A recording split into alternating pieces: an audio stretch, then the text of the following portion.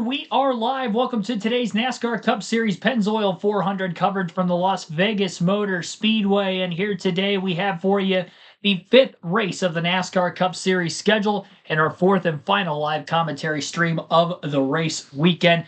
Thanks for everybody tuning in here on this afternoon's edition of our pre-race before, of course, the Cup Series race, which will be dropping its green flag in a little over a half hour time. And in these pre-races for the Cup Series stream, I tell you who I think is going to run well, not run well in today's race. New addition to this year's coverage is that we are going to do some trivia as well, which we'll start off with that in a minute. We'll highlight and spotlight the Fantasy League also on NASCAR.com and or the NASCAR mobile app and see how the league has been through the first 4 weeks and what to look out for this week as well. As we get into the stream here today, though, quick shout outs to those of you in the chat as I get my hotline highlight. Oh, there we go. As I get the chat up and running on my phone so I can see you guys. Braden, welcome to the stream. And many others, obviously, welcome in as well. Will Christopher Bell go for 4 wins in a row today? Will he get it done? NASCAR history could be made. Only 8 drivers ever have been able to do that. We'll cover that a little bit more when we get into the prediction side of things, but I guess for this stream in particular, we're just going to start things off with Sporkle NASCAR trivia as we've done for the first 4 NASCAR Cup Series races, and a couple of the rain delays we've already seen this season with the Daytona 500, and actually on Friday night during the Truck Series live commentary stream, we did some trivia on Sporkle as well, and that was also because there was a couple of rain delays actually in that one. So, I'm not sure exactly what quiz we should do today. NASCAR Las Vegas. Let's see what we've got. Top 10 finishers, Las Vegas Motor Speedway. So we did that last week with Phoenix. I think we've got a better chance to get 100% this week, considering they've only been running at Vegas since 1998. 210 drivers, 20 minutes. All right, this is our quiz. Anybody who's ever scored a top 10 finish at the Las Vegas Motor Speedway, and then we will get into our actual pre-race coverage. Ty, welcome to the stream. It's pulling for Kyle Busch. So let's go with the former winners here first. Mark Martin won the first race here. Jeff Gordon won a race here, 2001. Let's see, 99. I don't think Burton's ever won here. Yeah, okay, it was Burton. I figured because he was really good on the flat tracks around this time, and Vegas was flat prior to 2007. So the 2002 winner, was that Sterling Marlin? Yep. Okay, 2003 was Kenseth. Same with 04, 2005. I know Jimmy Johnson was 2006. And 2005, 2000. Okay, so that covers that. 2009 was Kyle Busch. 2008. Is that Harvick? Harvick? No. Gotta think. 2008.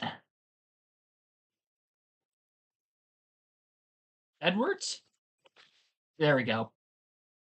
Edwards in 2011. We got 2010s. 2012. Is that the first? No, Keselowski won in 14-16. And then 18 in the fall race. Oh, this is only going up to the spring race of 2018 also. So this is not every single driver, I guess. We're excluding recent years. 2017 was Truex. 2012 winner at Las Vegas. Casey Kane? No. Gosh, who won that race? I don't remember. We have all the other winners. 2012. It was not Hamlin. He didn't win until 2021. I'm trying to get this on my own. Stewart. There we go. All right. Took me a minute. But we did get all the winners. Yeah, I'm kind of surprised this only goes to 2018 on our list. It's a little disappointing. We shall try to figure this out still. My guy Ryan Blaney's going to be on the list. Got Chase Elliott, Earnhardt. Just thinking of guys who ran well here that didn't win. Hamlin, who won later. Larson is probably on here. McMurray. Biffle.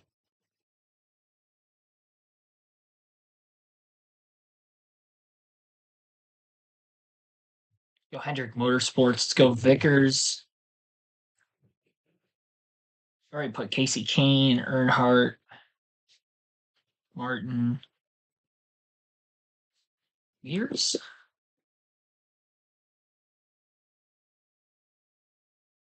McDowell. Not sure. No, Michael McDowell's not on the list. AJ Allmendinger is. Stenhouse might be. Bain. Trevor Bain. Reagan. Oh, I was thinking of the Roush guys. Oh, Chad Little in the 90s. Did he ever get one? Okay. Well, Musgrave. All right. Hey, there we go. I think we can get 100% on this one. We got 151 out of 210. Newman. He's going to have a lot. Wallace. Rusty.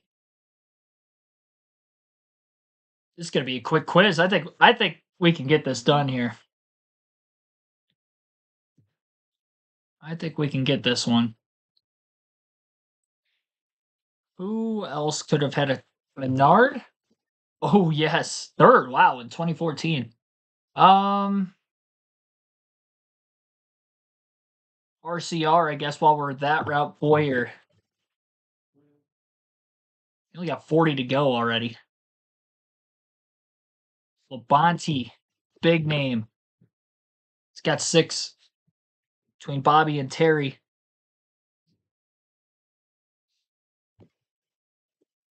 Jarrett, Sadler's probably on here. We got 180. We got 30 to go.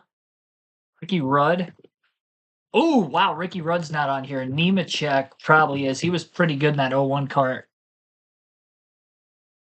Jerry Nadeau, because he would have been at Hendrick.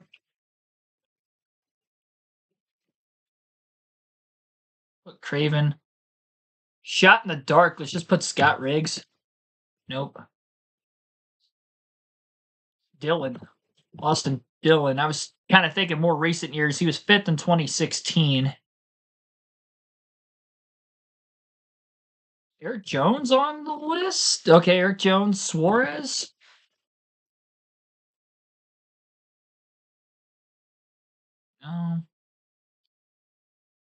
Almirola? Okay. Trying to think. Montoya is probably on here. Yep, good poll. Ambrose. Ambrose is on here as well. 2018. 7th. 2015. 10th. Jackson Robinson, Frank Powers as well. Welcome to the stream. Our quiz for this week is whoever has had a top 10 finish at Las Vegas, kind of similar to the Phoenix quiz we did last week. Runner-up in 2002.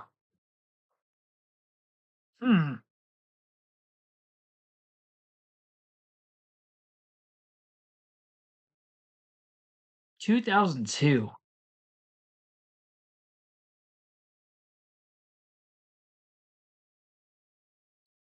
Got like 4 dudes from 98 still. I haven't been thinking 90s much on this quiz, to be completely honest. 2003. 10th. Bobby Hamilton, maybe? Yeah. 98, I'm thinking was he was too late for Harry Gant. Waltrip? Michael Waltrip, 3rd in 2003. Wow. Skinner. Mike Skinner. 4th and 99 for Skinner. Ernie Irvin. Yep, 6th and 99 for Ernie.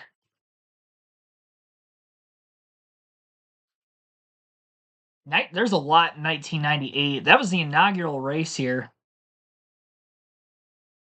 Who would have had a top 10 that I haven't named? There's quite a few. 2001, there's quite a few also.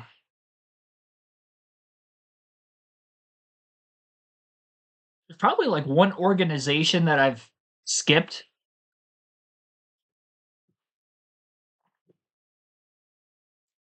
2010, there's one.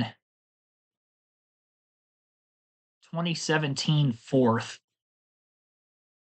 Outside of Truex winning that race, I don't really remember much of 2017. Truex just dominated pretty much every mile and a half that season.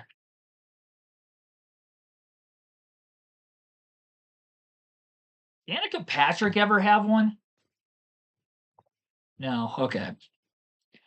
Like the 4th and, well, her best finish is 8th, I guess. She could have been the 10th in 2015 with that logic. Junebug88 NASCAR fan Mike G, welcome to the stream. 9th career win for Marlin in 2002 at Vegas. Yeah, second to last of his career. He was great that season. Who was runner-up, though? Without Googling. We can't Google the answers, of course. Ruben Tampa, welcome to the stream. Again, our quiz for this week, anybody who has gotten a top 10 at Vegas. The good news is we have killed I was off to a hot start. We only got 20 names left, and we still got just over half the clock remaining of 20 minutes. So this is still doable. Runner-up in 2016 behind Keselowski. See, I was thinking that was the year Earnhardt was there, but Earnhardt was 14 when Brad got around him late. Logano. I can't believe I didn't put Joey Logano yet. That's big. That got 6 of them. So 2018, 2017 is done. 2016, 15. Can't believe I skipped Joey. 13. 12's good. 2009, 4th.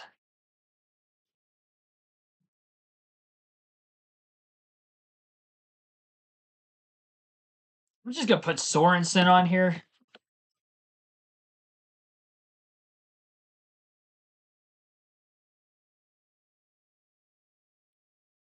(2003) 10th. Any Schrader on here? No, he's not. Wow. I felt pretty good about Kenny Schrader. Not the 2003, but maybe in the late 90s. It's too early for him. This is difficult. Now it is. I mean, we've gotten all the big names for the most part. I did skip around a lot. I did get all the former winners first, and then just kind of went from there, freelancing.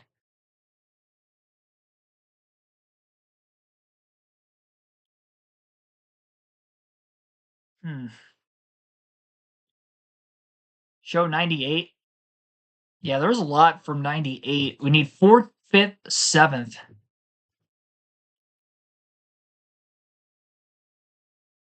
that was slightly before I was born, so I'm trying to think of mid-pack guy. Stacy Compton maybe on here?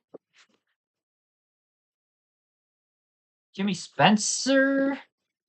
Oh, there we go. We got 3 of them with Jimmy. 10th in 2002, 2001, 7th in 98.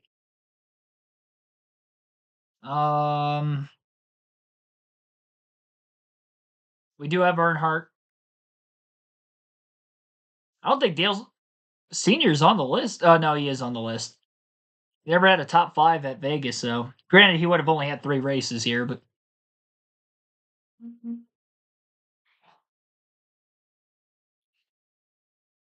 Is there any Roush guys that we skipped? Well, no, not from 98, 99, 2000. Jeremy Mayfield. Thank you. Yeah, Jeremy Mayfield.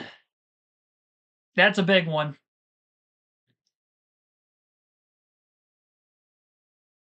9 left.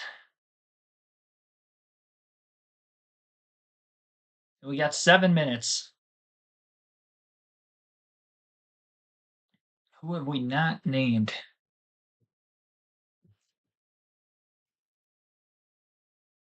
2009, 4th place.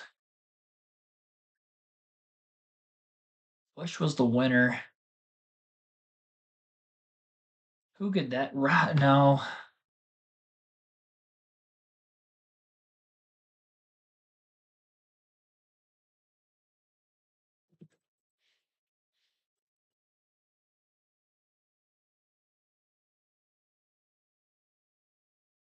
We do have Mark Martin. He was the 98 winner.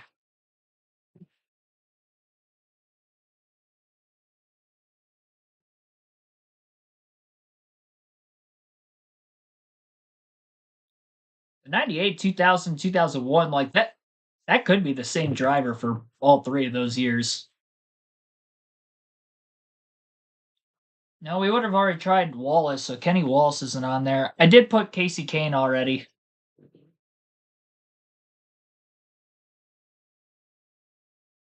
Thanks, Patty. Let's see. I'm so stumped right now, but we're so close to the finish line. Look at the diecast, Keegan. Sauter. It was a Jeff Green? Oh, saw that 30 AOL card behind me, and I thought for a second that there was a chance. I already got them all.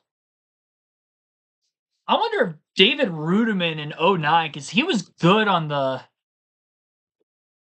mile and a halfs around this time. Oh man, that was felt good about that.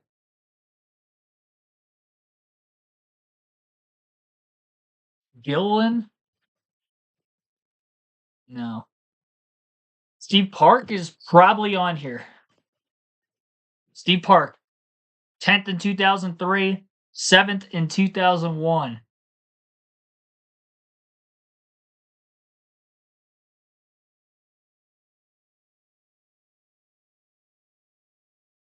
That's not cool, Wiki.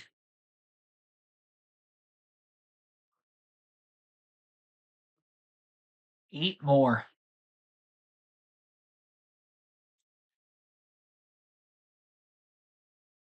So 4th in 2009, and then the rest are from 98 to 2001.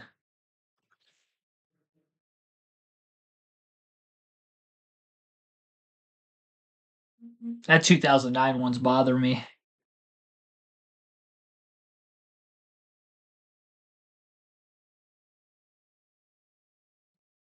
Hmm.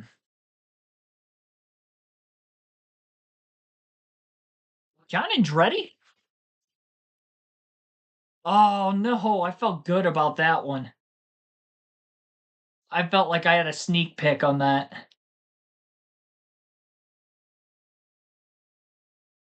for the around 2000, 2001 at least. Kyle Petty. Oh no. Dang it, man. I already have Boyer. That's 2 picks I felt really good about. I didn't get either one.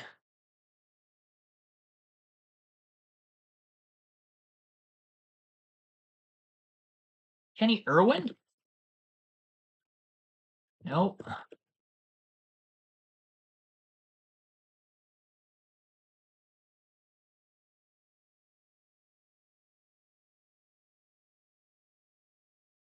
I do have the Burtons.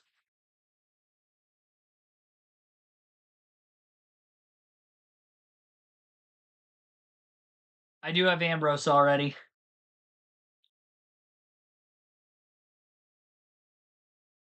This is tough. I can't believe we've only gotten like 3 names in the last 4.5 minutes. And 2 of them were the same guy, Steve Park. Man, we were so close, but this is tough. You get this far. It's like, just who have we not named yet?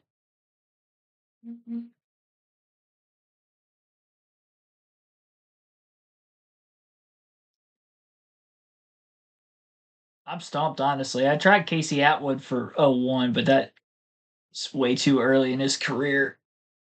He didn't really start getting top tens till later in the season. Then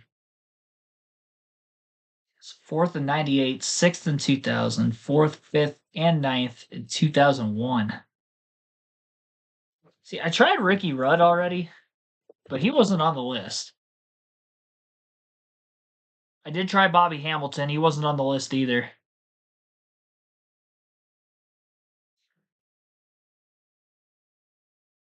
Is Hornaday on here? Oh my gosh, I can't believe I got that. Wow, that was a shot in the dark. Ron Hornaday, ninth in 2001. You wouldn't that was a pull. That was a deep pull right there. Well, while we're on that list, Todd Bodine, fifth in 2001. He had a top five in the cup race. No one. I was like, all right, Jack Sprague, hang on. Just start throwing some Truck Series guys out there now. What the heck? Johnny Benson? Johnny Benson! We got two more! Oh my gosh. At the buzzer, ladies and gentlemen, we got two more to go. With a minute left, we got fourth in 2009, 2008, eighth. It could be the same guy. I didn't realize we had 2008 left. Oh man. Oh, who have we not named? This is close.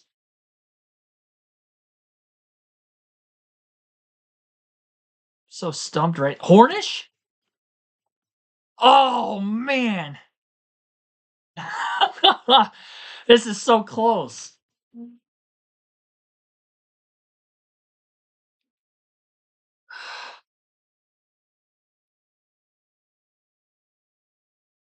Oh, this is no. It's fading. Regan Smith. No. Oh, David Rudiman was fourth in '09. I thought I put him already. Are you kidding me? I typed David Rudiman. I must have spelled his name wrong. Oh my gosh. Travis Kvapil was eighth in 2008. It would have taken a long time to get to that. Well, if I would have kept guessing Truck Series guys, that might have ended up working. I did put David Rudiman earlier because I knew he won the 600 that year. He was pretty good on the mile and a halfs around that time in NASCAR at the car tomorrow. Obviously, he won at Chicagoland in 2011, I think it was as well.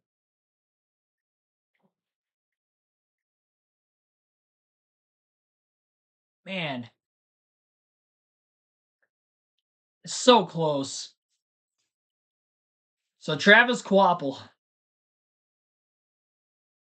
I'm gonna give myself 209 out of 210 because I did put David Rudiman. I just spelled his name wrong. Travis Kvapil. That would have been if I would have gotten Travis Kvapil and missed because of David Rudiman because I spelled his name wrong. I don't think I would have been able to live that down. So maybe it's a good thing that we did miss one other. We were so close to perfect on that. I rattled off like three dudes, and we went from 203 to 208 with like a minute left. Oh my gosh.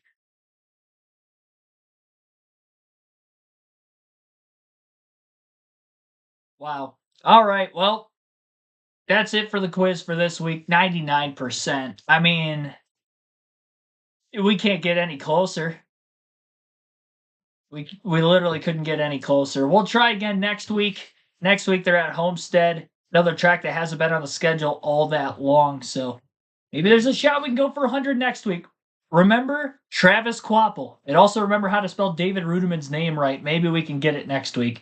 All right, thank you everybody for participating in this weekend's Sporkle NASCAR quiz. Time to get into the rest of the pre-race coverage right here on KRC, as we are about 15 minutes away from the drop of the green flag for today's race. Fantasy locks up here in a few minutes, so we will go through my predictions for who I think is going to run well and or not run well for today's Pennzoil 400 at Las Vegas. You can join our NASCAR Fantasy League on the NASCAR mobile app or NASCAR.com website. On NASCAR.com right now. At the top of the screen, you'll click on Fantasy. And then after you click on Fantasy, it'll be the Fantasy Live. And here's a look at my team for this week. I've got Ross Chastain, Tyler Reddick, William Byron, Christopher Bell, Kyle Larson, and Alex Bowman. You pick 6 drivers every week. At the end of Stage 2, your starting 5 will lock. And those will be the drivers you'll play for that week. You can only play the same driver up to 10 times throughout the season. There will be 4 head-to-head picks below that, 10 points each. Those are basically your bonus points for the week. This week I have Tyler Reddick over Chase Briscoe, Christopher Bell over Joey Logano, Ross Chastain over Kyle Busch, Alex Bowman over Noah Gragson. Again, you can join on the NASCAR mobile app or NASCAR.com website. It is free. All you need is your email to sign up if you don't already have a team. And when you go to Join League, you're going to want to join the KRC League, which is our league on the channel. KRC in all caps, space, capital L on league. And if you win our league championship, then you will win you will win 2 tickets to any NASCAR race of your choosing the following season if you win our regular season or playoff titles. So you can win twice, you can win one or the other. It still equates to the same grand prize. So be sure to join. Obviously, you're not going to be able to win the regular season this many races in, but you can play, get a feel for it, points reset completely once the playoffs begin in September. So I'll leave that up on the screen here for a little bit so you can see who I have. As far as my fantasy picks for this weekend, obviously some of those drivers that I have on the list will be the sleepers and the must-have picks, but none of the don't-haves are on here. So we'll start off with the don't-haves. Joey Logano is going to be on my don't-have list for this weekend. This is the first time I have Logano on my... And he's a 4-time winner at Las Vegas, 2 times with the next-gen car. But he is very spotty at Las Vegas with this next-gen car. In the 6 next-gen races here, yes, he has the 2 wins, but he's only got 3 top 10s. It's a very 50-50 shot. I'm basing the speed off of Ford as a whole, as a manufacturer this weekend, to be the detriment to Joey Logano. I think he's going to have good short-run speed because he qualified in the 2nd place position. He could score stage points in stage 1, but ultimately I'm taking him to not finish inside the top 10. He has struggled in getting good finishes this season. Actually had him to win the race last weekend at Phoenix, and he finished 13th. As far as this weekend goes, though, Joey Logano 20th in practice. He was actually the fastest of the Penske Fords in practice. His teammate Ryan Blaney starting deep in the field as well. I don't think they really got a good gauge for how they were going to be. When it came to the long-run pacing, Chris Buescher was up there on the long-run pacing. I think he's probably going to be the best Ford of the day. Noah Gragson was pretty good, and then Ryan Blaney on the long run before he had his crash in practice. So now that could be a shot in the dark as well, but we have seen Blaney get good finishes from starting deep in the field. He actually did the same thing last fall, had a tire go down, wrecked in practice, still ended up with a top 5 finish. So I would probably lean towards those 3 on the Ford side of things, but I'm staying away from Joey Logano, and I think you should too. Also stay away from another Ford. That would be Brad Keselowski. Keselowski, 26th in practice, qualified 27th. He only has 1 next-gen top 10 in the 6 Las Vegas races. And as for Brad Keselowski, it has been an abysmal season to start this year. Last week I had him on my don't have as well, and he ended up getting in a crash. Did not make it to the finish.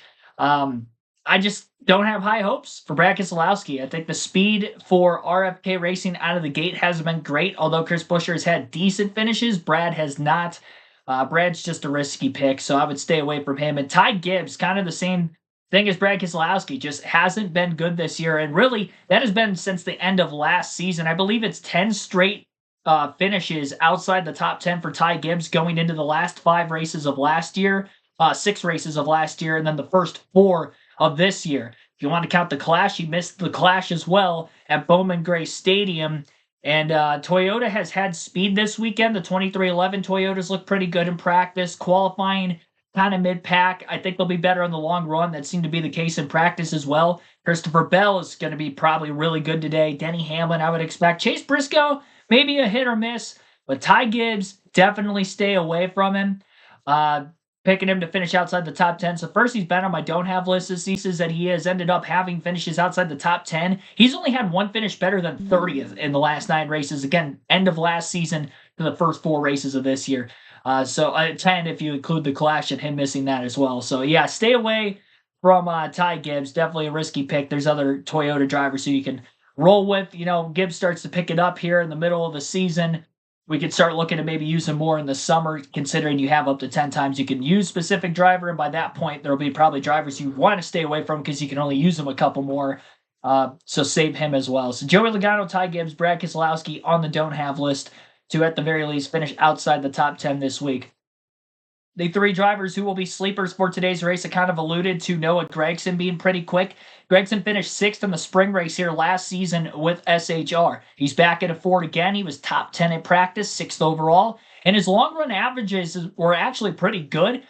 He was in the top 10 on speed there. Didn't qualify particularly well, qualified 21st, but he was one of the first cars out. So I think that was a detriment to being on the basically not clean racetrack, but NASCAR after practice, they'll sweep the track before qualifying. Usually the first couple qualifiers will tend to not qualify well, no matter who they are. We've seen that in the first few weeks of the season, and we saw that again with Noah Gragson this week. So I'm not too concerned with him starting mid-pack. He has been on a roll lately. He was in the top 10 at times last week at Phoenix before finishing just outside the top 10, and he had a top 10 at COTA. So really, since we got off the super speedways, Gregson's been pretty good. I'd probably say the best of the 3 front motorsport cars so far this season.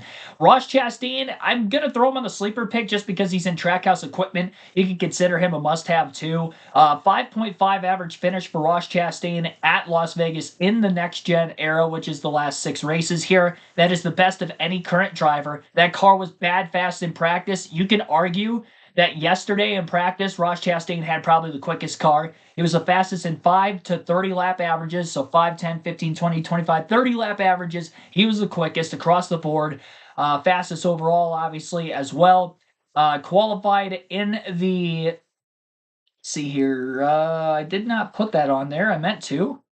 See where he starts today. He starts 19th, so kind of mid-pack. But again, the long run speed was there. And he has had good finishes already in the past at Las Vegas. I'm riding high on Chastain. I'm not going to pick him to win the race, but I do think he could be a contender. Give me a top 5 finish for Ross Chastain. Top 10 at least, but top 5, I would not be shocked if he is up there that late in the going. Eric Jones, I think, could be a sleeper top 10 pick for this weekend. He does only have a few top 10 finishes in his career, most of which coming with JGR. He did have one top 10, though, in the 43 car back in 2022 here at Las Vegas Motor Speedway. That would have been the fall race that year. And Eric Jones, he was top 10 in 5 to 20 lap averages. So 5, 10, 15, 20 lap averages. He ranged top 10. He did not make a run of 25 laps plus, so we'll not know exactly how good he'll be that late into the run when we get to the back half of the tire stint, because a lot of these stages are probably going to be split in half. But the speed, at least on the short run side of things, looks good. He qualified 5th. He's got a good starting spot. He qualified fairly well last week at Phoenix, but then he kind of fell back. That's the only concern. I would probably be the least confident of Eric Jones of these 3 to get a top 10 finish out of the sleeper category this week, because we did, again, see this similar speed last week, and then getting into the race, he couldn't really keep up with the track. And it was actually his teammate John Hunter Nemechek who almost got a top 10 there at the end. I think Nemechek ended up 11th or 12th. As for Eric Jones, he finished a little bit behind that. So I'm still going to keep Eric in my sleeper pick, but it's definitely the biggest gamble of them. And as far as the potential race win picks today, you could probably throw Ross Chastain as my 3rd or 4th favorite for the win, but these 3 I think are going to be the ones to beat. I'm going to start off with William Byron. I think you could change back and forth between 2 through 4 on my list of drivers who could compete for the win this week. 5 top 10 finishes for William Byron in the 6 next-gen races here. 13th is his worst finish and the only one outside the top 10. He qualified 8th. He was 3rd fastest in practice, and he is a winner in the next-gen car at Las Vegas, which would have been the spring race of 2023. So I really like William Byron in that 24 car. Give me Byron for a strong run. He's been hot out of the gate this season as well, not only winning the Daytona 500, but COTA, he finished 2nd right there behind Christopher Bell. Last week at Phoenix, he had a top 10 run, and he is the points leader, actually, overall as well, despite the fact that Bell's won the first 3 races. So he's qualifying well. He's getting a lot of stage points in the first 2 stages of the race, and he's getting good finishes. Gotta take that while you can now in case he slumps off in the summer months like he's done the last couple of seasons when we get to those tracks. But William Byron riding high on him. Christopher Bell's another driver who, again, is in that 2 to 4 range for me personally on my ranking list of who I think can win. I don't think he's going to win 4 in a row, but I do think he will be a threat. He was quick here in both races last season. He led 155 laps in the fall race. He has 3 top 5s in his last 4 starts at Vegas, which would have been both in 2023 and 2024. He's finished runner-up twice in that stretch, and he has 3 wins in a row, like I mentioned, already coming into this one, trying to go for 4. So just like Byron, red hot this year, and he's had great success at this racetrack. So you can't tell me that those 2 will not be at least contenders.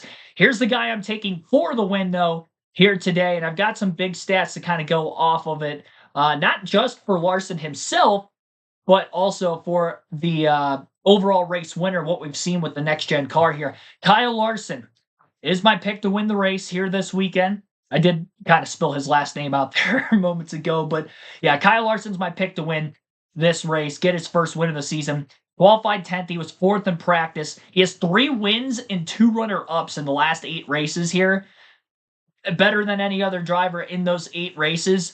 Not quite overall in the next-gen era. He's got the 3rd best average finish in the next-gen car at this racetrack, only behind Byron and Chastain, but that's simply because the 3 races he didn't finish, or I should say the 2 races, I guess, that he wouldn't have finished in the top 2 in the next-gen car. He ended up DNFing in the one where Bubba Wallace right rear hooked him, and then he finished just outside the top 10 in the other. But as far as the big stats for this race today to kind of help narrow it down, another reason I feel really confident about those 3 in particular on the must-haves, only one time in the NASCAR Cup Series in the last 16 races at Las Vegas. Obviously, 2 a year the last several years, 1 a year every year from 2017 and before that. So only one time in the last 16 races where we've seen a driver start worse than 13th and win the race. That would probably eliminate the likes of Ross Chastain. Tyler Reddick is starting further back than that in the race today. Another guy who's probably going to be quick, Ryan Blaney, as I mentioned, had good long-run speed in practice. That's going to eliminate him. Going to eliminate a couple more Fords as well that could be sleeper picks for this race today. So that eliminates those guys. Hendrick Motorsports has won 4 of the 6 next-gen races at this racetrack, and they've won at least 4 the last 4 years at Las Vegas in one of the 2 races. So that would also include 2021 when Kyle Larson won the spring event. So Hendrick Motorsports has had a pretty good grasp at this racetrack. So I'm going to take them to get the win here today. And I'm taking Kyle Larson as my favorite. So that's my 2 cents in it, at least. You can agree or disagree. I'm curious to see who you guys think is going to win in the chat below. And you can vote in the chat poll for who you think is going to win this race. As of right now, already 32 votes have been casted. And 56% are taking somebody other than my top 3, which would be Kyle Larson, William Byron, or Christopher Bell. Surprise, that's over half of the votes going in that favor. Kyle Larson at 28% of the votes does have quite a few, relatively speaking. Only 3% taking William Byron, and only 12% of you think that Christopher Bell will get 4 wins in a row. Yeah, that's going to be interesting. It's going to be fun to watch. I think it's going to be a pretty good race. My personal opinion, I think Las Vegas is probably the 3rd best mile and a half, only behind Homestead, where we're racing next week, and then Kansas, which will be there in May for the first time this season.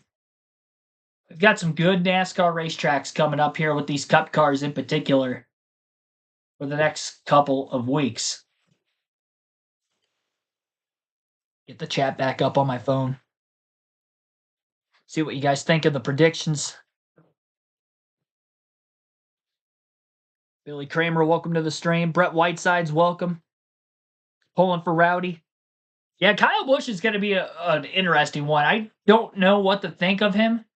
I don't know that he's going to have race-winning speed, but he showed good speed so far this weekend. Qualified 4th as well.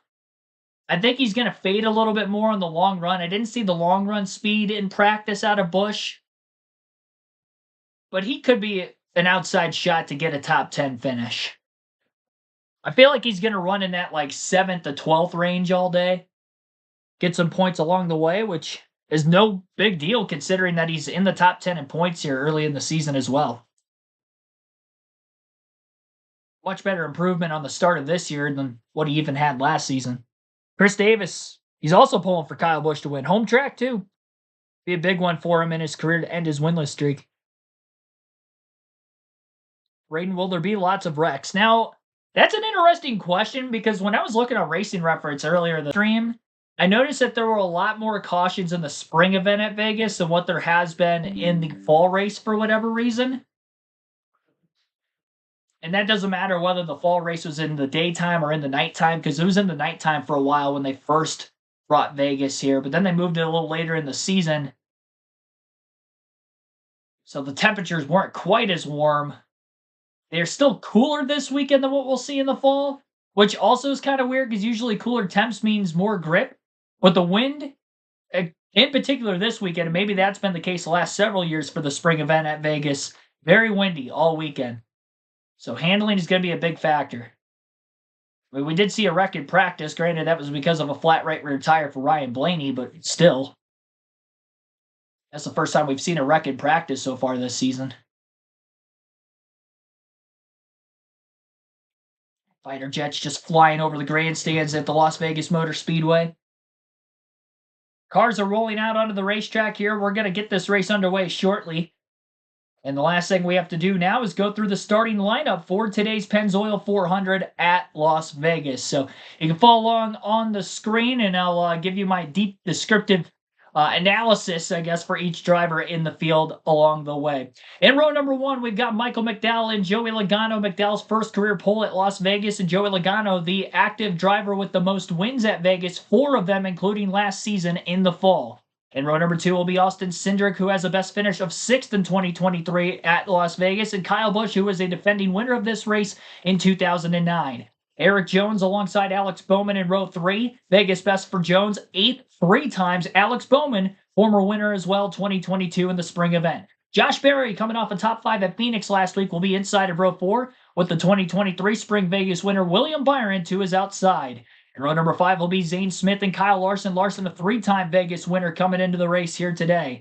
And he's won in the next-gen car each of the last 2 seasons at this racetrack as well.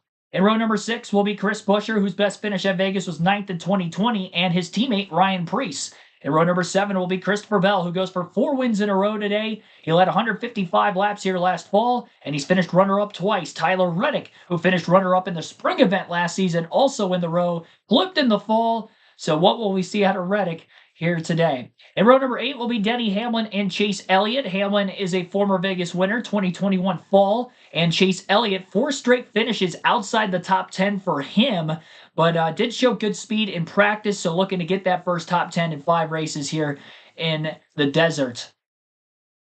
In row number 9 will be Ty Dillon, who's pulling double duty this weekend. Had to sub in for Josh Williams in the Xfinity race yesterday, and AJ Allmendinger, whose best finish at Vegas is 6th in 2015.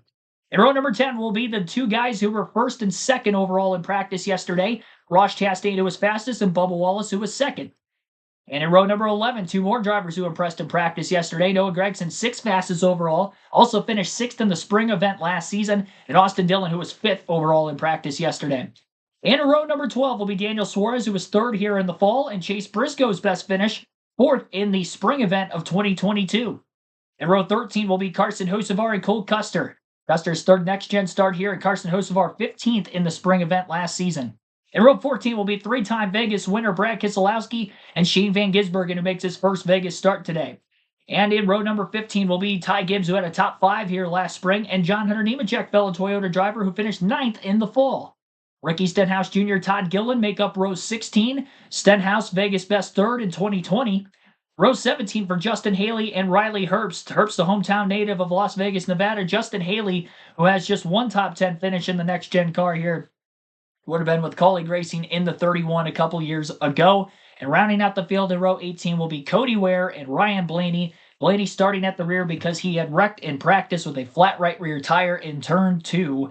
Backed it into the wall. He is not in a backup car, but he is still starting at the tail as he did not make any qualifying laps yesterday. So that is the starting lineup for today's Pennzoil 400, again at the Las Vegas Motor Speedway. For some late-breaking updates, here is the Fox broadcast. The race today visually on Fox Sports 1, and as usual on the call, Mike Joy, Kevin Harvick, and Clint Boyer. In a Toyota. For Christopher Bell. He led just the last lap at Atlanta. That was the one that counted. And at Coda, where he was the strongest car. And finally, in a shootout at Phoenix, they won that three-way gunfight. Regan Smith.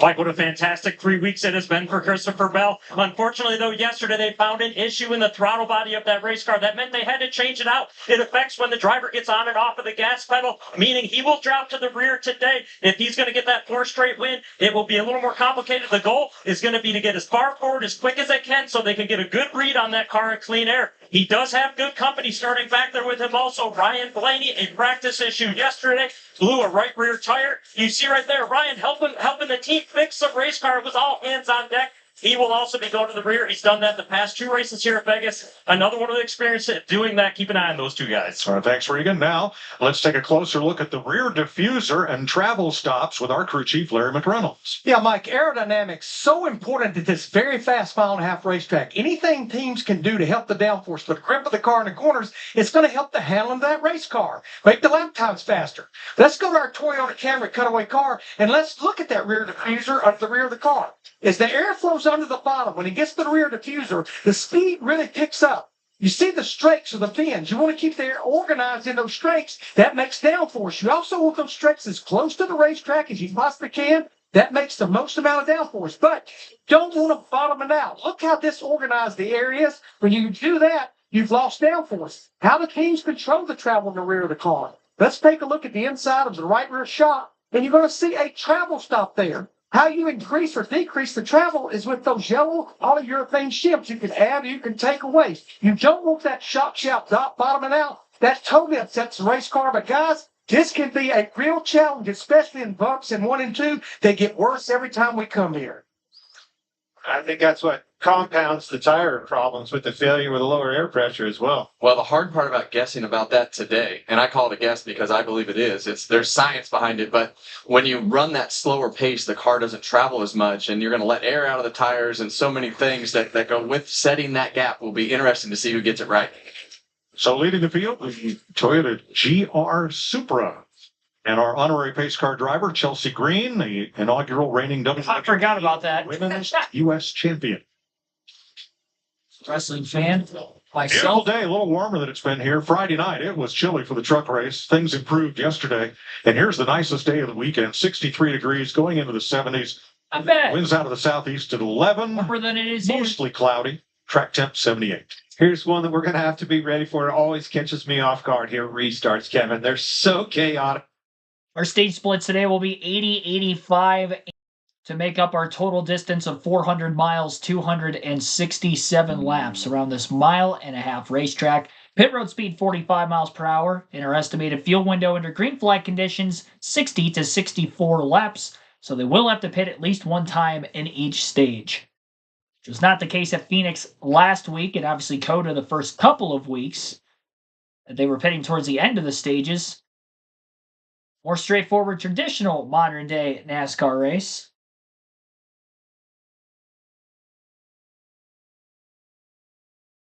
And Michael McDowell, for the first time in his career, will be leading the field of the green for the NASCAR Cup Series at Las Vegas Motor Speedway. Alongside the 4-time Vegas winner Joey Logano in the Pennzoil car, home sponsor for the race. Hometown driver Kyle Busch just behind him. Green flag is in the air, and we are underway in Vegas. McDowell surprisingly taking the outside of row 1 for this initial start. Chris Buescher 3 wide to the bottom on the apron, leading his way into turn 1, trying to get by Zane Smith as quickly as he can. And I say surprising for McDowell taking the outside because every restart yesterday in the Xfinity race and Friday night in the truck race, the driver who was leading the way on the restart in the control line, as the control car took the bottom, McDowell took the outside, and Joey has stayed toe-to-toe with him every bit of lap 1. Opening lap of the race by 18 one-thousandths of a second was led by the pole sitter Michael McDowell, but he's still not clear lap 2, turn 1, as Logano remains underneath him. Showing on screen, Chase Elliott, Denny Hamlin, and Ryan Preece 3 wide in the middle of the pack. Double cars just in front of them, side by side, nearly making contact, that being Bubba Wallace and Ross Chastain. And Bubba was not happy about it as he had his hand out the window after the fact, so there must have been actual contact off of turn 2. Second lap will be completed. Joey Logano out in front as he was able to clear off turn 4 for the lead on Michael McDowell. McDowell coming back and looking back to the inside. Now Fakes goes wide, and Logano protects the bottom in 3 and 4. So Joey Logano trying to notch off a top 10 finish, something he has struggled to do early in the season. Championship hangover, if you will, after winning the title last fall. Good track for him. He's had 3 wins at Vegas in the spring event. 4 total, including obviously last fall in 2024 as well. Alex Bowman up a couple spots from the start of the race. He's in 4th, trying to track down Austin Cindric for 3rd in front of him. Still a gaggle of cars battling for position middle of the pack. 3 wide, not that far in front of Ryan Blaney, who's currently on camera with the front bumper cam. Again, Blaney in the primary car that he had crashed in practice yesterday. Must like the speed in it to have to not go to a backup. He was top 5 on the long run averages before that tire let loose about 18 laps into his practice session. It was the right rear tire that gave way at that time. Christopher Bell dropping backwards from the beginning of this race as well, already in 30th. Blaney passing him early on. Maybe showing a little bit more speed, at least in the early going of the run. Christopher Bell's got a ways to go if he's going to want to be making history here today. And be the 9th driver in NASCAR Cup Series history to win 4 consecutive events at the Cup Series level. 9 positions gained from the start for Blaney, most of any driver. Bubba Wallace is up 8 spots and is currently in 12th, as he has the 2nd most positions gained. Also up there on the list, Ross Chastain is up 6 spots, as well as Austin Dillon. Christopher Bell, 16 spots lost since the start of the race. Not sure what happened to him off the initial start to lose all those positions, but just kind of noticed he was behind Blaney, who started at the rear. I didn't pick it up on the Fox broadcast.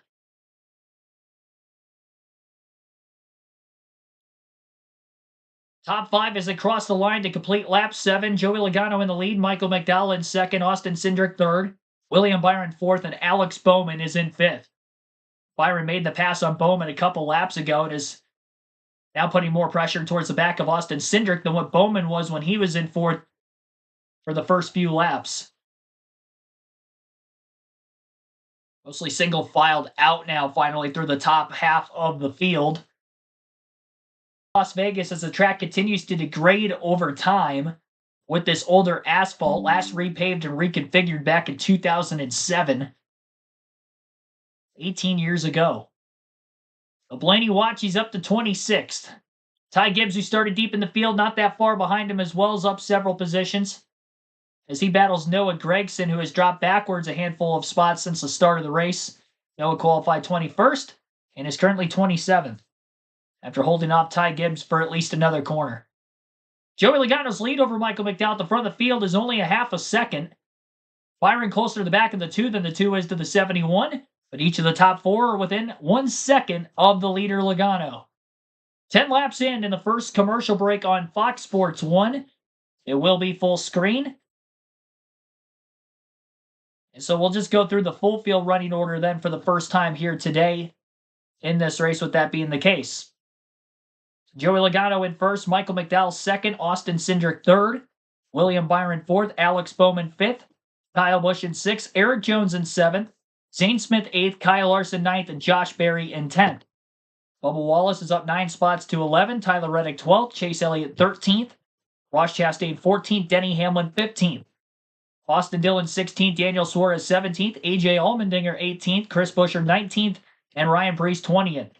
21st, Chase Briscoe, Brad Keselowski 22nd, Carson Hocevar 23rd, Ty Dillon 24th, and Ryan Blaney up 11 spots to 25th. Cole Custer 26th, 27th for Noah Gragson, Christopher Bell 28th, Shane Van Gisbergen 29th, Ricky Stenhouse Jr. 30th. Ty Gibbs 31st, John Hunter Nemechek 32nd, 33rd for Todd Gillen, Riley Herbst 34th, Justin Haley 35th, Cody Ware rounds out our 36-car field. No open entries for this weekend. I believe this is the first race with no open entries in 2025 for the NASCAR Cup Series season. John Barber as well, welcome to the stream. McDowell never fails to impress. Much better driver than his results indicate. I would say that's the case, but not for him at Las Vegas. Best finish here is 17th, which was 2 seasons ago. Even with Front Row Motorsports with the next-gen car, where we've really seen a lot out of Michael McDowell in the performance boost. And he was able to give that 34 team the last few years he was there before now moving to Spire. Hasn't been great, but qualifying on the pole, we'll see what he can do. He is in the top 15 in points early in the season, so good qualifying effort. Maybe can get some stage points in stage 1, help keep him up there in the standings following the finish of this race if he does get a decent finish as well. Jojo, welcome to the stream. Irina Sayre, welcome as well. Why is Bell in 28th? I have no clue. He dropped like a rock on the start of the race, and he's not picking the spots back up again. So he's probably just struggling back there in traffic. And Ty Gibbs was pretty slow all week. John Hunter Nemechek was outside the top 20 in practice and qualifying, and though Denny Hamlin in 18th right now is actually the highest of the Joe Gibbs Toyotas. Both the 2311 Toyotas look pretty good in practice and qualifying. Wallace, as I mentioned, was up 9 spots. Now it's 7 as Chase Elliott and Tyler Reddick have gotten by him recently. But yeah, even Reddick in 11th place right now. Not looking great. The highest Toyota in the running order is 7th, Eric Jones. He's the only Toyota in the top 10. So Joe Gibbs Racing definitely struggling out of the gate on the first mile and a half this season, which is very strange because they were so dominant, especially early in the season on the mile and a half tracks last season. And I'd say with the next gen era, if it's not Hendrick Motorsports, it's either 2311 or Joe Gibbs Racing getting more of these wins on the mile and a half tracks than any other team or manufacturer. We haven't seen as many upsets on this kind of style of racetrack, even with this car. Most of those upsets have come on maybe some of the tighter intermediate tracks, like a Austin Cindric, for instance, winning at Gateway last year. Eric Jones with a Southern 500 win a couple years ago at Darlington. These medium short tracks, road courses, super speedways.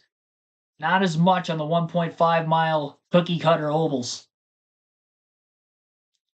Austin Cindric was able to get by Michael McDowell for second place during the commercial break. McDowell still remains in third in front of William Byron. Kyle Busch, after starting fourth, is back to 6th. Zane Smith still hanging on the top 10 and 9th after qualifying well. And Josh Berry's up a couple spots to 10th. Blaney to 20th. Chris Buescher's down 10 positions from the start of the race, qualified 11th, and is about to lose another spot to that of Chase Briscoe just behind him. Briscoe quickly got underneath him. So Buescher's car is definitely struggling. I mentioned those stats in the pre-race about RFK Racing that Buescher and Keselowski have struggled here, even with this next-gen car, which is very strange because they've been good on intermediate tracks, especially 2023 and 2024. But for some reason here at Vegas, the stats just don't back that statement up like they do at other tracks, like in Michigan, Kansas. Chris Buescher runner-up there last season. Buescher coming off a top 5 last week as well at Phoenix. Got a 3-car battle for 10th going on between Josh Berry, Chase Elliott, Bubba Wallace, actually for 11th rather. Tyler Reddick actually blistered past both Zane Smith and Josh Berry in recent laps, so he's up to 9th.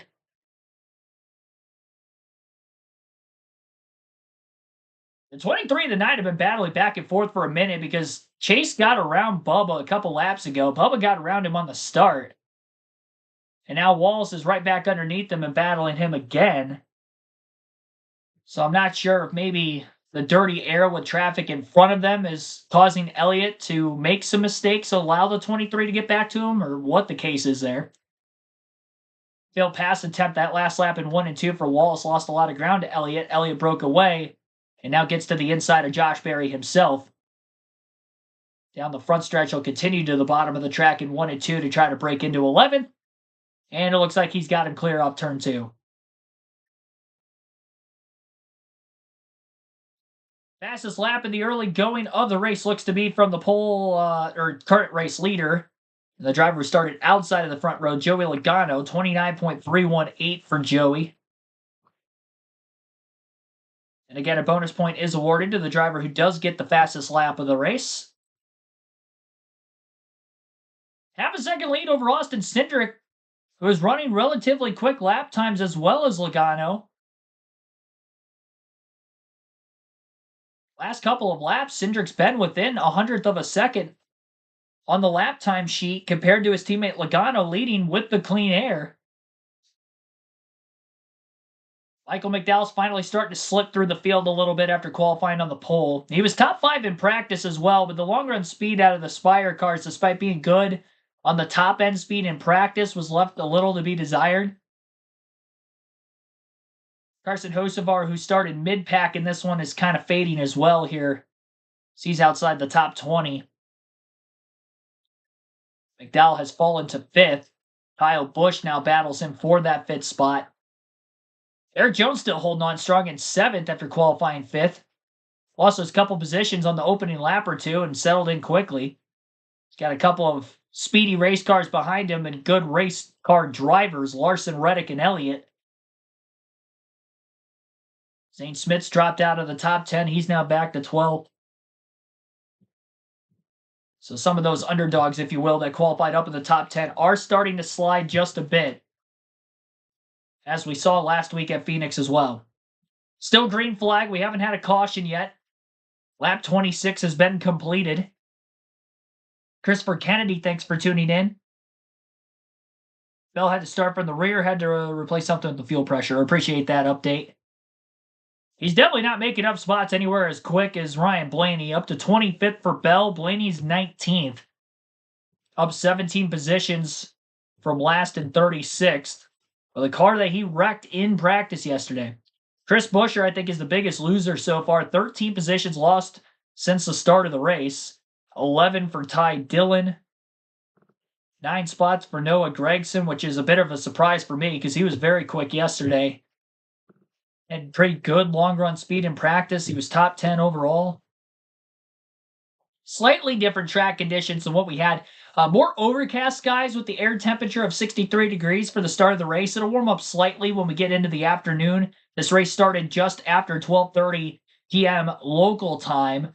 So not quite into the heat of the day, but not expected to see the sun pop out. Yesterday it was mostly sunny skies with a slightly warmer temperature in the middle of their session, which would have ended up taking place a couple hours before where we're at right now.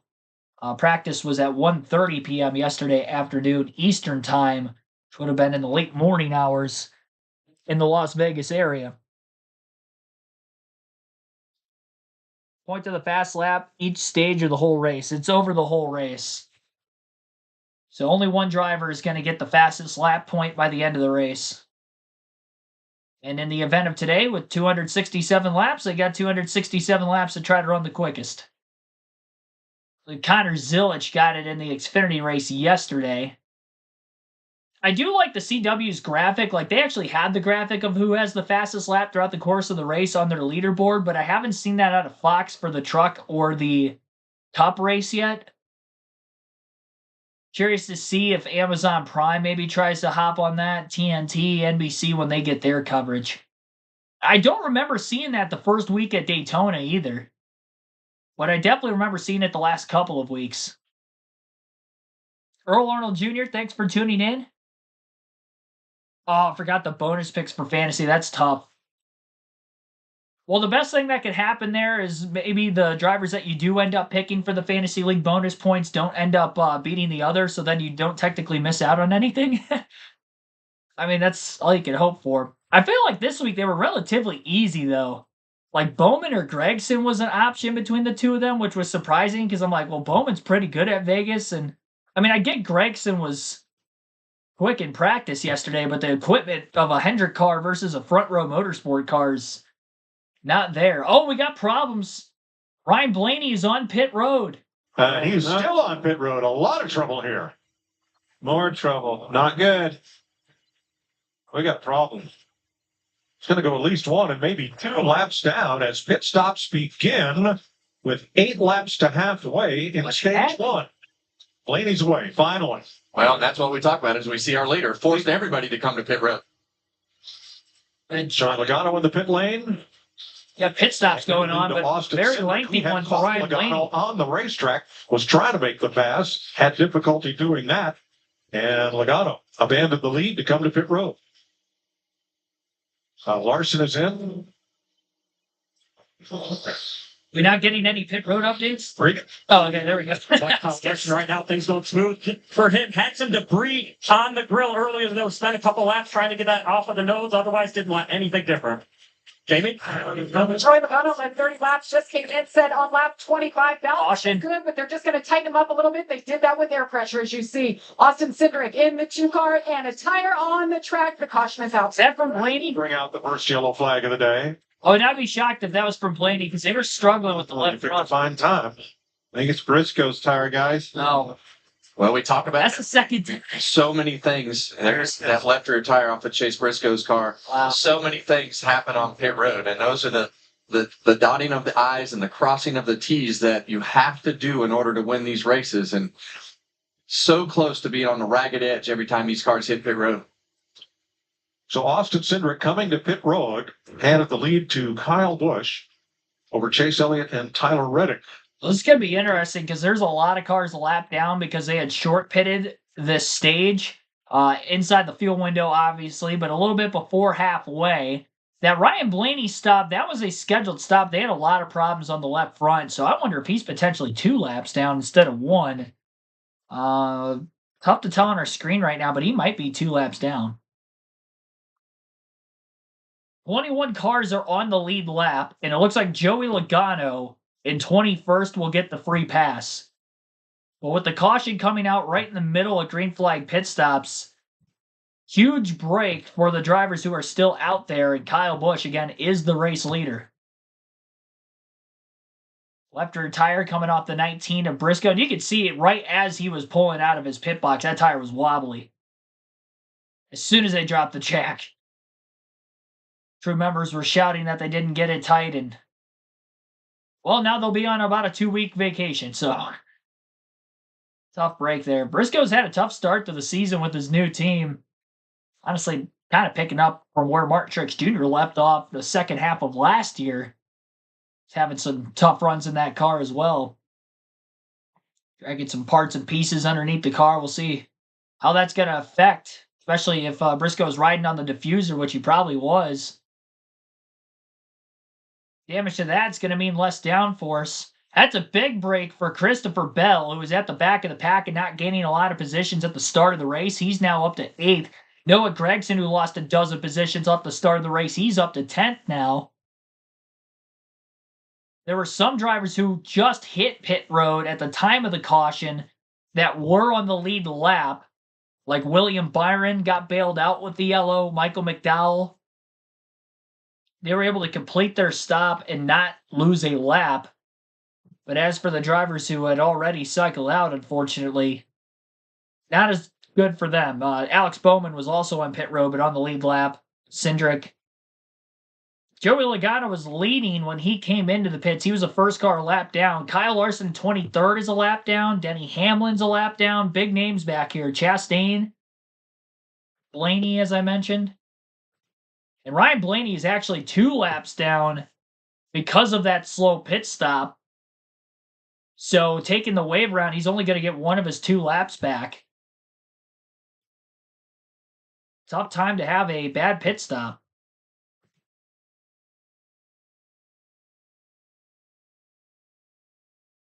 And an ill-timing caution. The rest of the field who did not pit will be on their way to pit road shortly, as pit road is now open under the yellow.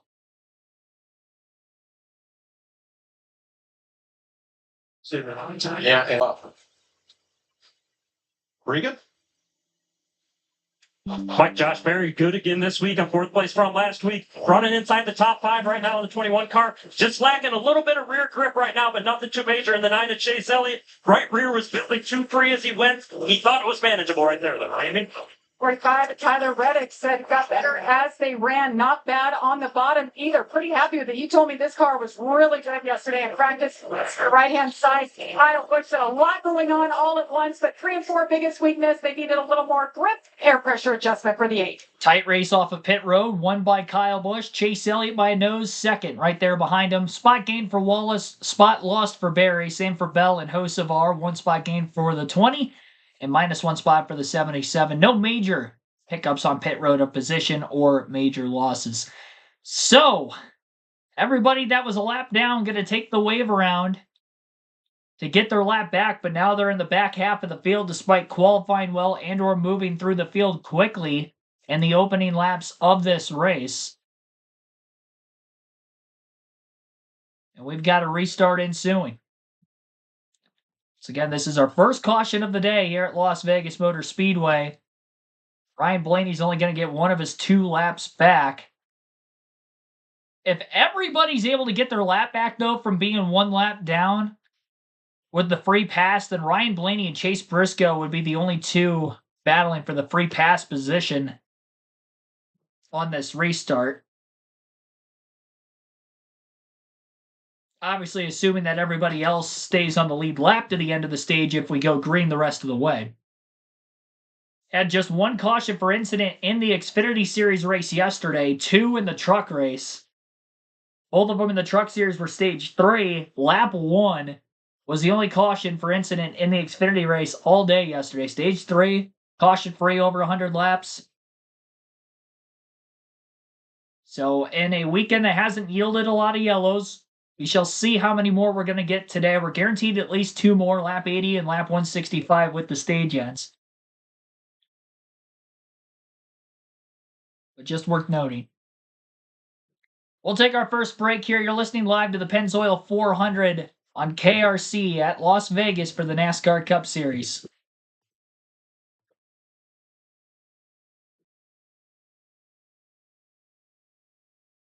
$51 votes in our chat poll for who you think is going to win. When it was at 32 votes in the pre-race, Kyle Larson only had 28%. Now he's up to 41%.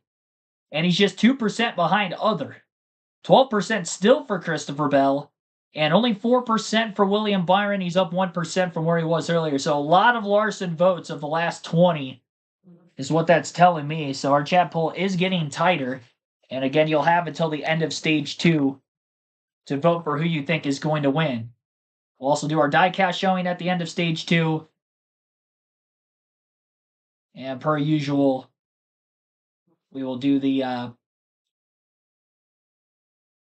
fantasy lineups will lock up at the end of stage 2 also. Open their regular season against the Chicago Cubs. It's the Tokyo Series. Tuesday at, get this, 6 a.m. Eastern Time, live on Fox. Got that, Clint? You going to be dialed in? 6 a.m.? Ooh, that's what I think. That doesn't do good at 6 a.m. All right, 2-lap penalty for Chase Briscoe for losing a wheel out on track and vacation for 2 of his pit crew members, Larry. Yeah, Mike, let's go to our Toyota Camry cutaway car and show you exactly what goes on with this single wheel lock. This is the 4th year we've been running it. The treads on it is left hand, which is kind of immaterial. But if you look at the back side of the tire, you'll see 18 drive pin holes, and on the hub, you see 6 drive pins. When they put that lug nut up there, that spring-loaded lock, it pops up right there. But the thing about it, if the lug nut will tight, but maybe that lock will not be in place like you see right there. So you have to make sure that lug nut goes up there and that lock pops out. That way you know the wheel is tight, because it will actually tighten, but the drive pins may not be exactly seated into the drive pin hole. That latter part is what I was looking for. The drive pins, you said 18 holes for those 6 pins to go in. That's a lot of different options, but they will actually get, believe it or not, hung up in between those holes and not go in. That won't push the wheel all the way in, and it won't go to past that spring Deal. And that's what happens when you drop the jack too soon, and it puts all the pressure on the tire to not let that stuff just go on straight. So a 2-lap penalty for Briscoe. Sometimes it's bad to leave all your luck in the casino. Denny Hamlin has been busted for too fast entering. Oh, that's not luck, Mike. That's just a miscalculation there of pushing that pedal a little bit too hard. I'm being kind to Kevin and Kyle Busch, same penalty. Look at Artie having fun on my expense right here. This is a man. I don't know. Did you hear what he just said? It's not great. What? Same penalty for the 8. Oh no! He was 4th, guys. And that's what we've been talking about with when this 8 car is in position to Mistakes. win. You know, they did such a great job with everything. Still early. But so many times we've seen that 8 in position to win and have something like this put them behind the 8 again and have to make up that everything that they already had with all the track position. And now you're scrambling just to get yourself in position to find the front again by the end of the day. Free pass goes to Cody Ware, and I loved his driver's suit in driver introductions, and I love the paint or wrap scheme on this number 51 because it celebrates Evel Knievel. Yes. Probably the greatest showman in the history of the automobile. And that suit, it's got the stars running down it and the stripes and the whole. It's all Evel Knievel. Just don't try to jump anything with that car. That museum is coming to Las Vegas, and let me tell you, folks, as somebody from Kansas, where it used to be, you need to go see that museum. That's awesome. He gets the free pass on his luck. And look at this, guys. There's a few guys that got pretty lucky in this cycle that pitted and stayed on the lead lap. So you got Cindric, Bowman, Logano up there. So it's Elliott. That was a crazy cycle of events right there. Here they are at the Echo Park Automotive Restart Zone. Cindric's Ford, Bowman Chevrolet, Logano, Elliott, Reddick, Wallace, Allmendinger, Barry, Bell, and Hocevar in the top 10. 4 wide. Wide immediately. Well, this time it doesn't surprise me that it's even more chaotic on this restart. This time they know what to expect. They know what grip level they have in their cars. Speaking of grip level, I bet you that 48 cars put that clean air on its hood. It's handling better. Well, you see that yellow car of Joey Logano down there on the bottom. Now we saw how he did running out front. Now it's going to be interesting. We're going to really get to see what kind of car he has now that he's in some traffic. It's a huge difference. Cannot be understated. Bubba Wallace right with him coming on the inside, Chase Elliott on the outside. Trying to hold him down. That was close. Not clear. Still there? How's Bubba? I'll tell you what, Bubba Wallace is coming to the front. His car was loose yesterday in practice, but fast. He told us that, Kevin. He did an interview with him, and he was said firsthand, man, this thing's fast, but it doesn't feel the best. And here comes his teammate right behind, Tyler Reddick. High and wide on the outside, right where you'd expect Reddick's number 45 to be, up against the wall. Well, that's where you'll keep the most momentum right there. Got tight coming off the corner. Josh Berry was in a position that he didn't want to be in, being 3 wide on the bottom like we talked earlier. Speaking of 3 wide for the lead. Well, that fast car of Bubba Wallace right now is paying dividends up towards the front of the pack. And his teammate right there, Tyler Reddick. So Elliott and Wallace were the big gainers from the caution flag. Elliott was 10th. Bubba was 12th when the flag flew, but they are up front. Did you see Bowman's car bouncing through that? Did the old hospital hop go through them bumps?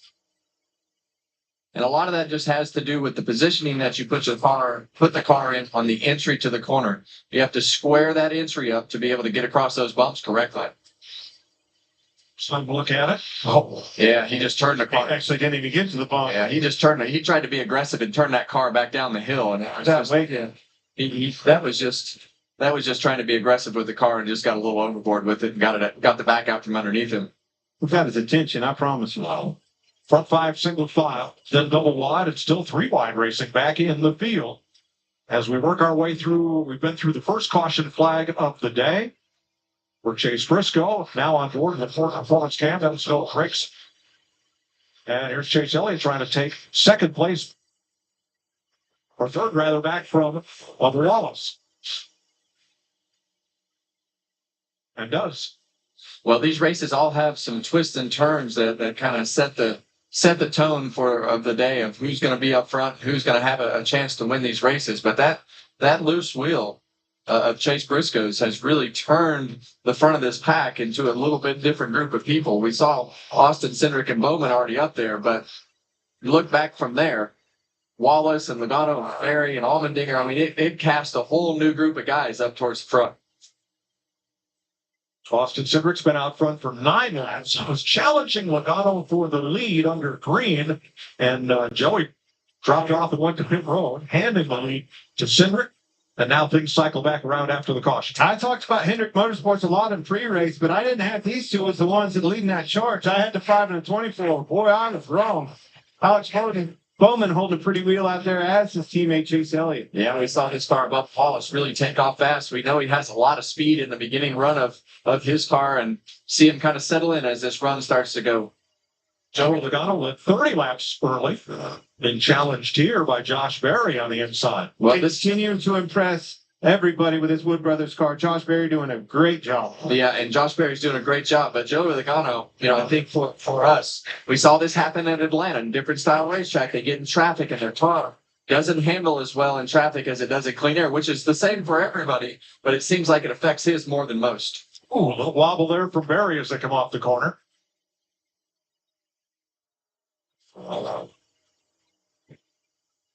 AJ Allmendinger, there on 7th. In the number 16, 7th, right where he restarted, after the caution flag and pit stops. Always a pretty good track for AJ Allmendinger. He definitely has his style of racetracks where that stick out like a sore thumb on the stat sheet that he runs good at. Carson Hocevar continues to be a contender. There he is in 8th. Well, Restarted 10th. Yeah, he didn't qualify well, and really in practice on the long runs, his car, from a time perspective, looked really good. This guy, Tyler Reddick, up towards the top of the racetrack, looking to go where everybody else is not. Then you go to the next one. These two right here. Christopher Bell just got passed actually by Larson, but Bell finally up to the top 10, looking for 4 in a row out of him. Larson, obviously, that pit stop really shook things up for him. He was one of the guys that hurt him. Now, Larson just took the wave around. He restarted 22nd on the list. William Byron running the high line. I still think these guys have really fast race cars. It's going to take time to overcome the problem they had with that untimely stop there. The caution coming out in the middle of a green flag pit stop's never good. 29 to go in stage 1. Big-time car guy John Schneider is here. Seat plate, Bo Duke and the Dukes of Hazzard. Nothing to jump here. There's Chelsea Green, the WWE champion with the belt. And the subdued command for Morgan Freeman today. Austin Cindric leads by 1.2 seconds over Alex Bowman in 2nd. Chase Elliott 2 seconds back in 3rd. And 2.5 seconds off the lead is Bubba Wallace in 4th. 5th place for Joey Logano. Josh Berry is in 6th. 7th for AJ Allmendinger. Tyler Reddick 8th. Carson Hocevar 9th. And Kyle Larson is 10th. 11th is William Byron. 12th for Christopher Bell. Ricky Stenhouse Jr. 13th. Eric Jones 14th. 15th for Noah Gragson, Daniel Suarez 16th, Cole Custer 17th, Todd Gillen 18th, Michael McDowell, our pole sitter 19th, and Ty Dillon 20th.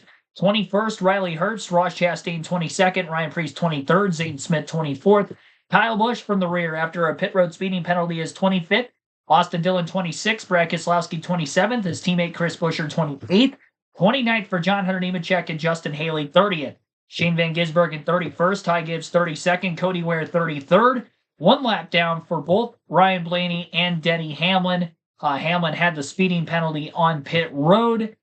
And Chase Briscoe 4 laps down following the lone caution of the race where his left rear tire came off during green flag pit stops, resulting in the yellow, resulting in the flipping to the field that we saw because a lot of drivers had to take the wave around that already pitted, like Kyle Larson, William Byron, several others that were in the top 10 before and are now trying to get their way back up there. So Blaney and Hamlin are battling for the free pass position as of right now at the tail end of the field. 33 cars on the lead lap, just that one caution, which was, I believe, lap 33. for the yellow with Chase Briscoe's left rear tire coming off. Just over 35 minutes in. Lap 57 of 80 in stage 1, 57 of 267 overall. Already 7 lead changes, most of which coming during the green flag pit stops, and the caution obviously amongst that. But we did see Joey Logano pass outright Michael McDowell for the lead on the restart.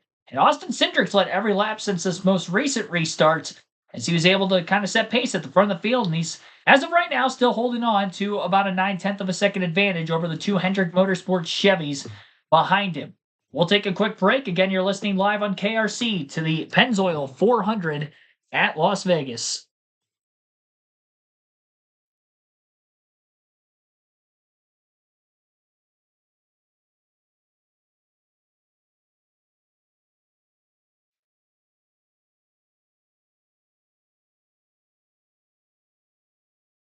$75 people in the chat right now. Our goal is to get to 100 likes. We're currently at 41. So be sure to hit the like button. We have hit our like goal every stream so far this weekend on the live commentary side, Truck, Xfinity, and for the Cup practice and qualifying stream yesterday afternoon as well. So let's see if we can go 4 for 4 this weekend at Vegas. A lot of fans and a lot of fun in Las Vegas as we've completed 58 of 267 laps. There at Las Vegas Motor Speedway, Austin Cindric, out in front for 21 of them, has now moved to second on the season lap leader list behind his teammate Joey Logano. And this battle is for 8th place. I think you're going to see those two battling for the next couple of weeks. When we go to Homestead, Miami, that battle will continue between those two clubs. They do like the high line, don't they? Jamie. Austin Cindric did a great job. Right side tires. But things look a little bit different on the bench here on the pit box. Brian Wilson right there is his crew chief. He told me both of his race engineers are not here. They're working remotely back in Charlotte. That's mechanic Harshy sitting up there with him. He told me his lead engineer is on baby watch, so they are in communication via text, and everything is fine until things go sideways and you don't have that face-to-face communication. All that data about team numbers, we know about the race car from Charlotte, but right now all is well. Thanks, Jamie.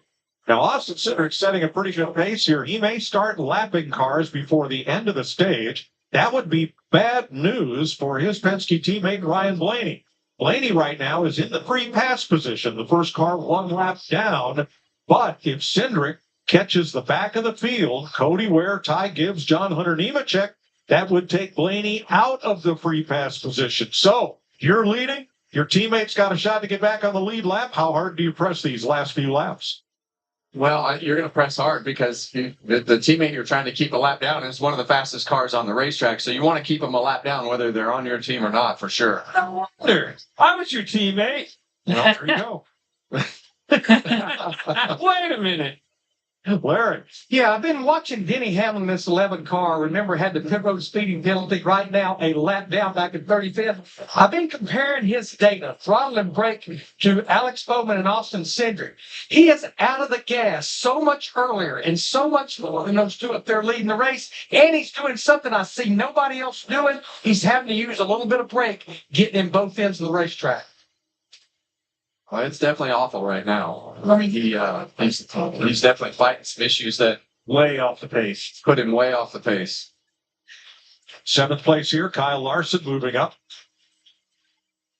That's up 15 positions on Larson. He had a heck of a restart past a lot of guys going where they're not. That's hard to do here. Yeah, and the other guy right there with him, Logano, the traffic has definitely taken all the steam out of that 22 car. Kyle Busch up 10 after serving that penalty for too fast entering pit road, as did Hamlin. Kevin, that's such a good point, and that's so real. I mean, once he lost that clean air track position up front, that thing is in bad trouble.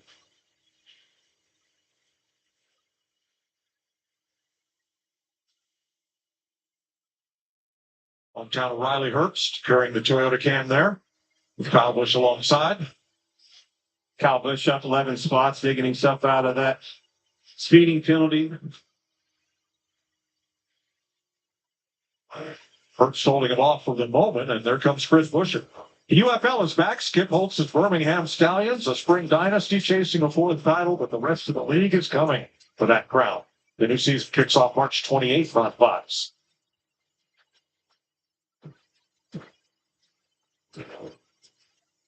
$15 to go in stage one as Busch has cleared the 35, and now the 17 moves alongside. We're going to take you five side by side. 13 laps to go in stage one, and Austin Cindric has just a couple tenths of a second lead over Alex Bowman in second. Chase Elliott is 1.9 seconds back in third, and Bubba Wallace still 2.6 seconds off the lead. 4.9 seconds back for fifth place Josh Berry, 5.3 seconds off the lead AJ Allmendinger in sixth. Kyle Larson seventh, 5.4 seconds back battling AJ for sixth in seventh. Joey Logano in eighth, 6.3 seconds off the lead. Tyler Reddick is 6.7 seconds back in ninth. And Carson Hocevar in the top 10 for the first time today, 7.2 seconds off the lead for him. Christopher Bell battles William Byron for 11th place on the racetrack. And we also have a battle for the lead going on between Alex Bowman and Austin Cindric. At the front of the field, Bowman to the inside, Cindric on the outside. Cindric will hold clear at the start-finish line, pull down to the bottom, and block. 12 laps to go in the stage. Working around Cody Ware on the outside, and as Ware falls off the lead lap, that means Ryan Blaney is no longer in the free pass position to the end of the stage. Bell makes the pass on Byron, clear by a few car lengths off of turn 2. Again, that was for 11th. Chase Elliott is still up there in third. Looking at the lap times, he is running not quite as quick as his teammate Alex Bowman, who has ran down Austin Cindric.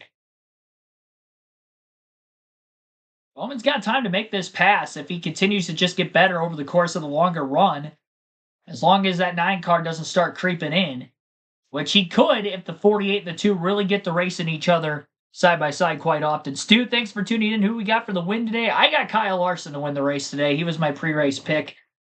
So far, my season statistics for the race win picks, 2 for 5 in the Xfinity Series, which last year I had 11 in the Xfinity Series, which was a season high. Trucks, I'm 1 for 3 so far this year. And I haven't predicted any in the Cup Series yet through the first 4 points-paying races. We'll see, though. We'll see if we can get number 5 today. I feel pretty good based on how the race is going right now, because Larson does look like he has the quickest car. So I'm liking my pick for today. Average finish is a 13.5.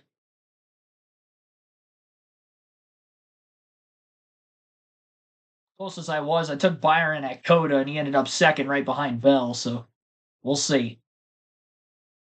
We'll see what happens here today.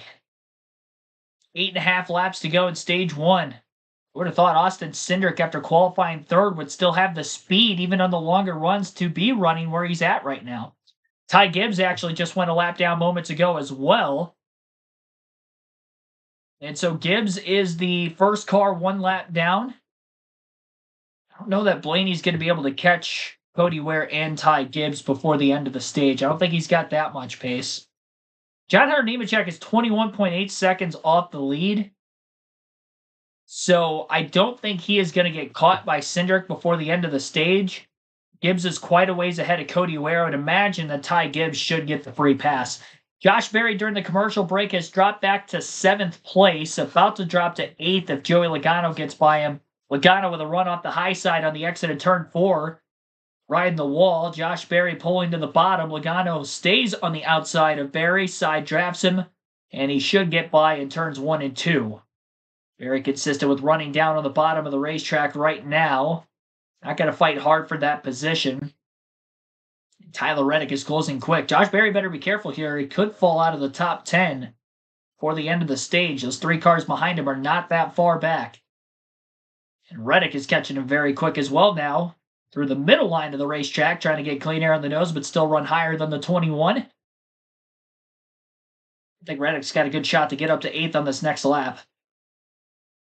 Pole sitter Michael McDowell back to 22nd on the racetrack. Led the opening lap of the race, then Joey Logano led the next 30 before he hit pit road, and then the caution came out. We had several leaders during the midst of the green flag pit stops, which is why we have 7 lead changes. But Austin Cindric has led the most laps so far today. It's really early in the season to dictate whether it will be a must-win situation for Cindric to make the playoffs as far as the season championship goes.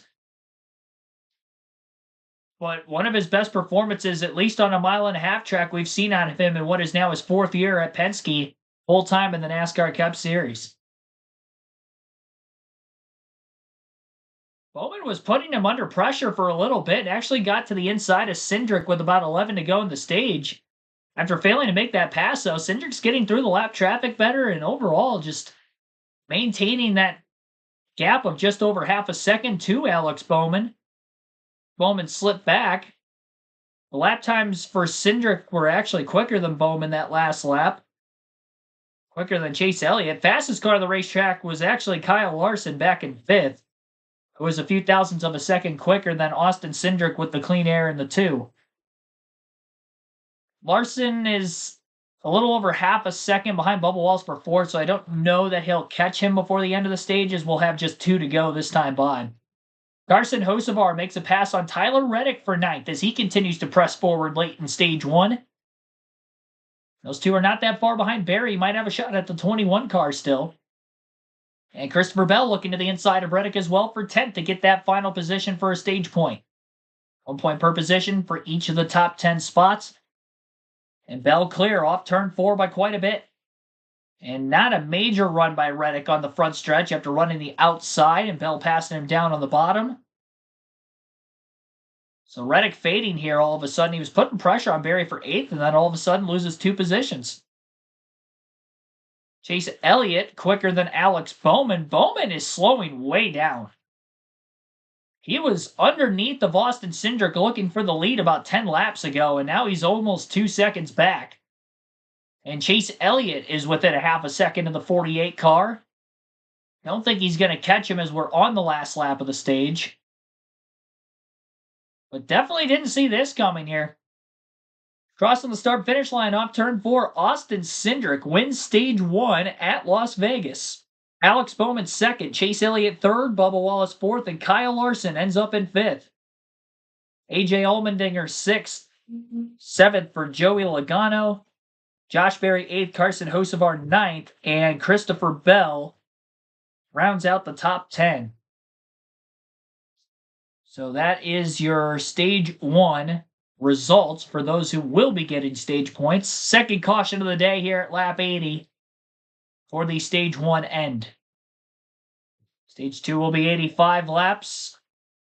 Take us to lap 165 and then the final 102 to the finish from there.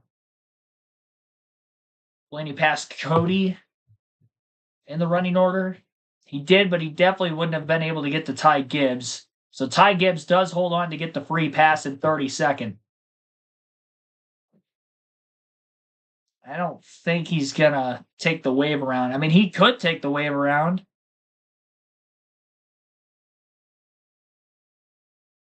Get his lap back that way, but then he's going to have to short pit early in stage 2. End up a lap down again. It's interesting.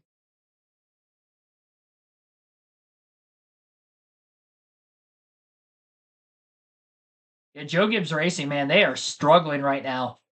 Christopher Bell just got inside the top 10 to 10th before the end of the stage. The other 3 JGR Toyotas are a lap down, 32nd, 35th, and 5 laps down for Chase Briscoe. 4 down, and 36th. Ouch. Yet Bell's still trying to go for 4 wins in a row here today. Still think Bell makes it 4 in a row, says Stu in the chat. We shall see. Well, I mean, he's off to a good start. Not a great start, I mean, but he is pressing forward after starting at the back. Got up to 10th, first 80 laps. Still think Larson looks like he's got the fastest car. We haven't seen him get to the lead yet. But he's now up to 5th. And we'll see what pit road will bring. Just got to be smart, not too over aggressive on these restarts. Don't want to lose any positions, but if he doesn't gain any, it's not the end of the world being this early in the race still. So I'd be telling him, at least if I were Cliff Daniels, because I do think Larson has the quickest car.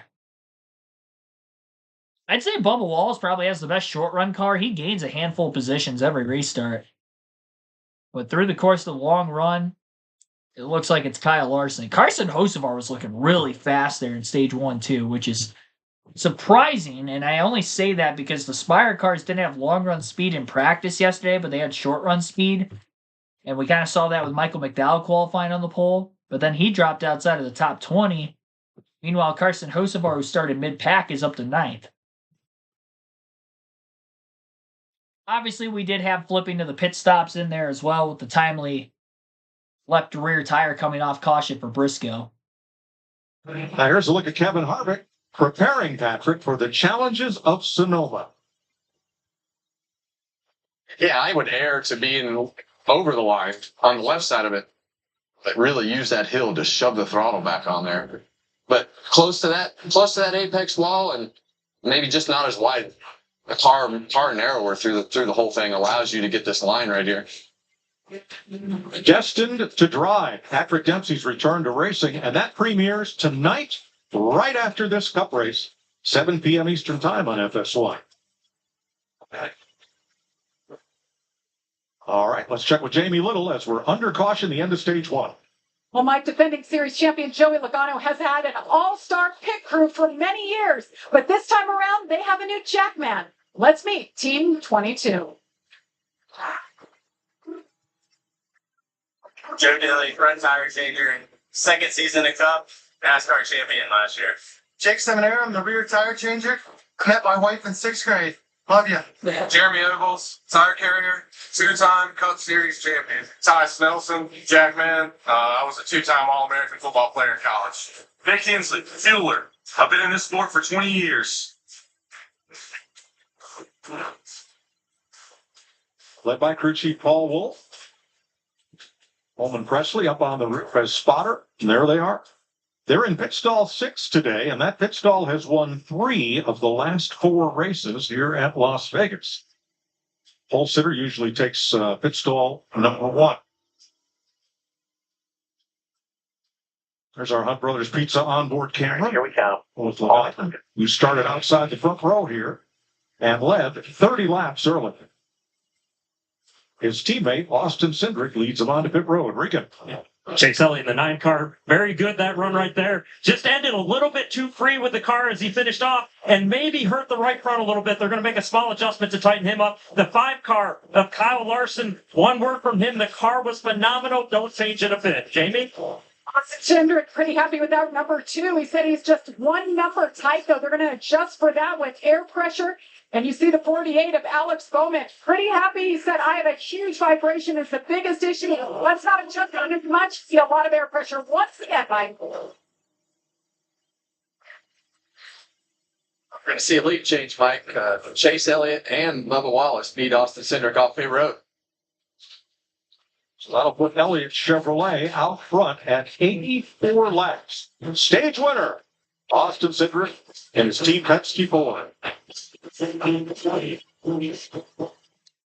So Austin Cindric, after winning stage 1, lost some time on pit road. Chase Elliott will be the new leader. And this will be our 8th lead change of the race. And Chase Elliott will also be a first-time leader in this Pennzoil 400 at Las Vegas today. Waiting for our leaderboard to update, and then we'll go through who the top portion of the field will be for this next restart.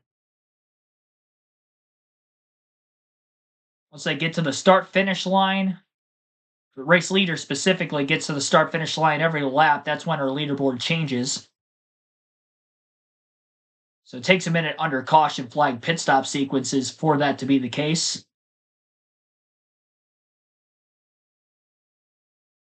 Just under an hour into the race today for this Pennzoil 400 at Las Vegas. A lot of racing still to go. Yeah, I mean, Blaney looks quick too. I'd probably still lean towards Larson being the fastest car, but Blaney being a lap down still, that's tough. He's going to need a quick caution following a restart to get that lap back, because obviously we go 30 plus laps into a run. Somebody at the tail end of the lead lap's going to end up getting their lap back before he can get the free pass. Just like we saw there with Ty Gibbs. Cody Ware took the wave around. It does not look like Ryan Blaney did. So I believe Cody Ware took the wave around. Denny Hamlin, Ryan Blaney still one lap down. They're still going to battle each other. So they must not have been confident that they were inside the fuel window, pitting early in stage 2. And again, we just haven't seen that many cautions entirely this weekend. That's been the pacing. 2 cautions per incident the entire 200-mile truck race. 300 miles on the Xfinity Series, only caution per incident, lap 1. And we've only had 1 so far today through 86 laps. It was because of a left rear tire coming off during green flag pit stops. So we haven't seen an actual accident in this race here today. Front view on the restart, we're going to have Chase Elliott, Bubba Wallace right around row 1. Behind them, Austin Cindric, Kyle Larson, and Alex Bowman, Josh Berry, followed by Joey Logano, Christopher Bell, a little bit further back in the top 10. With the fans here in the backstretch, great weather day. Elvis is up there. The stage 1 winner in this race has gone with the last 3. And Christopher Bell started outside the top 30. He's going for that 4 in a row. He's been as high as 8, so he's in the top 10. Who else are you keeping an eye on? Well, Chris, we talked about Spire Motorsports being on the pole with Michael McDowell, but Hocevar, his teammate, started 25th, has driven up inside the top 10. I thought his lap times were really good. But I think more importantly than what we've seen on the track, I'd like to meet some of your family members here behind me. Well, we have. I think did Clint Boyer do his tailgate king thing with you guys? Yes, he did. Yes, he did. We're the tailgate king. And did he eat any of the food? He ate all the food. Oh, okay. All right. Oh, hey, look who's here. You guys came over from the strip. We appreciate you letting us hang out until stage 2 when we have to get back to work here. But thanks, we appreciate you. Thank you very much. Okay, we knew that was coming. Mike, Clint, don't eat all the food, Kevin. All right, Chris, have fun down there. That's my man Steve and Ralph right there, and all their friends, and the 3 Elvises, the flying Elvis. I feel like we should let Jamie and Chris start drinking beer after the pre-race is over if they're going to do stuff like this. What do you think? Well, if that's going to happen, I'm High fives all you're going to around. reapply. It's on your own. You're going to reapply. Well, now Chase Elliott's rolling time down pit road Not was good. 1 second faster than Austin Cindric's. There was a reason for that. He was too fast entering. Studio, I was scared of that. That's all me, sorry guys. I'm time with it. Great. Long way to go. Got a good car. Speeding from Chase Elliott. Dang it. It's a bad feeling, Kev. Jamie?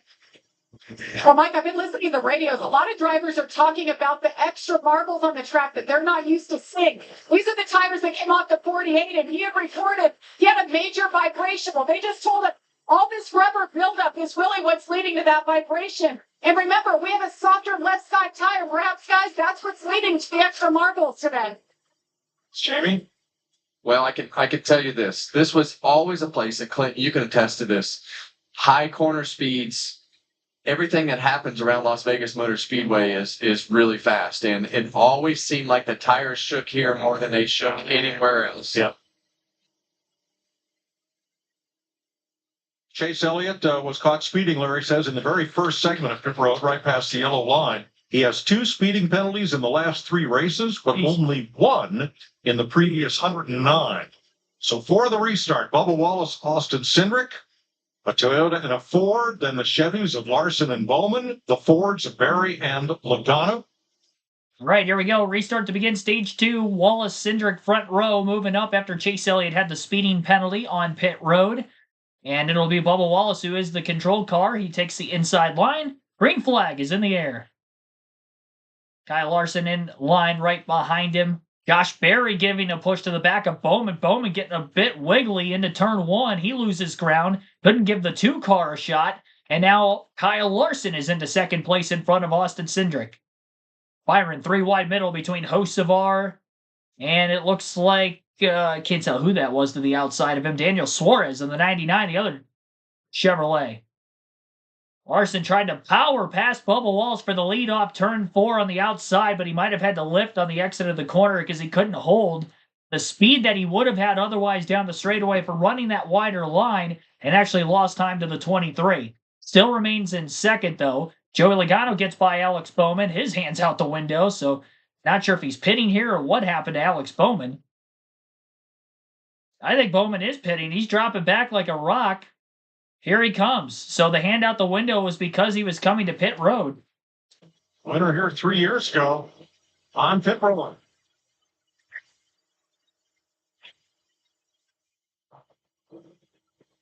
Felt something he didn't like. But it sticks out quick right here. Vibration. Yeah, that's right. Well, he complained about vibration before the pit stop as well. It didn't get better. Vibrations usually don't. That's a tough break here for Alex Bowman. Changing tires on pit road again. Right, still changed the lefts as well. Maybe he had a loose wheel. Needless to say, though, Bubba Wallace leading for the first time today. Chase Elliott was able to lead under caution. But Wallace, after the Elliott speeding on pit road during the yellow flag, leads on the restart. Kyle Larson gained a couple spots to get into second, right in front of the Penske Fords of Austin Cindric in third, Joey Logano fourth. William Byron is in fifth. Then you have Christopher Bell sixth, Josh Berry in seventh. Now he just got passed, so AJ Allmendinger's in seventh. Josh Berry eighth, Ross Chastain ninth. He's in the top 10 for the first time. And then Carson Hocevar is 10th. So that's the top 10 of the leaderboard on the restart to begin stage 2 here. Lap 13 of 85. We've only been green for a few laps. Logano to the inside of his teammate Austin Cindric for third. First time we've seen Cindric really in major traffic. He was second behind Logano for most of stage 1 before the pit stop. After the pit stop at stage 1, he pretty much led the rest of the way, won the first stage. So now we'll see if he'll be able to maintain track position with other fast cars around him as we get longer into the green flag run. Can he manage tires well? Is his car going to handle behind others? Christopher Bell looking to the outside of Austin Cindric for fourth. Great restart for Bell from back in the 8th position. He's up 4 spots now into position number 4. And speaking of the number 4, trying to go for 4 wins in a row here today. This is as high as Bell's been in the running order after starting at the rear of the field. He was 10th at the end of stage 1. So he only got 1 stage point, but running real well in the race. Cindric still dropping like a rock. Byron gets by him. Berry gets by him. Now trying to hold off Allmendinger in 7th.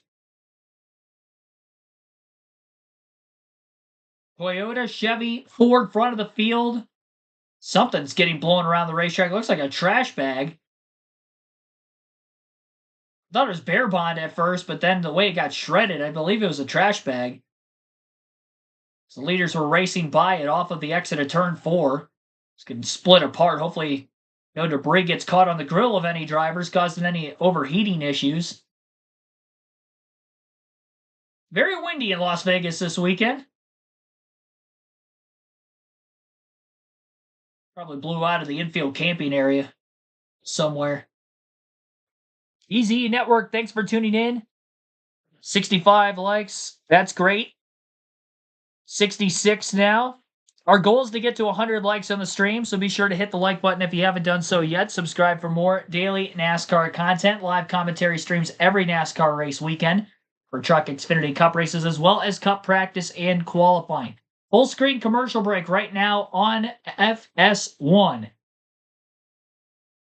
0.2 of a second lead for Bubba Wallace over Kyle Larson. 1.3 seconds to Joey Logano in third. I mentioned Christopher Bell just got the fourth. He's 1.4 seconds off the lead, battling Logano for third. And then William Byron's 1.7 seconds back in fifth. That's the top 5 in the interval between those 5 and the race leader. Wallace has had great short run speed, so no surprise that he didn't get passed on the restart. But the long run speed has been lacking for the 23 car. He's been on the looser side of things all weekend. So might be burning the rear tires up just a little bit earlier in the run as a result of that if they were not able to tighten things up, which really doesn't seem like that's been the case from overnight after practice yesterday.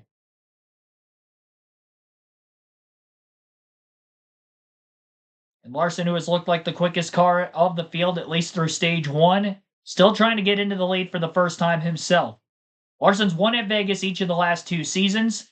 3 of the last 4 seasons is where all 3 of his career wins come at the racetrack. And during the commercial break, he has taken the lead. For the first time today, it's our 9th lead change. Our second of stage 2. Well, really third, technically, because Elliott led under the caution before having to come to pit road serving the penalty after beating Cindric out of the pits, who had won stage 1.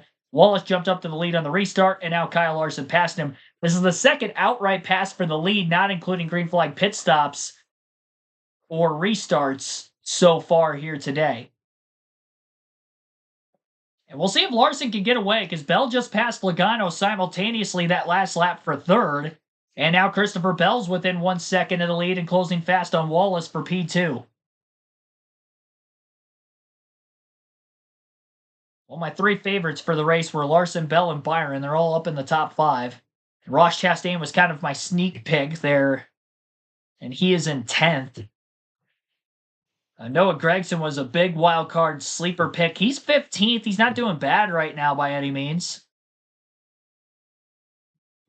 And the other sleeper pick, trying to find him. I gotta look back at my notes to see who it was. Let's see here. Eric Jones, who started 5th. Where is Eric running? 18th for Eric Jones. We'll see. Showing a replay of the pass for the lead. Larson just got off turn 4 better than Bubba Wallace. Went down to the apron through the tri-oval. Got to the inside. Quick side draft to the left rear corner panel. Slide job in 1 and 2 from bottom.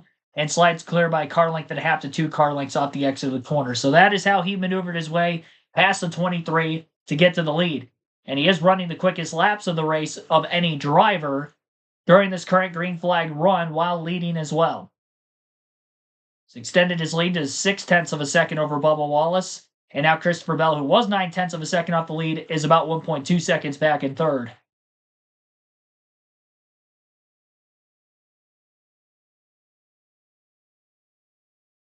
William Byron battles Joey Logano on screen for 4th at lap 104. Real aggressive with the side draft down the back straightaway. Pulls to the inside. Should be able to clear high off turn 4. And Josh Berry putting a run at the back of Joey Logano as well. Berry finished 5th at Phoenix last week.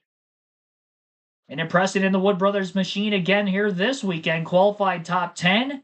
And he's still up there. Ran top 10 all of stage 1. He qualified top 10. Ran in the top 10 all of the 3 stages last week at Phoenix. En route to the top 5 finish. He won a stage at Atlanta in the second race of the season after qualifying well at that race. And he actually comes into the race still in the top 5 in laps led this season. I believe he ranked 5th overall of those 5 in the first 4 races. Most of those laps obviously coming at Atlanta, where again he got his only stage win of the year. Berry trying to slide up. He's got to give a little bit of room to Logano as he's not clear off turn 2. Joey with the run off the high side. Berry side drafts him quickly to stay alongside into 3 and 4, and he'll try the dive bomb again. Not going to be as close to clearing this time. Shuts the door at the last second. He is clear. Logano with the crossover now. Joey pulls to the inside. Uses the apron through the tri-oval as the shortcut. Berry trying to stay in the right rear corner panel and pinch the 22 down. Now he gets the run on the high side on corner exit and just has the better overall handling car at this point in the run. We saw Logano start to move backwards the last run when he was in traffic. Restarted around 3rd or 4th. Fell to the back half of the top 10 before the end of the stage. I think he was 7th. And now he's in 6th after restarting in row 2. And we've got trouble. Shane Van Gisbergen is around on the back straightaway, and it looks like he's got a flat tire. No, wait. Got a tire down both sides. That kind of maybe was sliding. We'll have to see if that was both or that another right rear like we saw here. Hey, I want to go back to Bell real quick. I almost got it out, but he is laying some lap times down. Mr. 4 in a row, can he make it happen? Well, he's in position now. And this caution flag, a big break for Ryan Blaney. He will be the free pass car.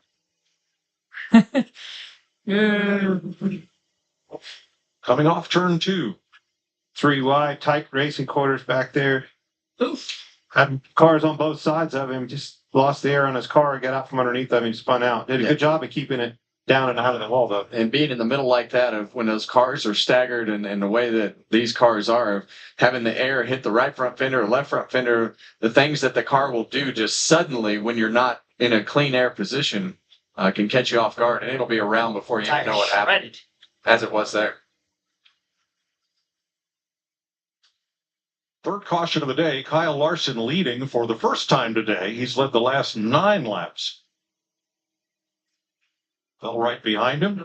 There's the Ford Performance Cam on board Ryan Blaney, along with the front bumper camera.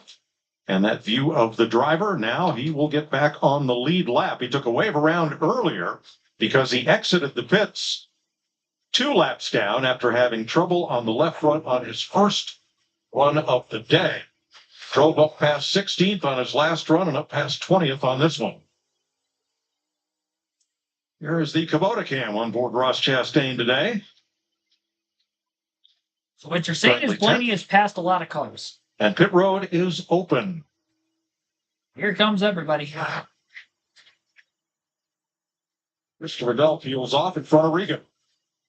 Things going just the way that crew chief Adam Stevens wanted with that 20 car, the track position, now having a chance to adjust on it. Snug early in the corner, then just a little bit free after. A great last change for them, though, and the 5 car of Kyle Larson continues to be good. Just a little bit free landing, but comfortable. Jamie? And Bubba Wallace, they're going in the right direction for him. He came on the radio and said, we have slight adjustment for longevity, and we will be good. The 22, Joey Logano, took extra time on that right rear. Neutral balance at this point. It's good grip overall. They'll get out with a little more air pressure, Mike. Well, Kyle Larson got into a beehive of traffic, a storm of traffic right in the middle of pit road. And here's how they came off with Bubba Wallace at front, Byron second, Larson dropping to third.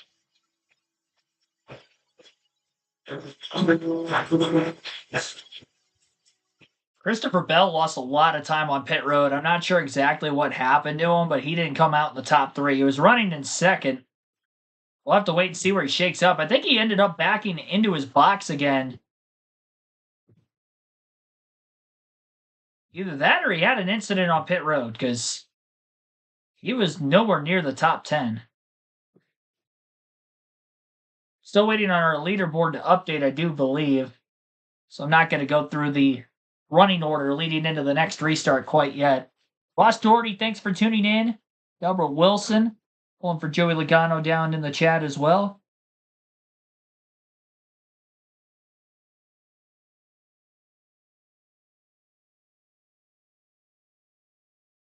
At that point, I'm leading the league.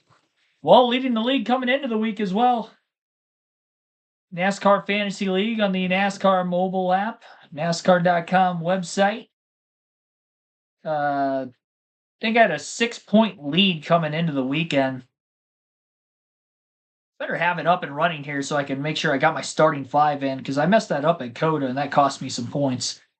Not a lot, but I didn't get Larson out of the lineup quick enough. I got Bowman in my garage right now, and he was a lap down. Had to make that unscheduled stop for the vibration. But I believe Bowman just took the wave around. Obviously, Ryan Blaney got the free passes we heard on the broadcast during the yellow. But it also looks like Alex Bowman took the wave around.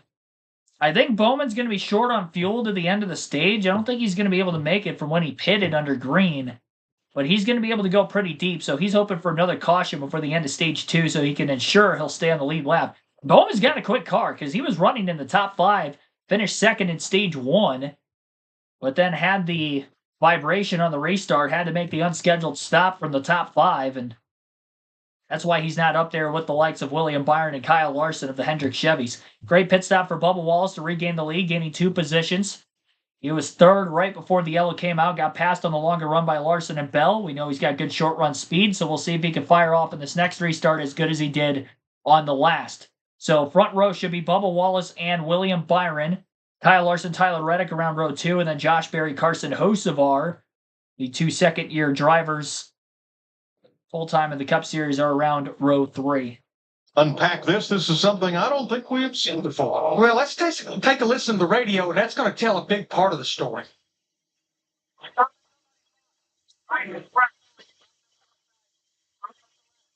They got the left front. They did not get the left rear. Good job there. I was running to hell like what you wanted to do. Good job there. That is heads up racing. Thanks for giving me the heads up. So he stops in his teammate, the 19's pit box further down pit road. They had a lot to do. They get that single lug nut tightened, and out he goes. Now, Larry, that'll be a penalty, but it could have been much worse. Well, we know what happened to Kyle Larson a couple of weeks ago when he lost a tire and wheel on pit road. We also know what happened to Chase Briscoe, his teammate, earlier. 2-lap penalty and maybe lose a tire and wheel out on the racetrack. So that beats the alternative. Yes, it's pitting out of the box because they tighten that lug outside of his pit box. But what heads up by Adam Stevens? My gosh. Great call. And now here's Bubba Wallace taking the lead as he pulls out. So Races down pit road with William Byron. That was a great pit stop for the 23 car. Guys have been on fire today. Took that lead back. We tight won it. race off. Meanwhile, Austin Cindric pitted twice. Thought he had a loose wheel. Stopped to get it tightened. Second time around. Well, when you're hot, you're hot. That was a great call by Adam Stevens in the heat of battle, but Absolutely. I think it's been going their way. All right, lap 113 restart out of 267. We'll have 53 laps to go in stage 2. Bubba Wallace inside of row 1 as the control car yet again, green flag back in the air. Byron outside of row 1 getting a push from behind by Wallace's teammate, Tyler Reddick. Got two 2311 Toyotas in the top 4 and two Hendrick Chevys up there as well. Highest 4 in the running order, Josh Berry outside of row 3. Berry gets split 3 wide. Middle trouble off turn 2. Busch into the wall. His right rear tire has come off. It is going down the back straightaway towards the inside wall. Everybody misses both Busch and the tire. It's a second tire to come off a car here today. This one on a restart. Not a lot of damage on the right rear of Busch's car, but it's going to be a 2-lap penalty for the wheel coming out during green flag condition. That's pretty much going to be an end to his day as far as trying to get a good finish. Gliding around on that hub, and then, like you say, Mike, it cuts it in half, and this wheel just comes off the right rear tire of Kyle Busch's car, and this is the thing that they have to clean up in order to get to pit lane. But they're not the only ones. I mean, this has been a day that has just had a multitude of errors on pit road. Kyle Busch restarted 12th and brings out the caution, the 4th one of the day.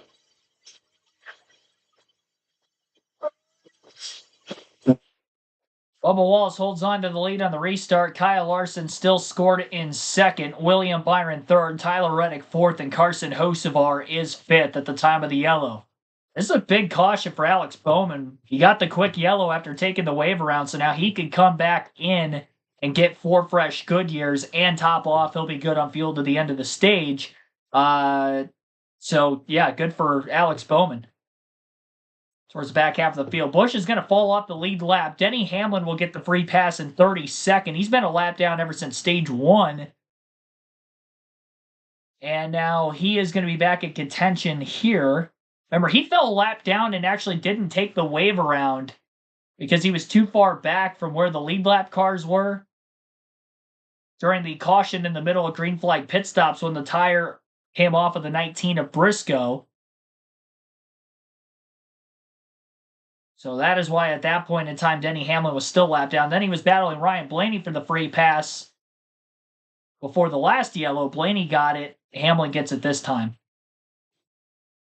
So Ty Gibbs, Shane Van Gisbergen, Cody Ware still lapped down, and then Chase Briscoe 3 laps down. Kyle Busch will end up going 2 laps down with this penalty. And that means we'll have 31 cars on the lead lap for the next restart. Be closer to halfway through stage 2 by the time we get back to racing. 11 lead changes here. We'll take a quick break, again under caution in the Pennzoil 400 at Las Vegas. You're listening live on KRC.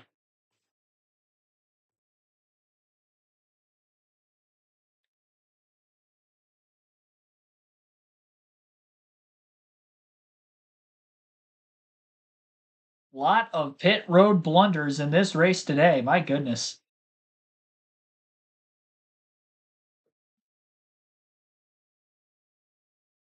Not even a full restart there for the likes of Ryan Blaney, Christopher Bell to try to gain track position. The tail end of the restart. Austin Cindric obviously back there now as well. Remember, Cindric won stage 1.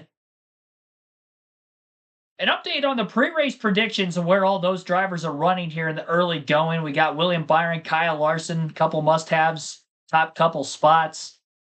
Larson, my win pick, and then the other must-have would have been Christopher Bell, who was as high as second in this race, now 30th, following the pit road penalty that they had. Not during this caution, but the caution before. Sleeper picks for the race. Ross Chastain falls to 14th. Eric Jones in front of him, 13th. Noah Gragson up to 10th. Noah Gragson I picked to get a top 10. He was my big underdog of the race, and he's up to 10th right now. Clean day so far. Got to keep it there, and still got a little over half the race remaining. And they don't have picks to not finish in the top 10 today. Ty Gibbs, he's been off on speed all weekend again. It's been a lap down almost this whole race. 32nd for him. Still lap down. Brad Keselowski, 25th. He's been outside the top 20 the entire race as well.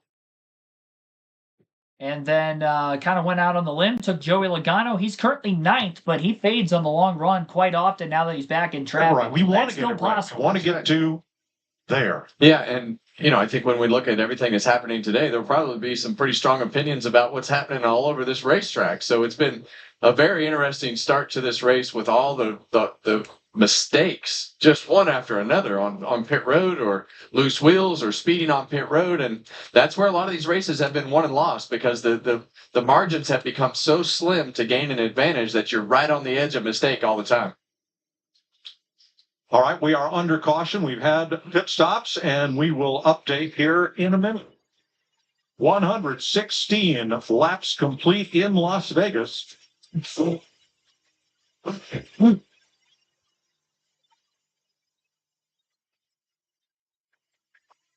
Yeah, Bowman was pretty close to hitting that tire. If you're wondering why it's as strict of a penalty as it is, that's exactly why right there. Because on the restart, Alex Bowman very close to hitting that tire. You don't know where that's going. Granted, it was the back straightaway, so there's no grandstands on the outside, but there's still a lot of camping in the infield. And tire obviously rolling down to the bottom. Who knows if it gets ricocheted up into the air. Still headed in that direction. Obviously causes a lot of damage. Would have probably ended Bowman's day, putting a hole in the nose. So keeping him in it. Emogene Blevins, thanks for tuning in. Nope, not even halfway. Not even halfway through the race, which would have been the length of the truck race on Friday night. Our shortest race distance of the weekend of 134 laps. But we've already had more cautions for incident in today's race for the Cup Series than what we had in the truck race and the Xfinity race. Again, only one in the Xfinity, 2 in the truck. So definitely a different pacing here today on the Cup side. So William Byron's actually scored as the leader on our screen. I thought Bubba Wallace might have been able to hold on. And maybe down the back straightaway, right as the caution came out, Byron and Larson were able to hold on at the very front of the field. Maybe bump draft their way by Wallace when they were side by side. So I guess William Byron leads for the first time. And we now have 11 lead changes, assuming that our leaderboard is accurate.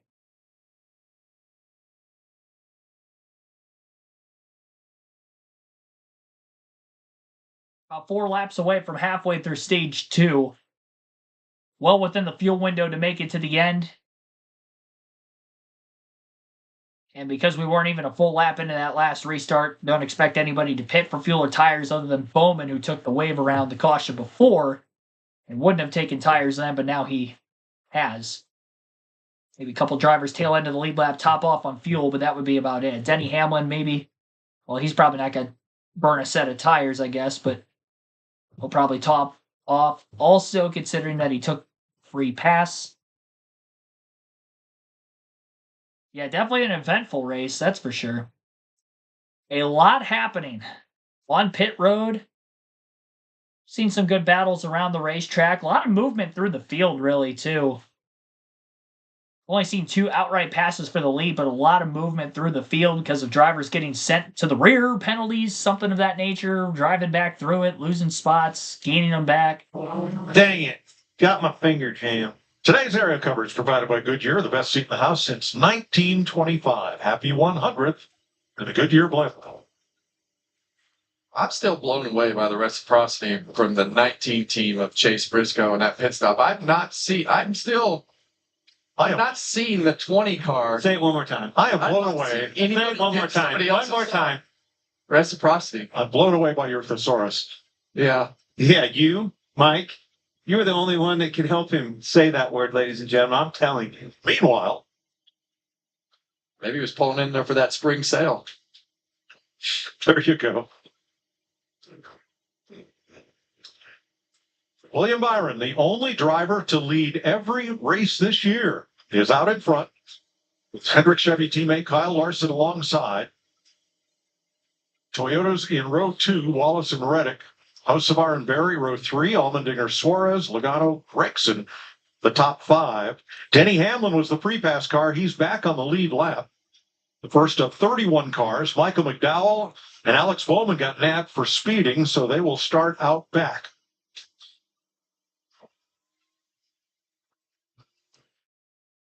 All right, here we go. All HMS row 1, all 2311 row 2. Green flag back in the air again. Byron on the inside.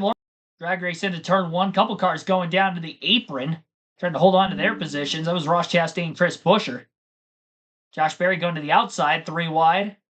Kind of got stuck up on the outside because Suarez got to the middle lane, beat him into the first turn. A lot of bump drafting on the back straightaway. 45 to the back of the 5 pushes him to the lead and clear. So Kyle Larson leading his first green flag laps since earlier in the stage, I guess, when he took it away from Bubba Wallace. So second different time that Larson has led already today. Got a side-by-side battle for second going on between William Byron and Tyler Reddick currently through turns 1 and 2 also. They're not giving up. Daniel Suarez up inside the top 5. Big move on Carson Hocevar to the bottom of the racetrack. My goodness. He was nearly down on the apron getting into turn 3 with the left side tires, just able to pull clear after an aggressive side draft by the 77. Now Hocevar is playing defense on Josh Berry to try to hold on to 6 as Berry swings to the outside with momentum. Allmendinger side by side with Chastain for 9th. AJ's been up in the top 10 for a lot of the middle portion here of stage 2. We could give him a quick little shout out for that. Berry does get to the outside of Hocevar, though, is through 3 and 4, and he completes the pass for 6th.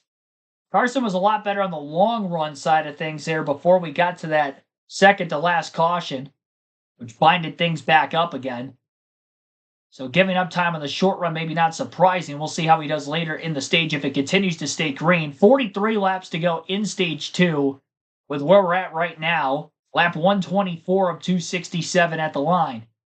Allmendinger going to blow past Joey Logano on the outside, and he moves up to 8th. Chris Buescher trying to get back in the top 10 right where he started the day. Fell outside the top 20, lost about a back up into the top 10, clearing Chastain off turn 2 for that 10th spot. Chase Elliott, after a speeding penalty during the stage 1 pit stops, he is up to 15th. After he was running in the top 10 at the end of stage 1, he was 3rd at the end of the first stage, which was really only about 45 laps ago, so a fairly quick turnaround. Elliott gets by Jones and Stenhouse, and now he's up to 14th behind Austin Dillon. 2-car breakaway at the front of the field with the Hendrick Chevys of Larson and Byron. 2 of the favorites for the win coming into the race today. Byron in second place, coming in as the points leader, despite just the 1 win compared to Bell's 3 wins, just consistently starting up in the front, running there the whole race. Plus, of course, the dual race at Daytona. Having a good run there. That was worth some points as well. And Christopher Bell, again, in a position where he hasn't had a lot of stage points today. Only 1 in stage 1. Started at the rear again for this last restart because of a pit penalty, pitting out of the box. With the loose wheel, had to stop in the 19's pit box, and he's still right around 30th. Battles Michael McDowell. Ryan Blaney coming from the back. 4 wide on the front stretch with Denny Hamlin, Cole Custer, Zane Smith. And Smith had a heck of a run on the outside, splits past the 41 and the 11. Blaney had a heck of a run down on the bottom, and they both got by those drivers. Blaney gets all 3. Still has yet to crack the top 20 after the restart, but he's moving forward. And now we got more problems for Shane Van Gisbergen as his right front tire is down this time. He is on the apron as he tries to limp his car back to pit road, which he should be able to do, and does.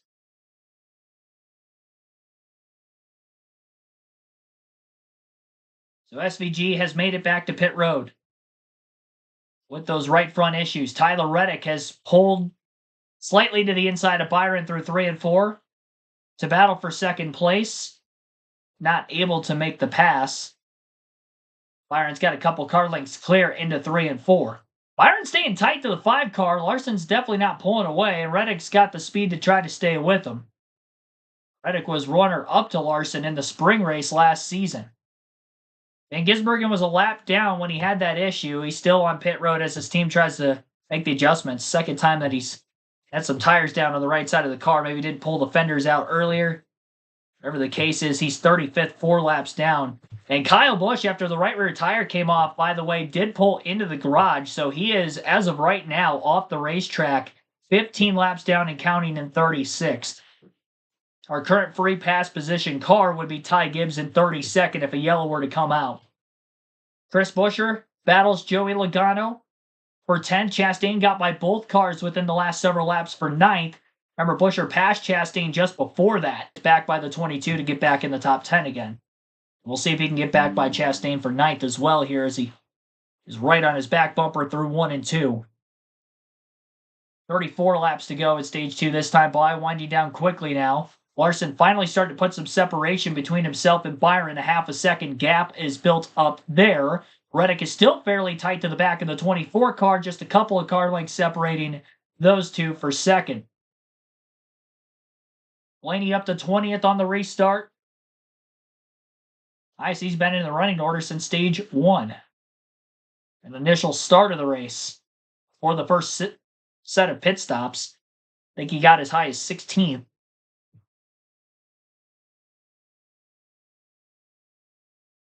Alex Bowman in the 48, who also restarted at the rear of the field. Had the wave around earlier. He's still back in 27th and mired in traffic. We'll go through the full field running order here as we're a little past halfway through stage 2. Kyle Larson again is out in front, 0.6 of a second advantage over William Byron. Tyler Reddick 1.1 seconds back in third. Bubba Wallace 2.5 seconds off the lead in fourth. And now we got Daniel Suarez again, who is in 5th after that great restart. Josh Berry 6th, Carson Hocevar still in the top 10 and 7th. AJ Allmendinger 8th, Ross Chastain 9th, Chris Buescher 10th. Joey Logano in 11th, Noah Gragson 12th, Austin Dillon 13th, Todd Gilliland 14th, and Chase Elliott 15th. Eric Jones 16th, Ricky Stenhouse Jr. 17th, Justin Haley 18th, Ryan Blaney 19th, and John Hunter Nieslowski in 24th. 25th is Austin Cindric. Zane Smith 26th, Alex Bowman 27th, Michael McDowell 28th, Christopher Bell 29th, and 30th, Ty Dillon. Cole Custer 31st, last car in the lead lap. And Ty Gibbs a lap down at 32nd, Cody Ware 33rd, Chase Briscoe 2 laps down at 34th, SVG 6 laps down and counting in 35th, and off track Kyle Busch last in 36th. So 30 to go, stage 1. You're listening live on KRC. We'll take another quick break. Pennzoil 400 action continues.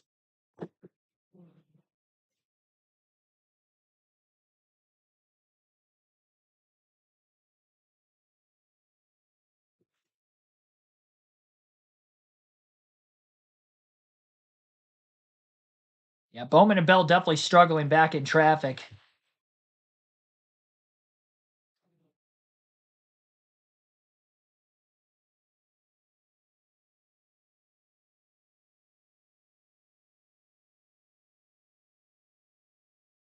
Looking to see who the fastest lap of the race is. I still think it's Logano.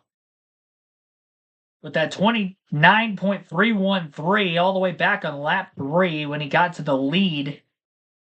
Initial start of the race. Most spots gained since the restart. Todd Gilliland's actually up 9 spots as he is up to 14th. He was dead last in practice yesterday, so what a great turnaround for that 34 to get whatever adjustments they have throughout the weekend. Maybe learn from the 4-car Gregson, who was top 10 in practice.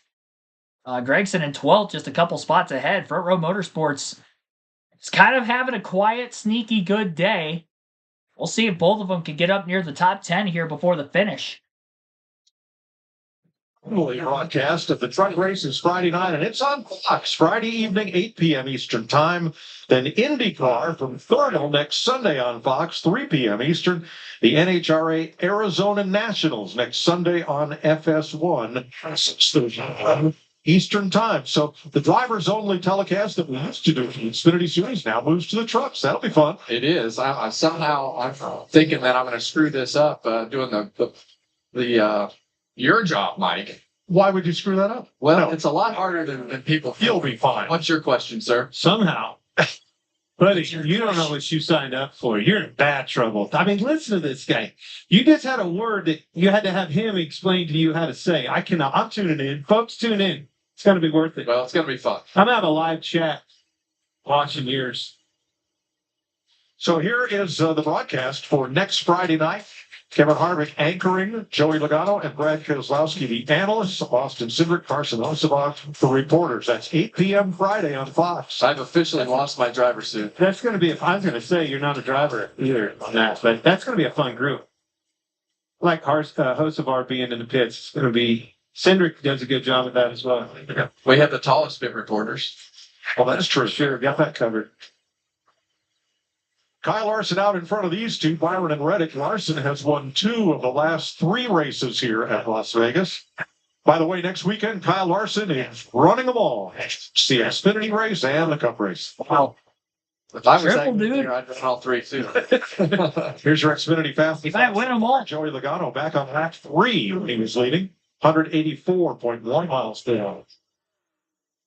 Here he comes again. Reddick has another run at Byron. Byron's going to move up. That'd be another point for Joey Logano, and he has excelled in gaining mid-race points. He's led 207 laps coming in here, most of all drivers. But he's the first defending champion of the sport with a goose egg in the top 10 list over the first 4 races. He's 9th in points, but he has the second most stage points of any driver. Everything but the great finishes. They run well. Finally, Reddick, man, he has been working on this position, this pass for laps. It's taken him about 10 laps, and he finally got the job done, taking a position on William Byron. I promise you, he said. Let's go back to 6th place, Josh Berry and Regan. Like Josh Berry again this week, continuing to have a very solid day. Crew Chief Miles Stanley said, we need to build on what we did last week at Phoenix when they finished 4th. Exactly what they're doing right now. Been struggling for rear grip, but he's been doing a very nice job managing it throughout the course of the runs right now. Well, Larry Mack pit stops have been the story here, or rather the errors associated with them. Are we going to have another stop before the end of the stage? I think if we stay green, Mike, they will run this out. They pitted at lap 109. We didn't go back racing for that second time. 46 to go. Another thing they have to be aware of, fresh sticker tires are so important here. They only have 8 set for the entire race. They've already blown through 4 of them. If we get a break out of a lot of cautions in that final stage, you want to make sure you got sticker tires in your pits. That's a good point, Larry. That last part, especially. This is pretty uncharacteristic for this race, having all these troubles and everything. It's created some pit stops that probably weren't expected. Well, here's Eric Jones coming after the number 12 of Brian Blaney. Blaney had been one of the fastest cars all day coming up from the back of the field, but has he maybe used it up? Well, I think that a lot of this is just about the positioning of your car, and when you don't make that pass or don't complete the pass or side draft or somebody air blocks you, it slows you down, backs your momentum up, you lose some time, but now you're going to see Ryan Blaney drive away. But I believe he's, like I said earlier, I believe he's definitely got one of the fastest cars, and he's going to put himself in position to contend in that top 5 before this is all said and done. He's not the only one, though. There's a lot of them having trouble this time more than the last. I mean, look back at Bell. He hasn't really went anywhere. Neither has Alex Bowman, that was up front running really well. Another driver who's mired back in the pack is Austin Cindric. Jamie? Oh, yeah, my Keith led the most laps so far today, 47, and we have caution on the track right now. But Cindric, after that last caution, they came in. He thought he had a loose wheel, came in again. That's what got him mired back in the pack. Todd Gilliland. There's Austin Cindric. We are under caution at lap 147. And here's a look. Ricky Stenhouse, Todd Gilliland. See Gilliland come up off the corner, loses the nose, runs out of real estate, bounces off the ball into the side of Stenhouse, back up into the hard contact. That exit at turn 4 is really, really tricky because the wall comes straight out at the wrong angle. You can see that wall coming back towards the arc of the corner, and you have to turn back away from it. A lot of times, you'll get to the very end of the corner and that nose will start to take off. And by the time you lift out of the gas and try to make something happen, the nose is headed in the wrong direction and you can't stop it. Now they were racing for 14th. That caution is break for Ty Gibbs. He will get back on the lead lap with the free pass. Now Kyle Busch coming back out of the garage, but being held there for 2 laps for the loss of the wheel. Then he'll be allowed to try to get back up to minimum speed and continue in the race. So Gibbs gets back on the lead lap. That'll leave Cody Ware 2 laps down, Chase Briscoe 3 laps down, Van Gisbergen 8 laps down, and however many Kyle Busch has lost in the garage, which we won't know until he comes back on track.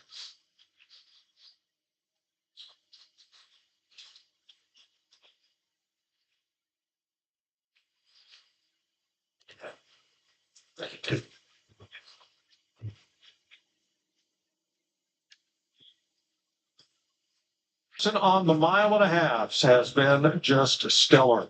His 4 wins in the next gen car, the most of any driver. 4 second place finishes, 11 stage wins, and over 1,200 laps led. Puts him in a league by himself. Larry, you were just talking about what tire scenario and what this has done with all these crazy scenarios happening on pit road. What does this do to us? It does not do good for it because they're going to come right now. We've run 27 laps. You're going to have to come again at the end of stage 2. That will leave you 2 sets of stickers for that final stage. You have your qualifying scuffs that has a lap or 2 on them, but you prefer not to use those.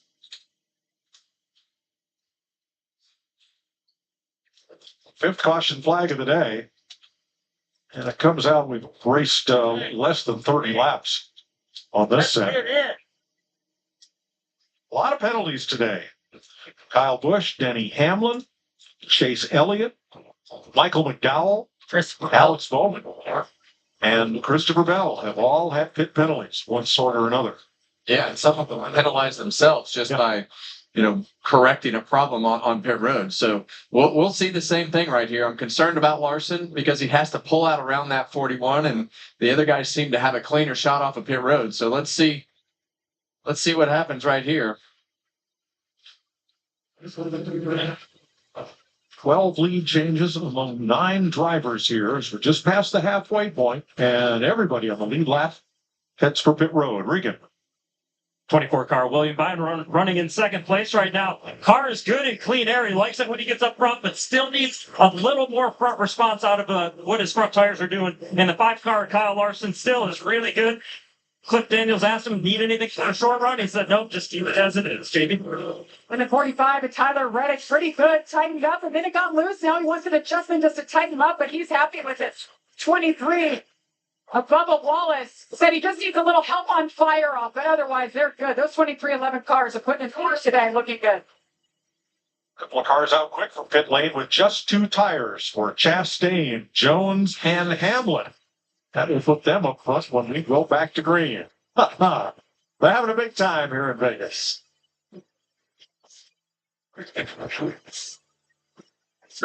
All right, we're going to get a restart here late in stage number 2 at the Las Vegas Motor Speedway, a little over an hour and 45 minutes in.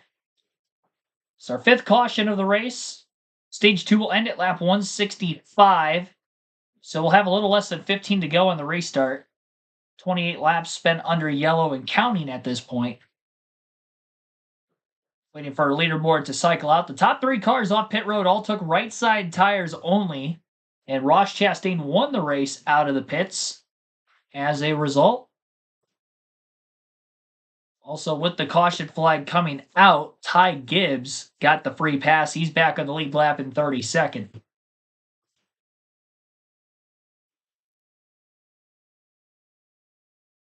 Remember, fantasy lineups will lock at the end of stage 2.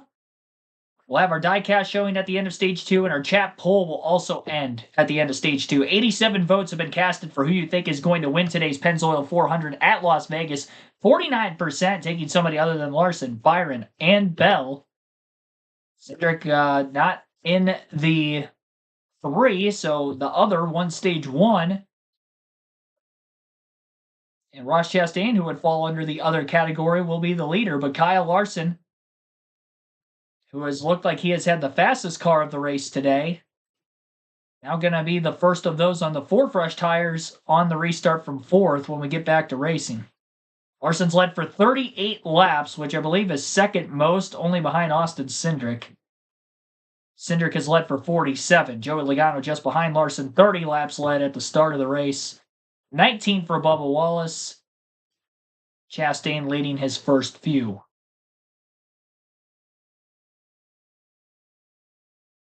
I think there's a chance Ty Gibbs might have actually stayed out of the pits. Then maybe the free pass went to somebody else? I don't think so. I don't think Cody Ware got the free pass. I'm assuming that he took the free pass. Definitely the first time he's really been in the top 30 all day today, if that isn't the case. Patrick Shatterley, welcome to the stream. Have a great guy. Thanks for thing yesterday. Pulling through the bag. And the thing can to get us there for you. What was the yellow hour? I believe they can't get away from the cycle number. Yellow. 18 in front of the bag. Down low. You can read that here. Ryan Blaney started this race in the back due to a practice crash, and he has been playing catch-up all day long. Yeah, there was 2 parts of that equation. Obviously, that wheel coming off of Briscoe's car was a problematic situation, but it made a bad situation worse because they had a bad pit stop. So 5 caution flags so far. Still 116 laps to go. Race leader Ross Chastain takes the inside for the restart opposite Eric Jones. Denny Hamlin up to 3rd with Kyle Larson. Bubba Wallace, William Byron, Suarez, Reddick, Berry, Hocevar, the top 10. We have 32 cars on the lead lap as Ty Gibbs got the free pass. Well, Kevin, how you feel about having 2 tires on? I'm nervous. I never liked 2 tires, but there's a lot of guys that have been able to make it work. So this is just going to come down to the pushes and how this cycles out for the guys that have. I think here the race for the win is going to be who is going to be the first driver on 4 tires to get by the guys on 2 tires before the end of the stage. 13 laps left. Green flag in the air. Chastain, Jones on the front row. Larson outside in row 2, first on the 4 tires for the restart. Stuck behind Eric Jones for now. Hamlin, Chastain down to the bottom. How about Noah Gragson up the middle? Great restart between the 21 and the 16 as he moves up. Almost squeezed the 21 into the wall. 4 wide, middle of the back straightaway just behind him. Near contact. Eric Jones trying to side draft the one of Chastain. Chastain clear on the bottom of the racetrack. Getting into turn 3. Byron using the 43 as a pick, but Larson squeezes his way through the middle between the 43 and the 24. Not quite going to be able to pull the pass off. Gets a little free in the middle of 1 and 2 as he's trying to hold a steady wheel. Still tight 3 wide for second off turn 2 down the back straightaway.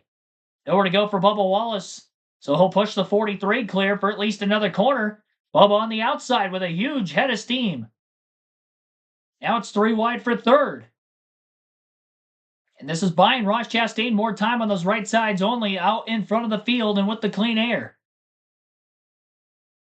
Wallace is able to make this pass. Remember, he's had a great short-run car.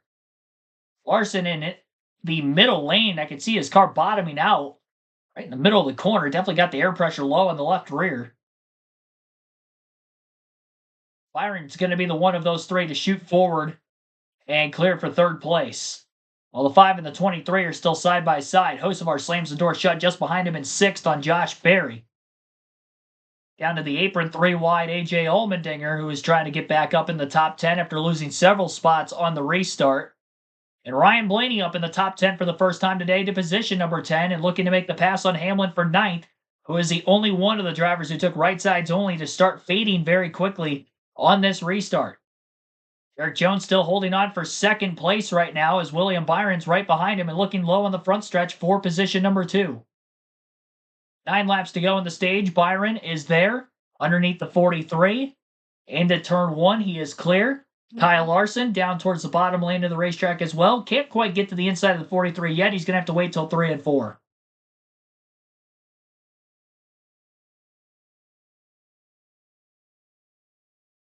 Ryan Blaney does make the pass on Hamlin for 9th. Hamlin should fall out of the top 10 once Reddick gets by.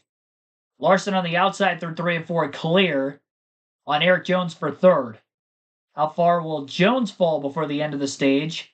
Blocks Bubba Wallace, but he got arrow loose down on the bottom of the racetrack.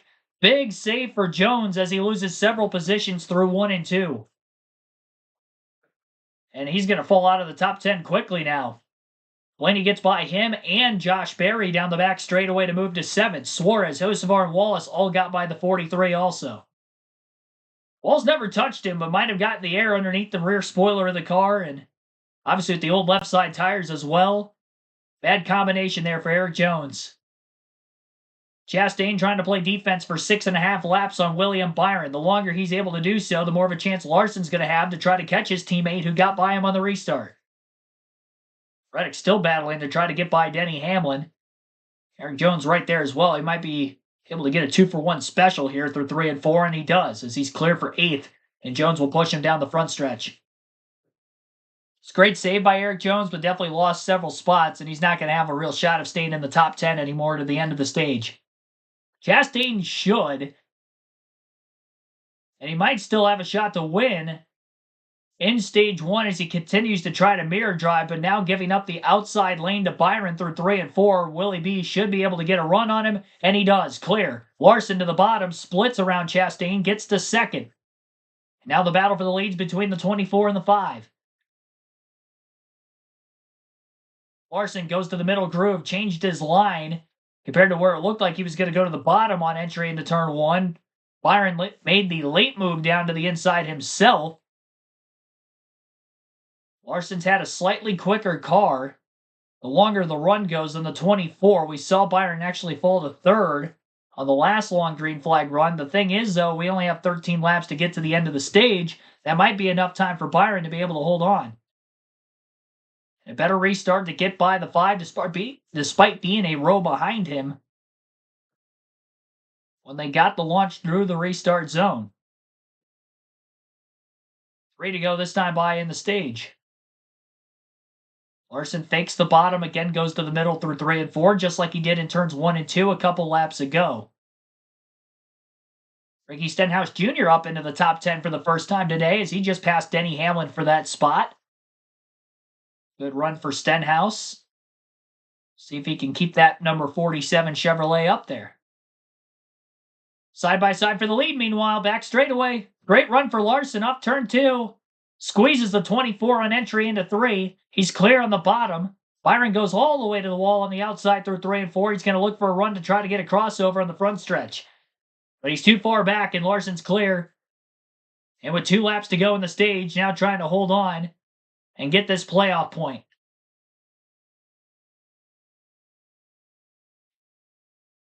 Both cars through the middle lane of the racetrack through 1 and 2. Battle for 4th between Bubba Wallace and Carson Hocevar. They're side by side. Hocevar down on the bottom. Wallace up on the outside. Pinches a 77 on entry a bit. Still side by side off turn 4. They have 1 more lap to try to settle it for 4th.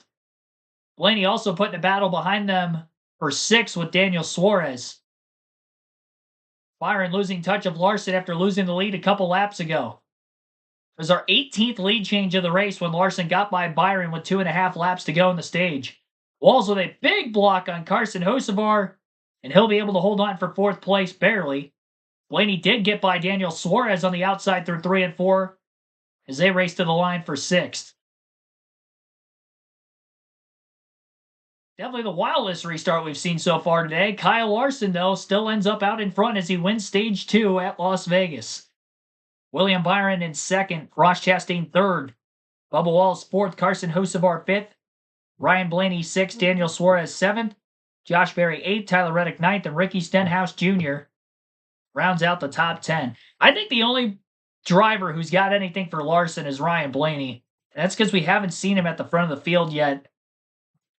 Because of how long he's been at the back of the pack. He has come from 2 laps down to 6th. After that bad pit stop back at stage 1 after already starting at the rear of the field, the ill-timing caution took the wave around, got it back, didn't get back on the lead lap till middle of stage 2. And by the end of stage 2, he gets up. Tim Brown, Lincoln Kim Hollingsworth, thanks for tuning in also. Mm-hmm. Be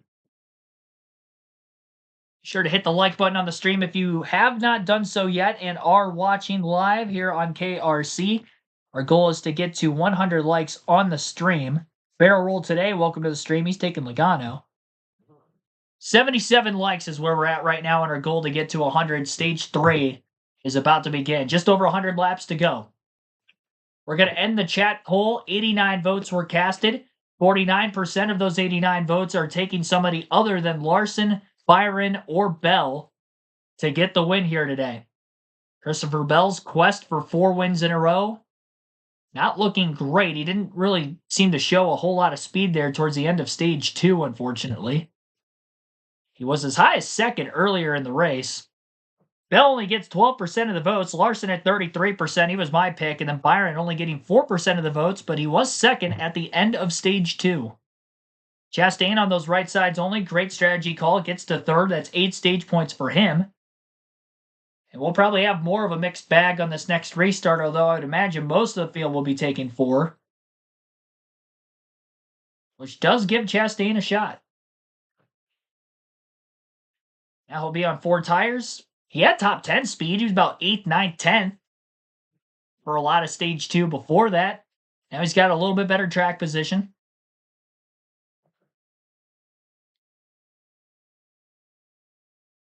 Yeah, I've got Bowman in my garage. Bell's not making his way through the field as much as I would have hoped. But I've got Bowman in there.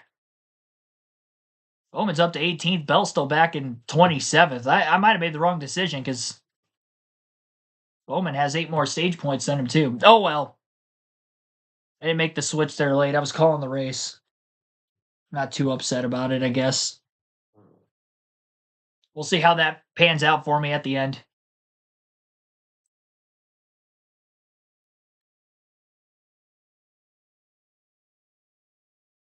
I would imagine we'll end up seeing pit stops again here. 13 green flag laps on these tires. Each of these teams had 9 sets for the start of the race. 8, obviously, to pit with, because that's not including the set they had at the start. Pit road should be open this time by... Nope, not quite. Next time by, they'll be open.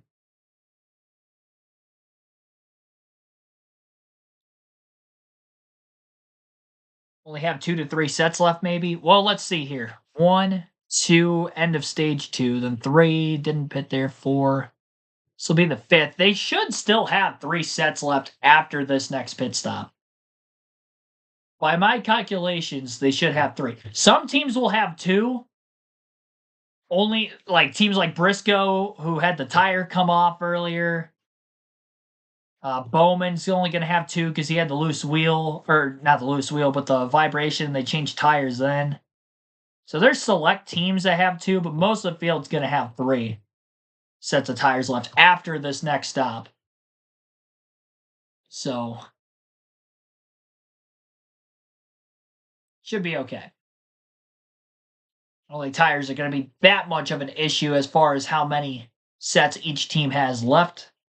From now to the end. Can they reuse? Yeah, they could use scuffs, but they're not going to be anywhere near as fast as the stickers.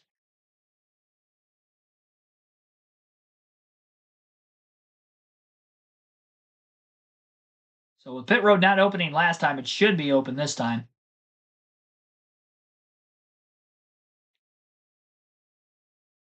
You'll get to listen into the reports. Larson will lead them in. Just getting their way off of turn 4 right now.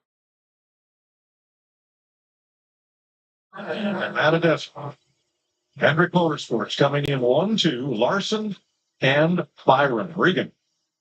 William Byron continuing to have a solid day up here in the second position. Right now, the car 2-3, when he got out front, he was able to get good details about that. The 5 car of Kyle Larson reminded to stop short right here, as we've been talking about. Cliff Daniels keeps asking, anything we can help you with? He said, nope, it's good right now. And the 1 car, Ross Chastain, a good 2-tire car, called a little bit too much ground contact when they got out front. Otherwise, decent. Jamie? 23 pit crew been on their A game. Air pressure, only 4 tires with 77 horsepower. He's blocked in, has to back it up, cost some serious time on pit road. There was a discussion whether to take 2 or 4. They took 4 on the 77. Well, a lot of co-opetition there with where drivers stop in the box as to impede or not impede the car in front or behind. Kyle Larson with the stage win. Motorsports is. Well, that's a tough break there for Karsten Hocevar, who was 5th at the end of stage 1. He falls well out of the top 10 after having to back up in the box multiple times to get by Ty Gibbs, as he was kind of pinned in his box in a weird angle that Hocevar couldn't get out cleanly. So we'll have to wait and see exactly where Carson would have cycled. Daniel Suarez wins the race off pit road. He's going to be the leader, but he took right sides only. Everybody else that was down on pit road just moments ago took 4 tires. 20 lead changes just over 2 hours in. The stage yellow is our 6th of the race. We had 4 cautions per incident. Stage 1 winner was Austin Cindric. Stage 2 winner, Kyle Larson. Fastest lap of the race is still Joey Logano's 29.318 back on lap 3. That is worth a bonus point, obviously, at the end if that holds. And as of right now, Kyle Larson has led the most laps. Austin Cindric has still led the most laps today, 47, and all of which in stage 1. Larson with the second most at 44. Joey Logano at 30. 20 for Bubba Wallace.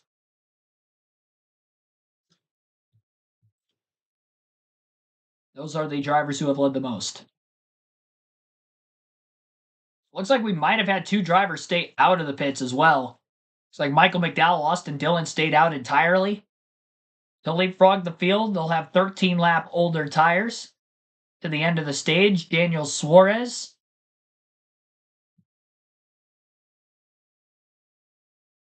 On rights only, so Larson from 4th on the restart will be the first on 4 tires, which is exactly what the scenario was for him in the same exact spot, basically on the last restart.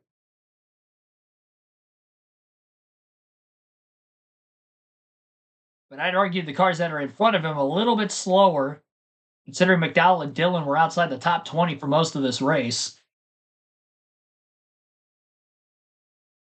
Compared to Eric Jones being borderline top 10, Chastain was in the top 10 the whole day, costing Larson a little bit of time, but he's definitely going to have to be better to try to beat the 24 this go-around. Although he did get back around him before the end of the stage anyway, so ultimately it wasn't a big deal, but yeah, we shall see. Top 5 on the restart then, you'll have Michael McDowell in the lead, Austin Dillon 2nd, Daniel Suarez 3rd, Kyle Larson 4th, William Byron in 5th. They'll be getting the 1-to-go signal this time by. So, as usual, for the end of Stage 2, we'll have our diecast showing for the race stream. And with this being the Pennzoil 400 title sponsor race, yesterday during the practice qualifying stream, I had a Ryan Blaney Pennzoil paint scheme. This is actually a 2003 Jeff Burton Pennzoil paint scheme. 99 car at Roush Fenway Racing. And obviously the Pennzoil colors on this, so a unique one of those that I have in the diecast collection, to say the least, but one of 3 Jeff Burton diecasts actually that I have. This one, the Pennzoil colors. So that is today's diecast showing on the channel.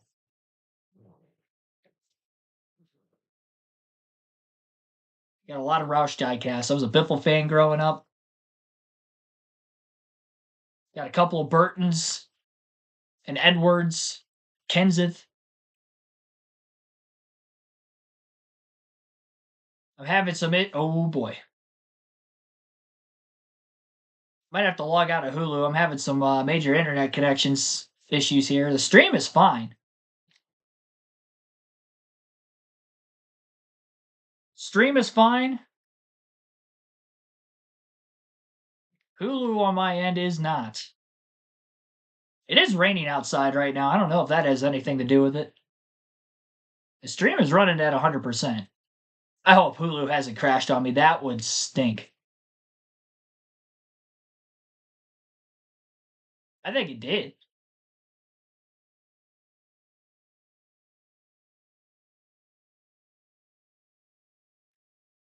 Try to get it up on my phone.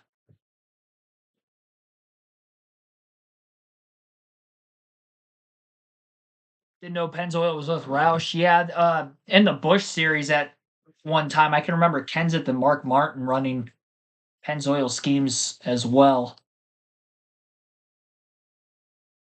All right, I'm going to have to try to pull the race up on my phone because I'm having some major issues. I turned my TV off and turned it back on again.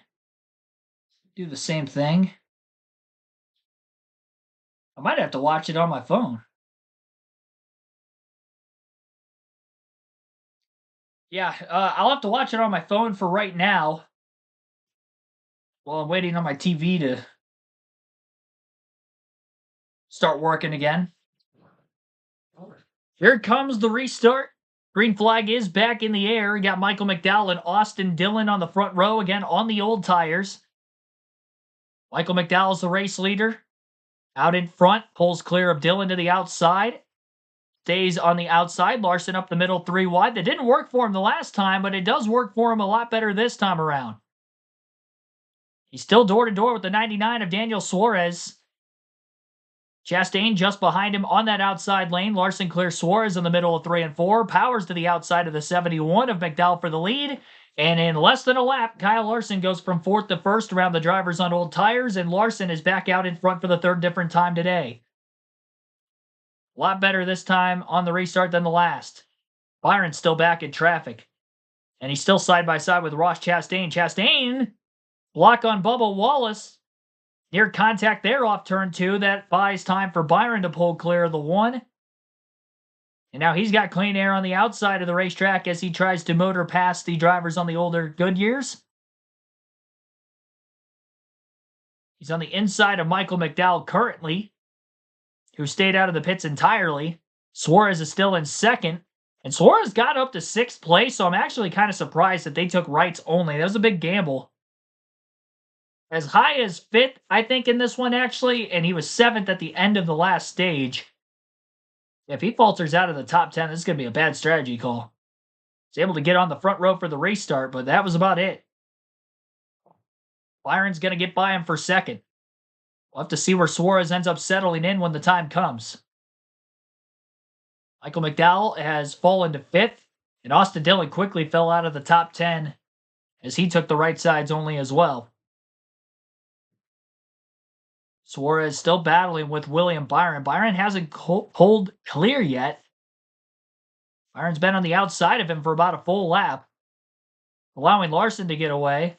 And it's also allowing Ross Chastain in the 1, the Trackhouse teammate of Daniel Suarez, to close the gap on the back of both of them.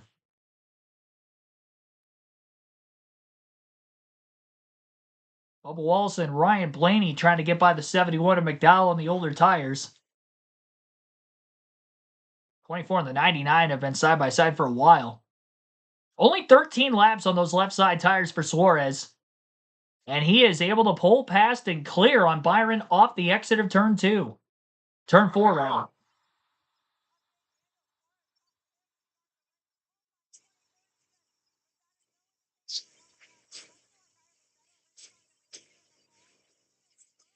He said, we're just a couple small adjustments away from dialing it in. He says the balance is good. They took this gamble with 2 tires, obviously, because they feel like the car is capable to hang up there. There they are, right in the mix. Now, coming fast is Ryan Blaney. He is 6th place, works to the inside of Gamble with 2 tires, obviously, because they feel like the car is capable to hang up there. And there they are, right in the mix. Now, coming fast is Ryan Blaney. He is 6th place, works to the inside of Bubba Wallace, right up to the bumper of Chastain as they enter turn 1. Blaney spent 77 laps of this race, 1 or 2 laps down. And now he's worked his way up to the top dozen. Ryan Blaney had a practice crash yesterday, right rear tire blowing out, so he had to start at the rear of the field, not qualifying. Started this race off, made some ground up, then had some trouble on pit road, had to go to the back of the pack again. Struggled making up those laps with the way that the cars got laps, but he's had a fast car the whole time. We see Byron finally has worked his way around Daniel Suarez, and Kyle Larson's checked out by a little over a second right now. The problem with 2 tires or no tires, it's not that 13-lap run like we had a while ago. Even if you split the stage in half and come a little earlier, you're going to have to run 35 to 40 laps. That's asking a lot. And I think that when you talk about that, those cars were still off the pace. So, Regan? Well, Kevin, you see on the screen right there, the 20 of Christopher Bell, of course, going for 4 straight today. If that's going to happen, though, something drastic is going to have to change. Ever since they had that issue with the loose lug nut, they stopped in the 19 pit box, and he got back in traffic again. The report from him was terminally tight, so much so that on the last pit stop, they actually went under the hood to make significant adjustments to that 20 car. Well, he's picked up 5 spots since the restart. Bell has up to 23rd right now. Trying to do what no one has done in the Cup Series since Bill Elliott in 1992 and win 4 of the first 5 races. Well, it looks like that streak's going to come to an end today for Bell, but it's still been a great run of, winning those 3 races. They've definitely established themselves as championship contenders again, and I think we're just seeing another young driver come into his own. And speaking of Elliott's, there's Bill's son Chase, a champion in his own right, in 21st place right now.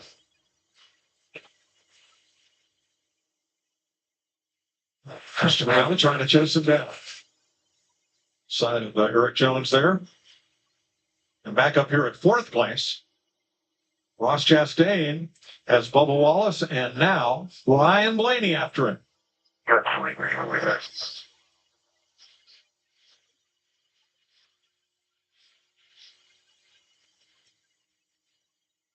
And this is the frustrating, it's like you see Blaney right here, and you got Bubba on the outside, and then you hear 45 coming up behind you, and you know he's not pushing you. He's pushing his teammate. And the next thing you know, you're side by side with Bubba, and the 23 goes by you. You've lost your momentum. The 45 will go by, but you see the 45 all the way up on the top.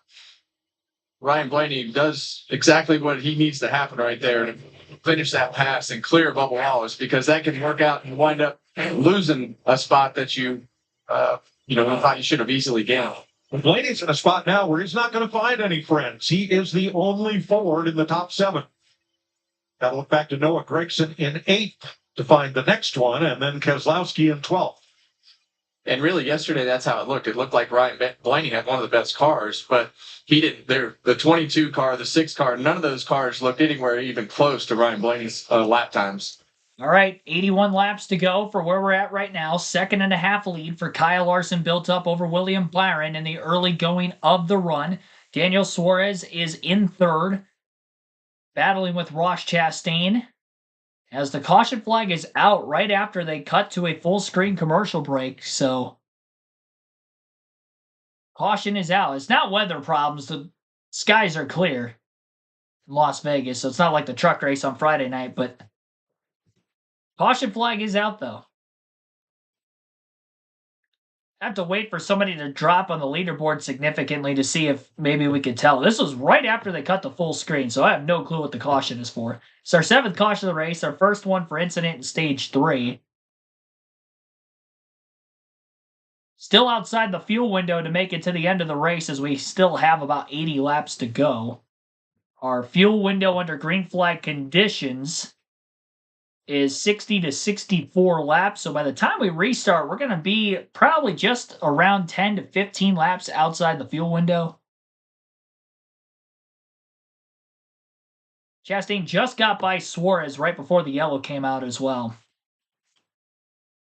So top 10 under caution Ty Larson leads. William Byron second. Ross Chastain third. Daniel Suarez fourth.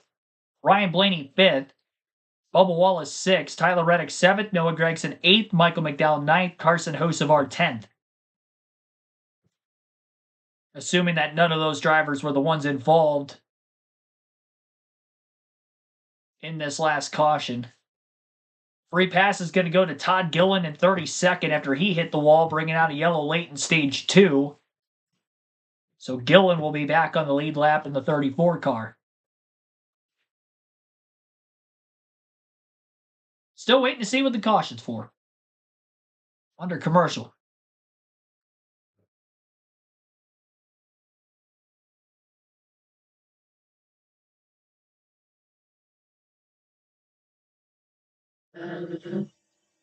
At Las Vegas, we're under the 7th caution flag of the day. Cody Ware. Evil Knievel's ride, shades of the Snake River Canyon. Cody Ware is okay. He's climbed out. The AMR safety crew right on the scene, but that's a tank slapper right there. It's got out from underneath of him. Regan? 24 car William Byron. After a couple laps, the car came to him. It was good, not asking for any adjustments. The 5 car of your leader, Kyle Larson, no comments at all on the radio, Jamie. Spears too tight for the end of this run. Just a little bit. The team's been on it. 99 of Daniel Suarez happy to get rid of those 2 tires they put 4 on. Chastain put 2 on again. Got a great launch, and he will lead most of the field off pit road. Way out in front of them is Ross Chastain again with a 2-tire gamble. I saw Bowman back into his stall. Speaking of backing into his stall, Ty Gibbs. He is backwards in his stall. Hocevar was pulling out of his box and turned him in. That's a legal stop, right, Larry? He's in his box, so it is legal. There you go. It doesn't say exactly what configuration you have to be there. He's had a bad day, though. Hocevar hasn't, and that took Hocevar back out of the. Well, he had a tough night last night. He ran at Highland Sprint Car Series and had a triple barrel roll flip. Climbed out, was okay in his debut in that series.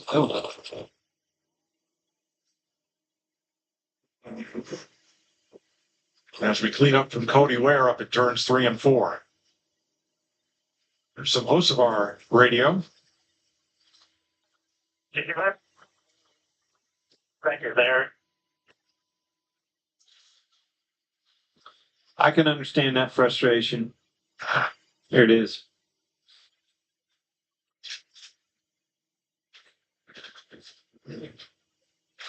Ooh, he's trying to lead, but Gibbs is already nosed into that pit box. Yeah, so that's tough. There's 2 ways that can work. The 54 waiting for the 77, and a lot of times, that's why we're under caution here with Cody Ware, but a lot of times the crew chiefs or the teams will communicate back and forth when they're pitted next to each other like that, and they'll say, hey, we're going to do 2, and a lot of times they'll tell the car that's coming into the pit stall that we need to wait, we're just going to do 2 tires, or the guy that's only putting on 2 tires has to know and should be looking in his mirror to know that car is coming around, and you got to wait. You can't just gas it up and drive into the side. How's this camera working? Yeah, when this left front tire starts flopping around right here, well, stuff flying. That upright's not attached to much anymore. Andy Mitchell, Mike Drana, Steve Sajak, all of our camera guys. Eddie O and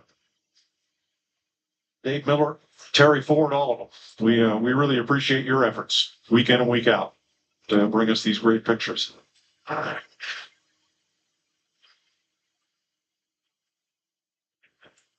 You think the mailman's got it tough? Through rain, through sleet, through dark of night, nothing shall stay these cameramen from their appointed rights.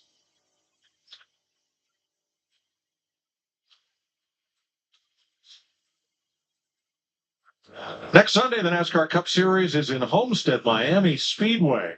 All our camera guys get a nice tan, I hope, as we get ready to pre-race at 1:30 Eastern and the green flag at 3 o'clock.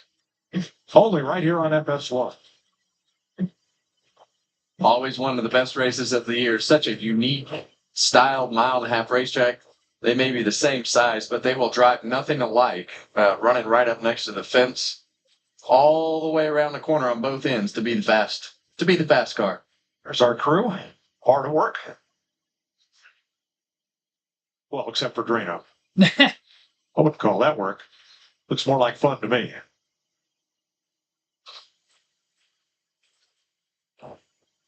Larry? Yeah, Mike, this sets up an interesting situation. If you see smoke coming out of our booth, it's not artificial. I promise you there's a lot going on in here right now. Because as I mentioned earlier, with that stop right there, even with these guys changing just rights, that still kills a set of tires. So right now, for the most part, everybody has 2 sets of stickers and they have their qualifying scuffs. Now, we're going to go back racing with probably somewhere 72, 73 laps to go. That's outside the fuel window, but let me remind everybody, Joey Logano ran 72 laps in September to win that race, making one less stop than everybody else. I've got a lot of cars on the lead lap. You may see some at the very back come in and at least top off to see where we go from there. 32 of our 36 starters, Larry, are still on the lead lap, and that'll include Todd Gilliland, who gets the free pass. He earlier, on the last caution, he came in before pit road was officially opened. They were there for a couple of laps making repairs, but now Gilliland will be the 32nd and final car on the lead lap. We've got Chase Briscoe down 1, Van Gisbergen 8 laps back, Kyle Busch 34, and they've just hauled Cody Ware's car to the garage. Couple of late stops to top off. This will be Gilliland again and Alex Bowman.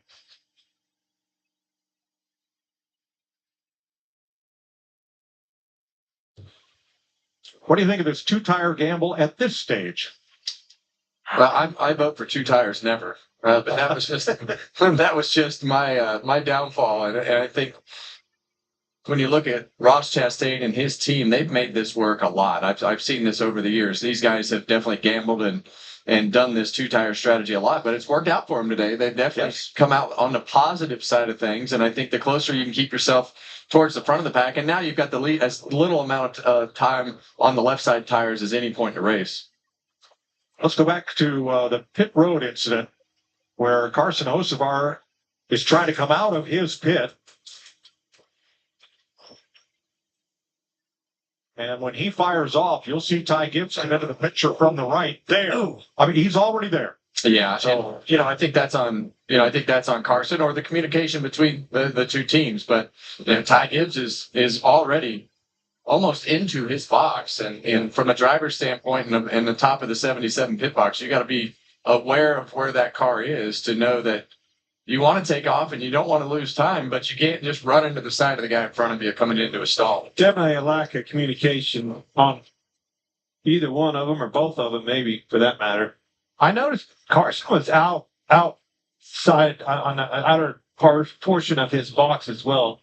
Makes it harder for Gibbs to come around. Obviously, he came around somebody as well. He had to come around Bubba Wallace right there, and he was definitely stopped short in his pit box. But he was way out towards the outside line. And that's the danger in the 2-tire stuff, especially when everybody's on pit road doing different things.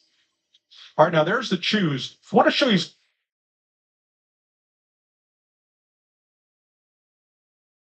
something that happened on the last stop. Here is the 5 pit box for Kyle Larson. Larson stopped short in the box. Much later, lead lap car, here comes the 41. He stopped way long in the box because he knew that Larson would be exiting. And that's an example of that. It's great Darrell Waltrip report. Co-opetition.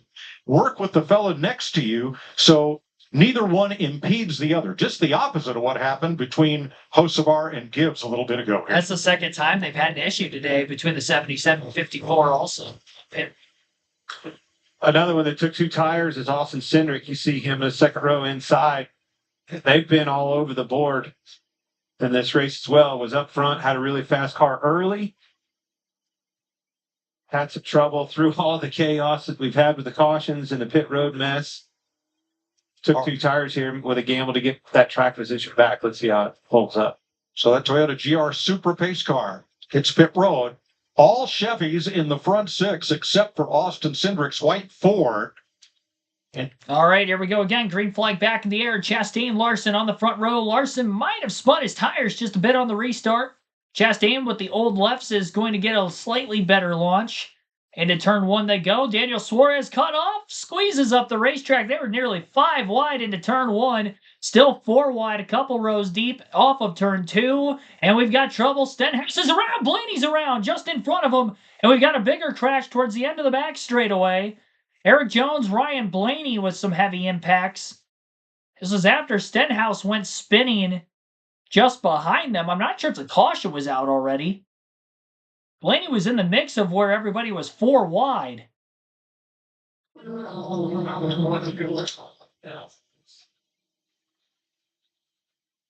Man, oh man. Lost Dillon comes to pit road. He may have had some damage there, as well as Stenhouse, Blaney, and Jones.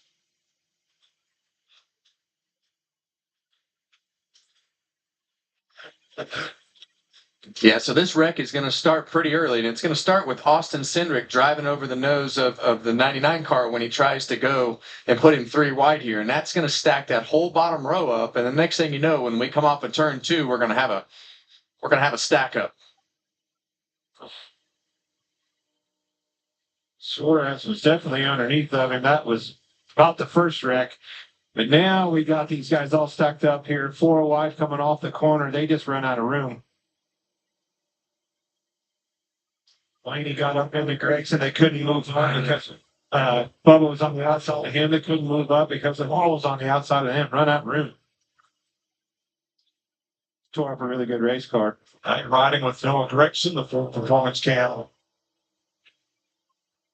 Gregson got squeezed right between the 12 and the 23. Just a big squeeze coming off turn 2. Yeah, and I think the 20 car on the bottom probably had no idea there was 3 cars on the outside. This is from Blaney. Hell, a steady wheel. It looked like it moved out. Big shots.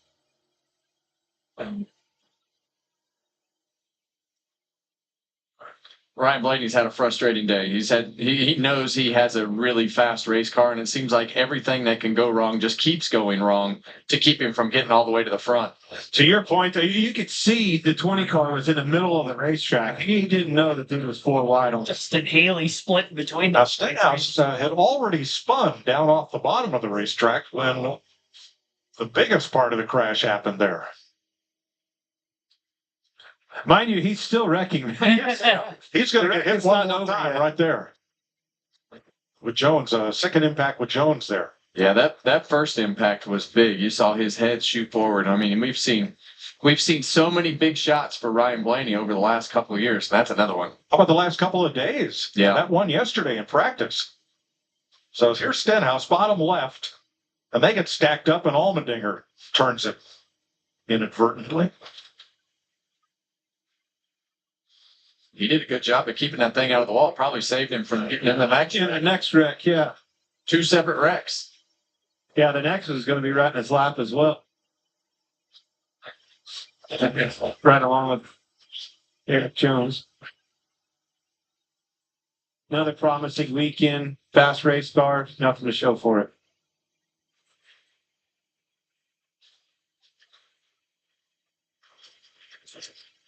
Kyle Larson leads them on to pit road, and then this is going to be fuel only for Larson and a lot of these top contenders. Mike, we're there. We're there. You make sure that thing's full fuel, save all you can on the caution, you're there. What do you got left for tires, Larry? Well, if you didn't put stickers on that time, you've got 2 sets of stickers and your qualifying scuffs. So even if you put tires on, 1 set of stickers, 1 set of scuffs for basically 65 laps of racing. Well, and look at this.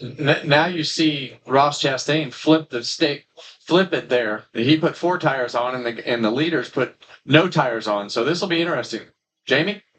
Bubba Wallace had a good car, led 20 laps today, and you saw him get squeezed into the wall there when they were 4 wide. Had damage on the left rear. You see him taping it up there with Barabon. They swapped out and decided to put scuff tires on because they only have 1 set of sticker tires remaining. So they'll continue to work here, Mike. Thanks, Jamie. Looks like a lot of more than cosmetic damage on Bubba Wallace's car. Dare we listen in to Ryan Blaney's radio?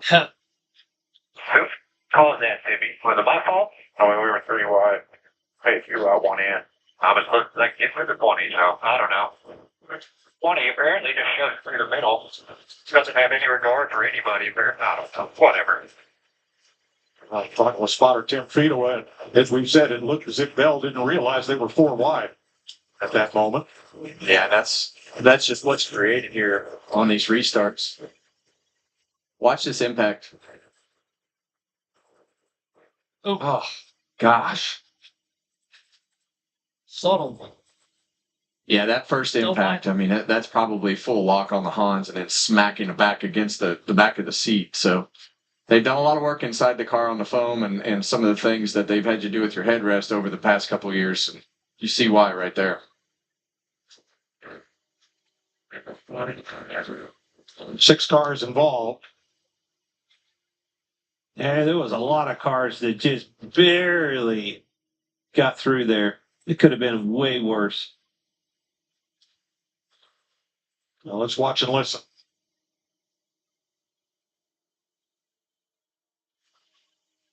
I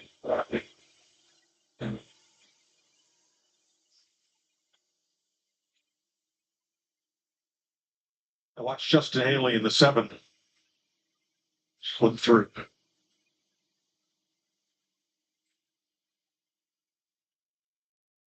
I see a hole. I see a hole. Oh, no, no. Yes. Wow. Good choice. Wow. Sometimes you got to be a little lucky. That's right. Austin Dillon to the garage. So Dillon, Reddick, Blaney, Wallace, Jones, and separately Stenhouse off the bumper of Allmendinger. Bring out this caution at lap 195, 8th caution flag of the day. Chase Briscoe gets the free pass, and Riley Herbst is speeding. Welcome home, Riley. Chase Briscoe getting the free pass is amazing. That car was 4 laps down, guys. You could go back in the history of this race and look back a long ways before you find somebody that's been able to come from 4 laps down.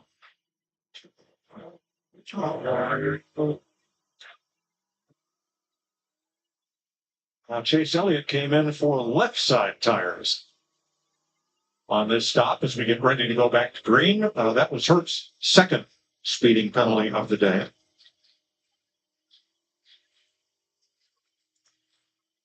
Well, not as many contenders as before. 31 cars on the lead lap, counting Briscoe. He and Elliott will start at the back along with Stenhouse. Well, we see our players in the back. You got Larson deep in the field, Byron deep in the field, and we saw what being in the middle of that pack does for you. It puts you in an opportunity to get your car tore up. Haven't seen Ryan Preece today, but here he is, popped up in the top 10 right there, along with his Ford stablemates, Gregson in 3rd and Berry in 7th. 4 Chevys in the top 10, Suarez, McDowell, Allmendinger, Hocevar, and 3 Toyotas, Reddick, Hamlin, and Nemechek. All right, Tyler Reddick, Daniel Suarez on the restart. Green flag back in the air. They're on the front row. Reddick on the inside, Suarez on the outside. Already 3 wide down to the bottom goes Ty Dillon in the 10, trying to get underneath Carson Hocevar, Joey Logano. Tyler Reddick clear for the lead on Michael McDowell. Battles him for second now with the 99. 3 wide just behind them between Hamlin, Preece, and Gregson. Mixed match into the field. Some came in to top off on fuel there to the end. Others trying to save a little bit more out in front. We restarted at 67 laps to go. And the green flag estimated fuel window, according to Fox, before the race started was 60 to 64 laps. Suarez got very tight getting into turn 1. You could tell he lifted right in the middle of the corner. Running the same line as Tyler Reddick in front of him, and Michael McDowell had a big run down the backstretch. Suarez blocks. McDowell to the outside of the 99 now through turns 3 and 4. Noah Gregson up to 5th. Las Vegas native. Got by Josh Berry through 3 and 4 that last time by, and now trying to get by Ryan Preece for 4th. Gregson was up to 8th on speed, so he might actually be one of the quicker cars up there in the top 5 right now. I'd probably say Gregson and Berry are probably just as quick as Daniel Suarez and Tyler Reddick, who are 1st and 2nd. Of those that pitted to top off on fuel, Kyle Larson down around 20th. William Byron right there with him. Chastain 14th. I believe he came down as well. for fuel. And Chase Briscoe, by the way, after being as many as 4 laps down earlier in the race, is back on the lead lap and in 20th. Had that right rear tire come off. It's been a long time coming for him to get to where he's at, but he is back on the lead lap. All the wave arounds. Finally was able to get a lot of free passes. Took quite a few yellows to do that, obviously. 8 cautions total in the race so far. And we've had 2 of them for incident here in stage 3 already. And we might have another one. So we've got a slow car down the back straightaway. That's Shane Van Gisbergen yet again, way off the pace as he tries to limp his car all the way back to pit road. NASCAR is going to keep it green. Suarez is still about 0.4 of a second or so behind Reddick at the very front of the field. Osavar is getting passed by a lot of cars right now on the front stretch. I don't know what happened. He might have a problem. He's slow. They're 4 wide trying to split around him. Chase Elliott almost sandwiched between the 19 and the 34. Tried to shoot the gap, but the 6 was in the way. Suarez still 0.4 back. As far as Carson Hocevar, though, I believe he's pitting this time. He's got an issue. Now he's going way up the racetrack. In the middle of the corner, he's probably got a tire down, if I had to guess. Tough day for Carson Hocevar. He had a very quick race car. But things not going right here in stage 3, whether that be on pit road or now on the restart, having the flat tire. Nursing it back into the pits. While at the front of the field, we've got Tyler Reddick and Daniel Suarez. Still 1-2. Michael McDowell 3rd. Ryan Preece 4th. Noah Gragson rounds out the top 5 in 5th. Denny Hamlin is 6th. 7th for Josh Berry. Joey Logano 8th. AJ Allmendinger 9th. And Alex Bowman is 10th. And now Bowman just passed Allmendinger for 9th on the racetrack. First time Alex Bowman's been back in the top 10 since finishing 2nd in stage 1. Fox headed to a commercial break with 59 laps to go. Kind of a slight 2-car breakaway at the very front of the field. With the side-by-side commercial break, we'll go over the intervals between those top 10 positions and how close or far away one driver is from another here. We got Reddick again, still 0.4 ahead of Daniel Suarez. It's pretty much been about the same since the restart. Michael McDowell in 3rd is 1.3 seconds back. Ryan Preece is 1.6 seconds off the lead in 4th. And you got Noah Gragson up to 5th now, 2.1 seconds off the lead. Just past Denny Hamlin, who is in 6th. And actually, no, Denny Hamlin on screen just passed Gregson, so still waiting on our leaderboard update. There we go. So now Denny Hamlin's up to 5th, 2.2 seconds off the lead.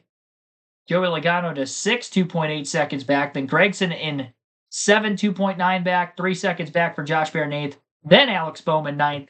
He's 3.3 seconds off the lead and 3.5 seconds off the lead for AJ Allmendinger in 10th in front of his teammate Ty Dillon.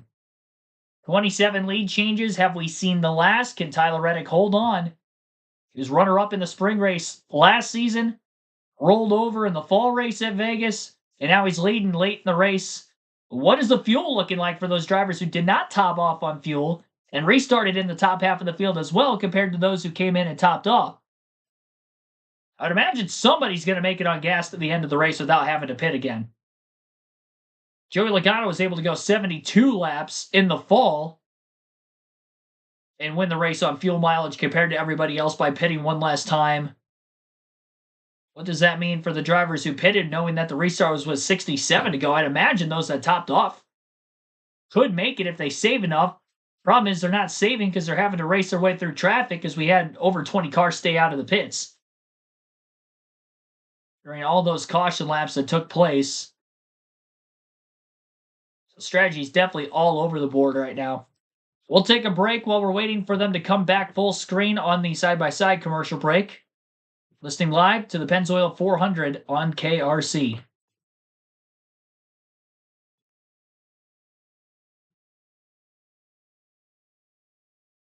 Showing Chris Buescher, Chase Elliott battling back and forth for position. That battle's pretty deep in the field. 22nd. 12 spots gained for Chastain from 24th to 12th on the restart. I believe Chastain is first of those that took 4 tires and topped off of fuel on the last last caution, I should say. You gotta be getting clean. Come on, no way. Alright, now they're telling us we're a penalty. This makes a hell of a time to tell us it should have told us when we first came off pit road. What's that? We were super fast, so it doesn't make any sense. Okay, we'll get that away now. I don't want to be Captain positive here, but we got another shot at this. 53 laps to go in Las Vegas. Tyler Reddick leading Daniel Suarez by 0.4 of a second. Michael McDowell in third. A lot of different strategies in play as Kyle Larson, Christopher Bell, William Byron try to work their way up from the late teens here. There's still 30 cars on the lead lap. And Larry, what are you hearing about strategy? It's all over the place, Mike. We're hearing some crew chiefs tell drivers we're a little bit shy. I need you to save a little bit. They're going to try to run this thing to the end. Tyler Allen, just about 2 laps ago, told Denny Hamlin in 11 running fourth right now, run it as hard as you can. We're going to split what's left in this race as far as down the middle laps run. Hamlin hasn't been much of a factor today. What fell off the lead lap for a while. Got a free pass back in lap 114. Yeah, I mean, at one point, Denny Hamlin was, he was the last car in the pack. It couldn't go anywhere. And they got themselves in some strategy, got themselves a little bit of clean air, and have kept it up in the front to be in position to capitalize on some sort of finish from today. So we'll have to see how all this cycles out, but they've at least made what looked pretty dismal to be a lot better than what it could have been. Here's 12th place.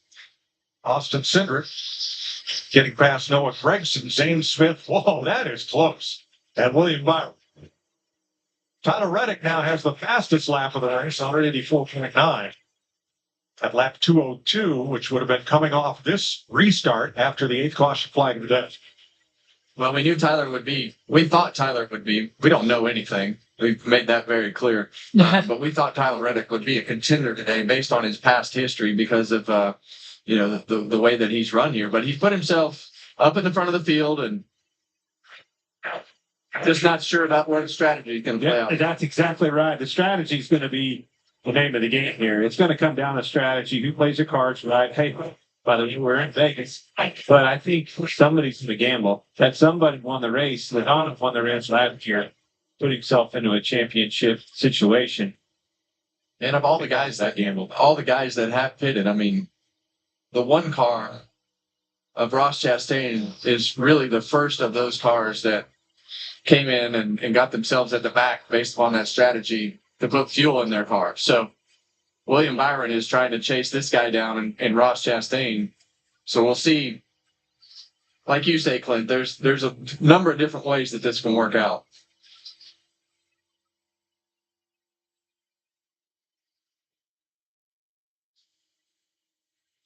Oh man.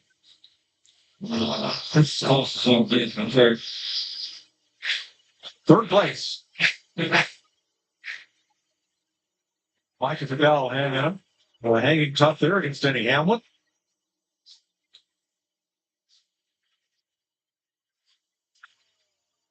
We're going to go old school. We'll be in downtown Las Vegas instead of on the Strip when we come back from this double box break and have a little fun here with NASCAR on Fox on Sunday. 46 laps to go. I was confused at what the heck he was talking about. Leading as we take you Fox side by side. I'm still not even sure what he was talking about. 46 laps to go here at the Las Vegas Motor Speedway. Tyler Reddick's lead is about a half a second now for Daniel Suarez. Denny Hamlin just moved up to third, passing Michael McDowell. Joey Logano is in fourth. Michael McDowell falls to fifth. And you have Josh Berry in sixth place. Seventh for Ryan Preece. Alex Bowman eighth. AJ Allmendinger ninth. Ross Chastain is 10th. Austin Cindric 11th. Ty Dillon 12th. William Byron 13th. Kyle Larson 14th. And Christopher Bell 15th. 16th for Noah Gregson, Chase Briscoe 17th, Zane Smith 18th, Brad Keselowski 19th, Chris Buescher 20th, Chase Elliott 21st, Justin Haley 22nd, John Hunter Nemechek 23rd, Ricky Stenhouse Jr. 24th, Riley Herbst 25th, Cole Custer 26th, Ty Gibbs is 27th, Eric Jones 28th, Bubba Wallace 29th, Todd Gillen 30th, Carson Hocevar 3 laps down, but on track in 31st. Austin Dillon off track 32nd. Not sure what happened to him. Shane Van Gisbergen pulled off track again 33rd. Ryan Blaney 34th after that earlier wreck. Kyle Busch 35th. Returned to the track after the Cody Ware accident, and Cody Ware will end up with the last place finish today in 36th.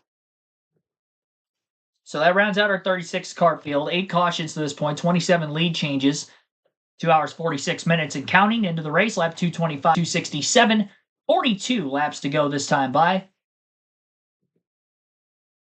Austin Cindric won stage 1. Stage 2 was won by Kyle Larson, and the bonus point for the fastest lap of the race, as of right now, 29.194 for that of Tyler Reddick.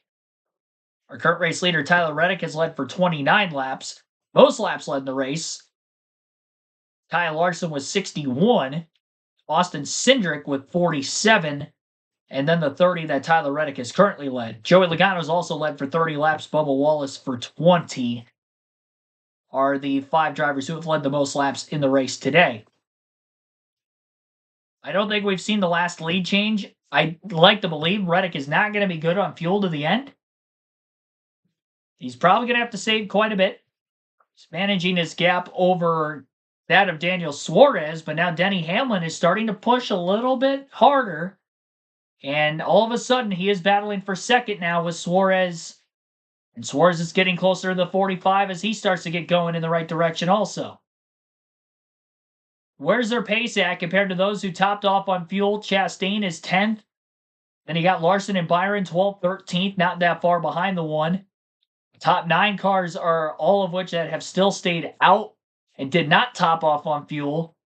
They're probably not looking quite as likely to make it to the end. Again, in the event that it stays green. If we catch a caution, everybody's going to be pitting for tires at this point.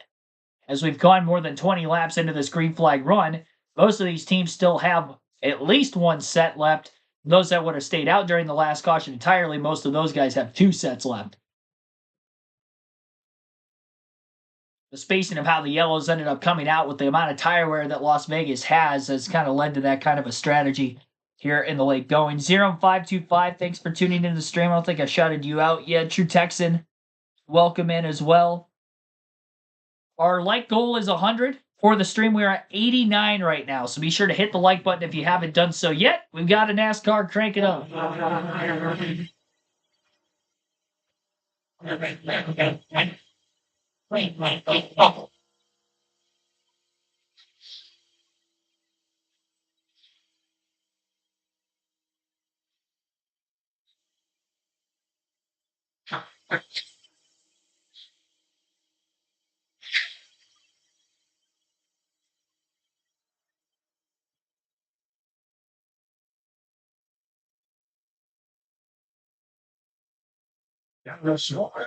Versus Tyler Reddick for the lead.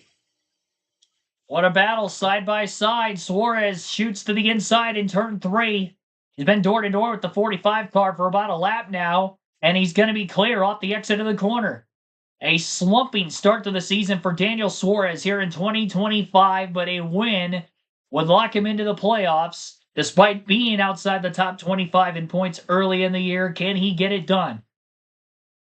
Only oval he's ever won at was the drafting oval at Atlanta last season. Here's Ryan Blaney following his crash outside the infield care center. Thanks for 4 wide. Yeah, I mean, honestly, I think it was my fault. I didn't know. I thought I had 2 underneath me and 1 outside, and I guess there was 2 outside of me, and hit the 2 guys in the wall. So I'm sure that's my fault. I got to watch replay it again to know for sure, but I'm pretty sure it was my mistake. Just long weekend, we finally got up to the 2 outside. It's a hard angle, but I don't know. I don't know if I didn't leave enough space. Maybe the 20 could have left more. I think it was just tight 4 wide. But shame it tore up cars. Long weekend for our Menards Pennzoil Ford Mustang. Thought our car was really good. Finally got up to the top 5 there, and then didn't. And then a wreck. So let's move on to next week. You all right? Thanks. Probably heard. Thanks, Jamie. Ryan Blaney will join Shane Van Gisbergen and Cody Ware out of race. 35 laps to go. Denny Hamlin actually just came to pit road that last time by, so probably splitting this final green flag run in half if it stays green to the end. Tyler Reddick going to do the same thing. With 34 laps to go.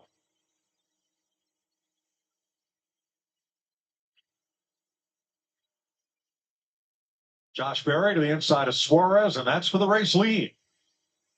That will tie the record for lead changes here in Las Vegas. Joey Logano moving into second.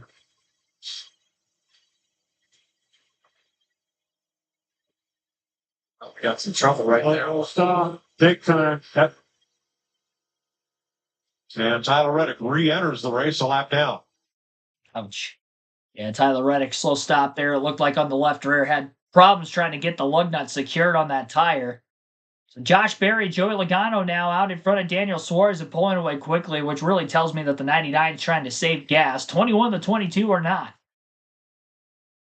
Hamlin and Reddick have pit under green after staying out during the last caution. Ross Chastain is the highest of those that topped off on fuel during the last yellow. He is up to 8th place, and he has about 2 seconds over Larson, and then another second after the fact over Byron, who are 10th and 11th on the grid. Logano now looking to the inside of Josh Berry for the lead off turn 2. Joey has not led since before the first pit stop of the race today, until now as he's clear off turn 4 and trying to get 2 wins in a row at the Las Vegas Motor Speedway. He's got 31 laps left to try to hold on. He had to save fuel to win here in the fall. Can he do it again here in the spring? Top 5 on the leaderboard with a couple of those that ducked onto pit road recently would be Joey Logano out ahead by 0.2 of a second over Josh Berry. 1 second back now for Daniel Suarez in third. Alex Bowman's 3.5 seconds back in fourth, and Michael McDowell 4 seconds off the lead in fifth. AJ Summers, thanks for tuning in. Don't flip Reddick. Didn't work out last time. No, it did not. Doesn't look like the strategy that they were on is going to work out this time around either. The 11 to the 45 pitting, that tells me that they thought that they were way short on fuel and had no chance of being able to save enough to make it to the end. The question on the Chastain-Larson deal, we still don't know that they have enough fuel to the end, but they're probably going to try to stretch it. If Chastain keeps the pace he's running up right now, is he able to get through the traffic of those that are still in front of him on the lead lap quick enough to disallow the time that Larson has to try to gain on him? Or can Larson make up that 2.5, 2 second gap, get through the traffic quicker, and also save fuel? Chastain's in a better spot, obviously, on the fuel saving side of things if he does have to save gas, just because he is further ahead. Austin Cindric also pitted at the same time as Larson and Byron. Didn't even realize that. In 9th for Cindric, so Cindric on the same strategy as Chastain, Larson, and Byron. I just assumed he had stayed out, but that is not the case. And he had speed earlier, because remember, he won stage 1, but he's been back in traffic pretty much ever since. Could end up with a solid points day if he does make it on fuel to the finish. And with that 50-point penalty he had after the COTA race a couple weeks ago for right rear hooking Ty Dillon off the exit of turn 20. Like I said in the pre-race, I don't think he's in a must-win situation this early in the year, but based on recent precedent, he might have to win to get into the playoffs, because that's basically what he had to do last year at Gateway and Daytona 500 victory, obviously, in 2022 as well. Tyler Reddick on the fresh tires, just blowing past the 2. Austin Cindric. There's a chance he can unlap himself at some point. He's just about 6.5 seconds off of where Joey Logano, the race leader, is. And obviously, he can push the hardest, being on the 4 fresh tires. And we've got problems for Kyle Busch in the 8, as he had slapped the wall off turn 2. He came out from the garage after his right rear tire came off earlier. He's starting to drift up towards the track a little bit. Keeps it back down on the bottom again. We're still green. as Busch is going to get his car to pit road, but now Gregson's got an issue. He's up against the wall, and this is going to be a caution. Heavy damage on the 4. Well off the pace. Tough break here for Noah. Had a great run going. He was up in the top 10 for a large portion of this one. He fell back on this last restart, but now up against the wall and definitely not going to result in a great finish. Right front's all sorts of torn up. It's definitely flat. Debris everywhere. Back straightaway into turn 3 as he tries to make the left-hand turn to the pits. Where does this put everybody now? Because I think we're in the situation that everybody's going to come down and probably take 4 tires. We might have some try to stretch it on 2. We have a little more than 20 laps to go.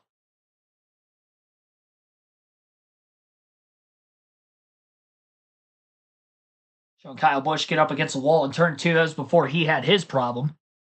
I wonder if he might have broken a toe leg following that hit against the wall, considering he was having a tough time trying to keep his car on the apron. And then Gregson further back blew a right front getting into turns 1 and 2.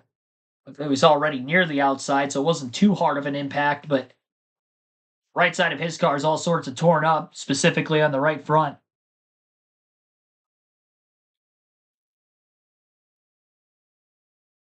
Ninth caution of the race. We've had 30 lead changes. And again, I would imagine that everybody's going to be coming onto pit road. They're definitely going to be able to top off on fuel. And we went about 40 laps into that green flag run.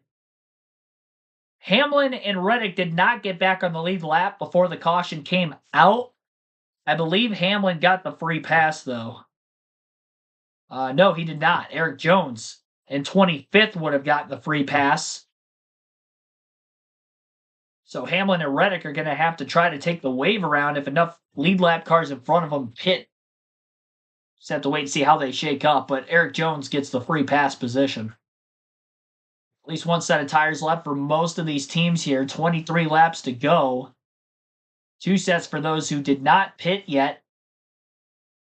Like Logano, Berry, Suarez, Bowman. Well, Bowman's down a set because he had to pit unscheduled earlier. Preece, Allmendinger. But at this point, we're going to restart with less than 20 to go. I don't see anybody pitting for tires again the rest of the race after this. You definitely got to come down and take tires. Fuel is out of the equation. They'll be able to, even if they don't top off, they can get enough in it to ensure they're going to make it to the end. I think the call now is, do you take 2 tires or do you take 4? And considering how many laps they have on those lefts, I think you have to take 4. 2, you can maybe hold on for a little bit. I don't think you're going to hold on for very long.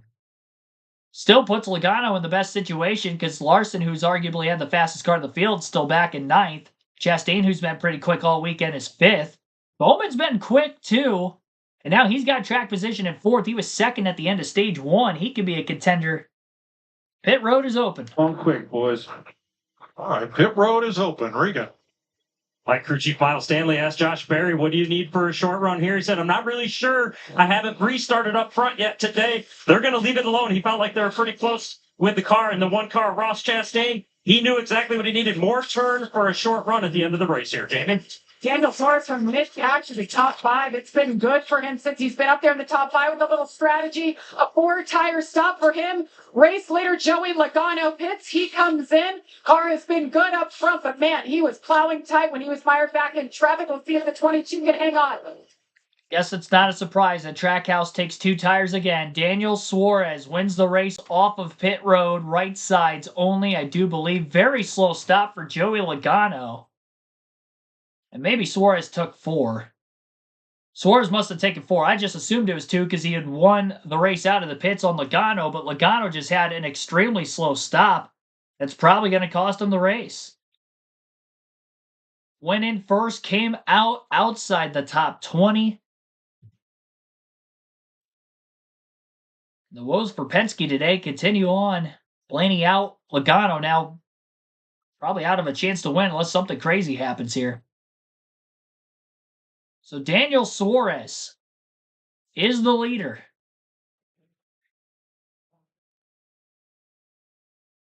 Running top 5 at Phoenix last week before a crash with lap car Catherine Legg in the middle going of that race. took him out of it. Definitely his best run of the season up to that point. Now he's leading late and trying to hold on for the win.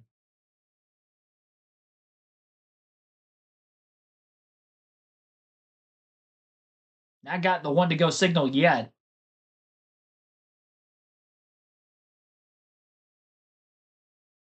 So the top 5 for the restart, we're going to have Daniel Suarez in the lead, Josh Berry second, Ryan Preece third, Ross Chastain fourth, Alex Bowman fifth.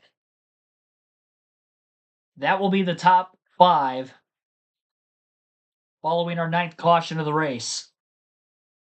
Yeah, I'm pretty sure everybody did take 4. We'll take our final break of the stream. You're listening live on KRC. We're going to have about 20 laps to go, give or take, on this next restart. Will it be the last? And who will win at Las Vegas in the Pennzoil 400?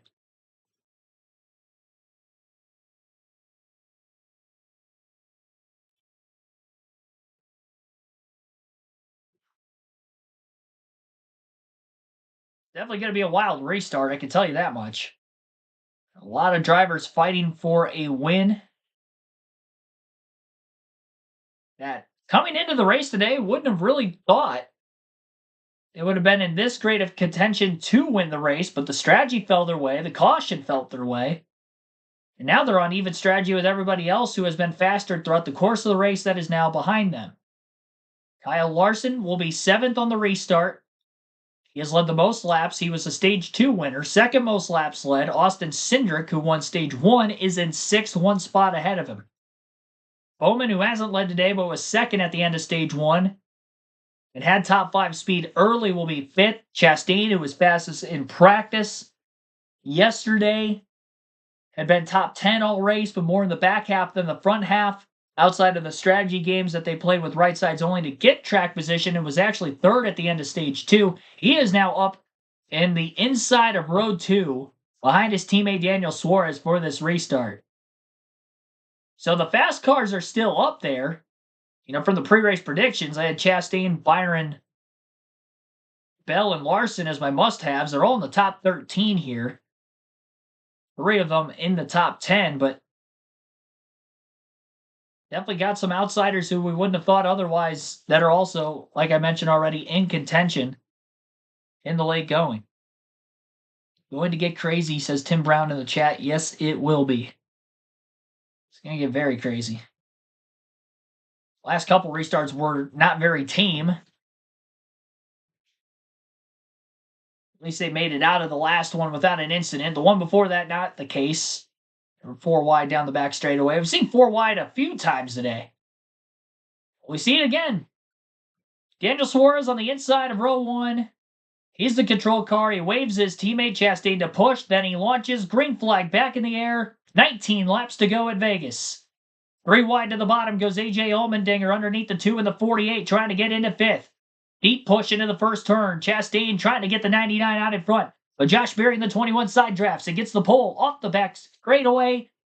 And Josh Berry not going to be able to clear into turn 3. Another push from the 1 to the 99.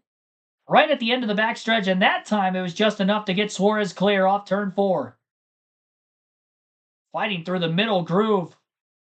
And Wolstein passed a few cars. There was William Byron off turn 4. Got by Preece, stayed in front of Bowman and Cindric. Larson stuck behind the 48 and the 2 still.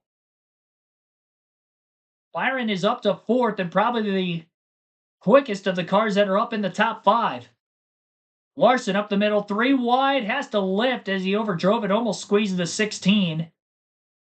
Ends up not making the pass otherwise, or if he could have held on to the gas, he probably would have been able to get by the 48 and the 16, ran out of room. Bowman loses a few spots on the restart. Kyle Larson has lost 2 of them at least. Chris Buescher back into the top 10, in position number 10. Big block. Chase Briscoe back straight away on Stenhouse. All that battling 3 wide is off the exit of turn 2 and just outside the top 15. So at the front of the field, it took almost a full lap, but Daniel Suarez was able to clear Josh Berry. Berry still remains in second, but he's got two fast cars behind him, Ross Chastain and William Byron. Grayson fifth is still there, but he has lost ground on the top four. Berry got a great run off turn two. Going for the lead, Suarez makes contact with him. Down the back straightaway, that was more than a side draft. He was banging fenders with him, and they're still side by side for the lead off turn four. Josh Berry leads his first lap of the race at the line, but he's not clear yet. Went down to the apron. Still side by side into turn one. 21 on the bottom, 99 on the top. Side by side behind them for third between the 24 and the 1 as well. And Byron slams the door shut on Chastain, and he is clear for third. Josh Berry so close to clearing Suarez in the middle of 3 and 4. Runs him up the racetrack, trying to side draft. What a tight battle here. Pit crew cheering on Josh Berry. Trying to get win number 101 for the Wood brothers. Chastain slingshot his way back into third, getting by Byron again, by the way. So Byron got to third. Chastain crossed him over on the front stretch. Now he's back into third. While the 21 and the 99 have been side by side for almost 3 consecutive laps. Off turn 4 this time, 13 to go. Josh Berry to the lead at Vegas. Unbelievable. And they're more than a second ahead of Chastain and Byron, who might have made contact with each other, which resulted in both cars losing a spot to Ryan Preece. And they're more than a second off the lead. Suarez is losing time to the 21 of Berry. And now some of the faster cars who were hounding the back of the 21 and 99 when Suarez was leading moments ago are now falling backwards. Chase Elliott, meanwhile, he's back in the top 10. He just passed Chris Buescher. Christopher Bell as well also did for 11th. Chastain taking to the outside, trying to get a run back at Ryan Preece again. Josh Berry's going to have 11 laps to go this time by to try to manage his gap over the faster cars of Chastain, Byron, Cindric, who are all 4th, 5th, and 6th. But I don't think they have enough time if this stays green to the finish with where they're running right now and how much ground it looks like they're still losing behind Ryan Preece in the dirty air. Berry is putting time on Suarez. He's already 0.8 of a second ahead of him. And then there's another second gap as Ryan Preece in third is 1.8 seconds off the lead. Chastain's 2 seconds back in fourth. Byron in fifth is 2.2 seconds back. 2.6 back for Austin Cindric in sixth. 2.8 for AJ Allmendinger in 10th. 3 seconds back for Alex Bowman in 8th. Kyle Larson 2.8 seconds off the lead in 9th. And then Chase Elliott 4.1 seconds off the lead in 10th. Ford has not won a race yet this season, but they have led the most laps coming into this 5th race of the season of any other manufacturer.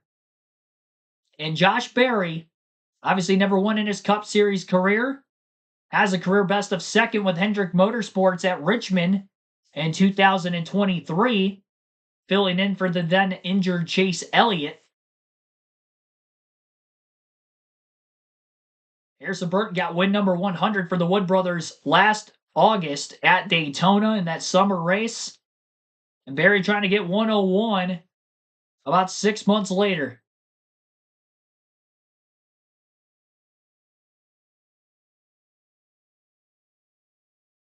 Wraps the bottom of the racetrack. He's putting time on everybody. He's not just putting time on Daniel Suarez. As Chastain and Byron have struggled to get by Ryan Preece. Preece is more than 2 seconds back now. Josh Berry consistently is the fastest car on the racetrack. First time he's had the clean air so far today. And it's definitely working well for him. Last lap, he ran a 30.2. Suarez pretty even that last lap with a 31.89. Just a couple hundreds quicker. He's trying to do what he can to keep pace. Man, what a story if Berry pulls this off. He's already had a great start to the season. Had a top 5 at Phoenix a week ago. He won a stage at Atlanta, led a bunch of laps, and now he's leading more laps late. It's unbelievable what he has done in the first 5 races here in that 21 machine.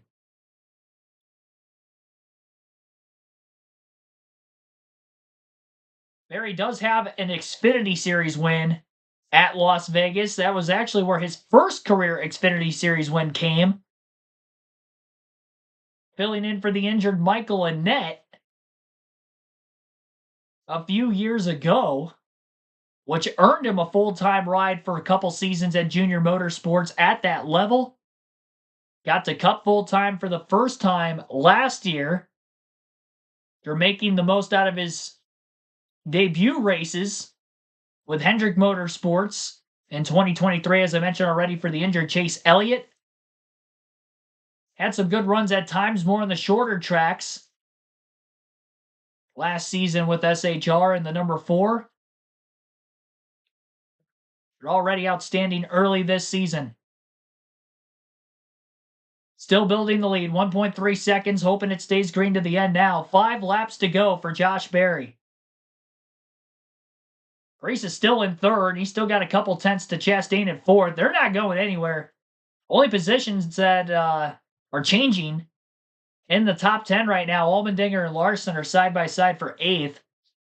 And Chase Elliott right behind both guys in 10th still. Top 7 have stayed in the same positions they're running in really ever since Berry took the lead with about 13 laps to go. And here we are 9 laps later, and we have 4 to go as Josh Berry crosses the start-finish line. 1.5 mile racetrack here at Las Vegas.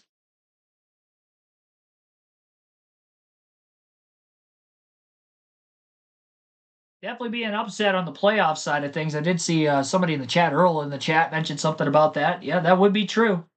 Not a lot of people would have had Josh Berry making it to the postseason.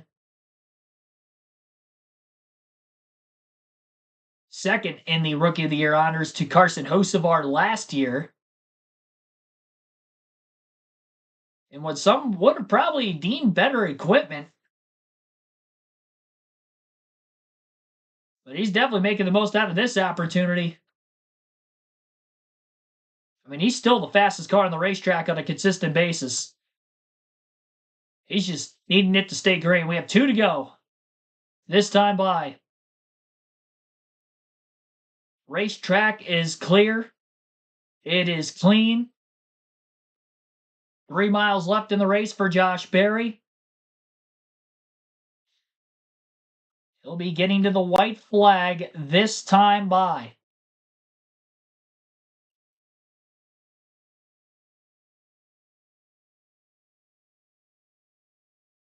I just fast forwarded in the broadcast. I guess they are on the final lap already. At least nothing major happened there. They did stay green. Checkered flag flies. Josh Berry, career win, number 1 in the NASCAR Cup Series. Unbelievable. Right side of strategy, the caution fell his way. Masterful job on the restart to get the lead. When he had that clean air, like I mentioned, he was running the fastest laps of anybody there down the home stretch. Set sail, and Josh Berry is a winner. And the Wood brothers are back in victory lane again. How about that?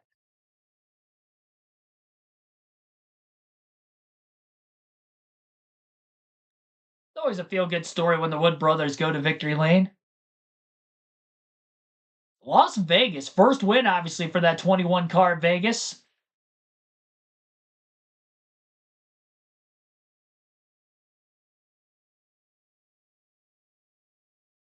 Unbelievable. When you look at the John, see, you have John Wood there. this is Dad, Eddie. Cool. They gotta be fun. John has been much more involved in the team as it's gone forward over the last couple of years. And Well, he took over as team president this year, and I asked Eddie, I said, are you retiring? He says, no, I just don't want to go to all those meetings. And somewhere, I know Edsel Ford is smiling. He should be. Yep, the godfather of Ford racing. Made all this happen. First win for the Wood brothers. 20 different drivers account for those victories. So first in Las Vegas. That's an impressive stat in its own. 20 different drivers that drove the same 21 car for the Wood brothers. Pretty incredible story. Oh, his odds to win the the race. third different driver to go to victory lane this year in the Cup Series. William Byron in Daytona, Josh Berry today, Christopher Bell everywhere else.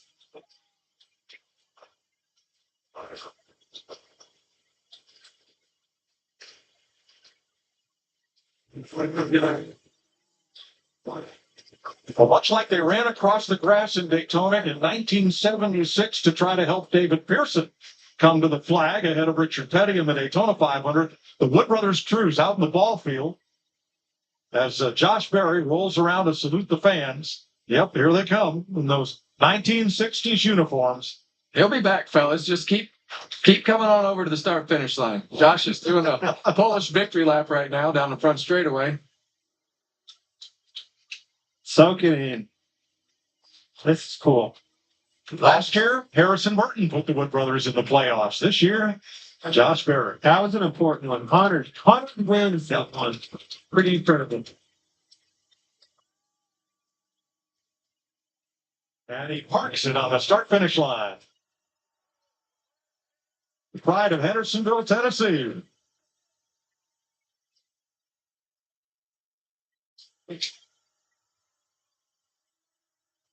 And the 19th different drive of the win at Las Vegas.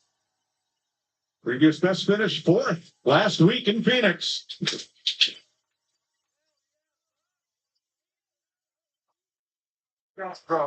Jamie Little is there. 53rd career start. Hugs his wife. Josh, you are now a Cup Series winner. How does that sound? Oh man, I don't even know what to think. Just awesome. I love this track. Las Vegas has been so good to me. I've had so many great moments here. Just struggled in the next gen car here, but man, Miles and this whole 21 team, everybody at Wood Brothers Racing, they gave me a great car today, and we just battled and battled and battled, and man, it was our day. I just can't believe it. Such a battle with Daniel there at the end, beating and banging at a mile and a half. It's crazy, but whoever was going to get out front was probably going to win, and we were able to get it from him. Josh, you joined the Wood Brothers in the offseason. This is just your 5th race together. What does it mean to you to drive for this legendary team and now to get them back to victory lane? I mean, it's just incredible. They've just been so good to me. It's just been a great relationship, and obviously thank everybody at Wood Brothers Racing, but Team Penske as well. They welcomed me with open arms and tried to help me and accelerate this learning process as much as I can. And I really can't say enough for Miles Stanley, man. Everybody, he is so good at what he's doing, and we have a great thing going on together. He really believes in me, and just got to thank everybody at Motorcraft, Quick Lane, Dex Imaging, Aero, Ford. I know they're going to be excited about that one, and man, we're just gonna enjoy this moment. Go celebrate it with your team. I know they're ready. Josh Berry wins at Las Vegas. Unbelievable.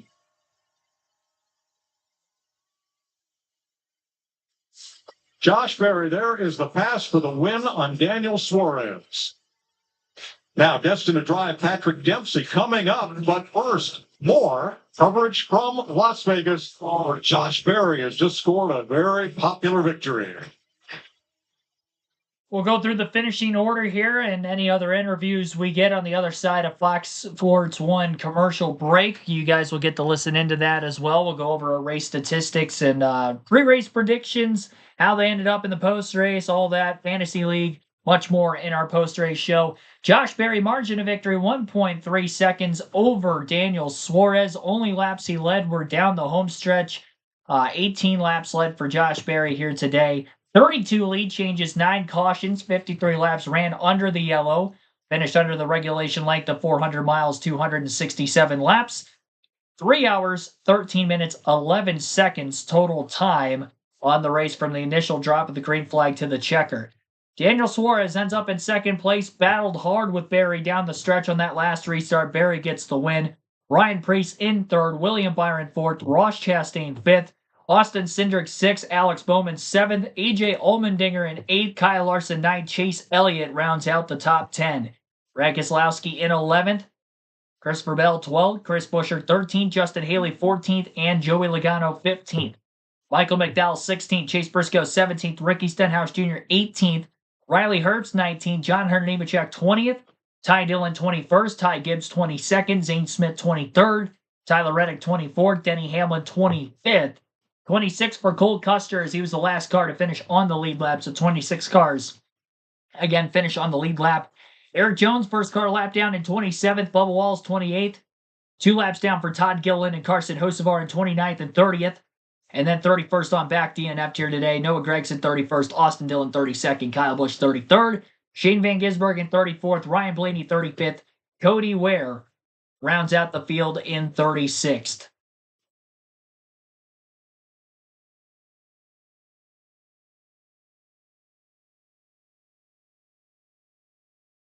See if we get any other interviews here, so that way I don't cut anybody off. Here's Daniel Suarez, who finished runner-up.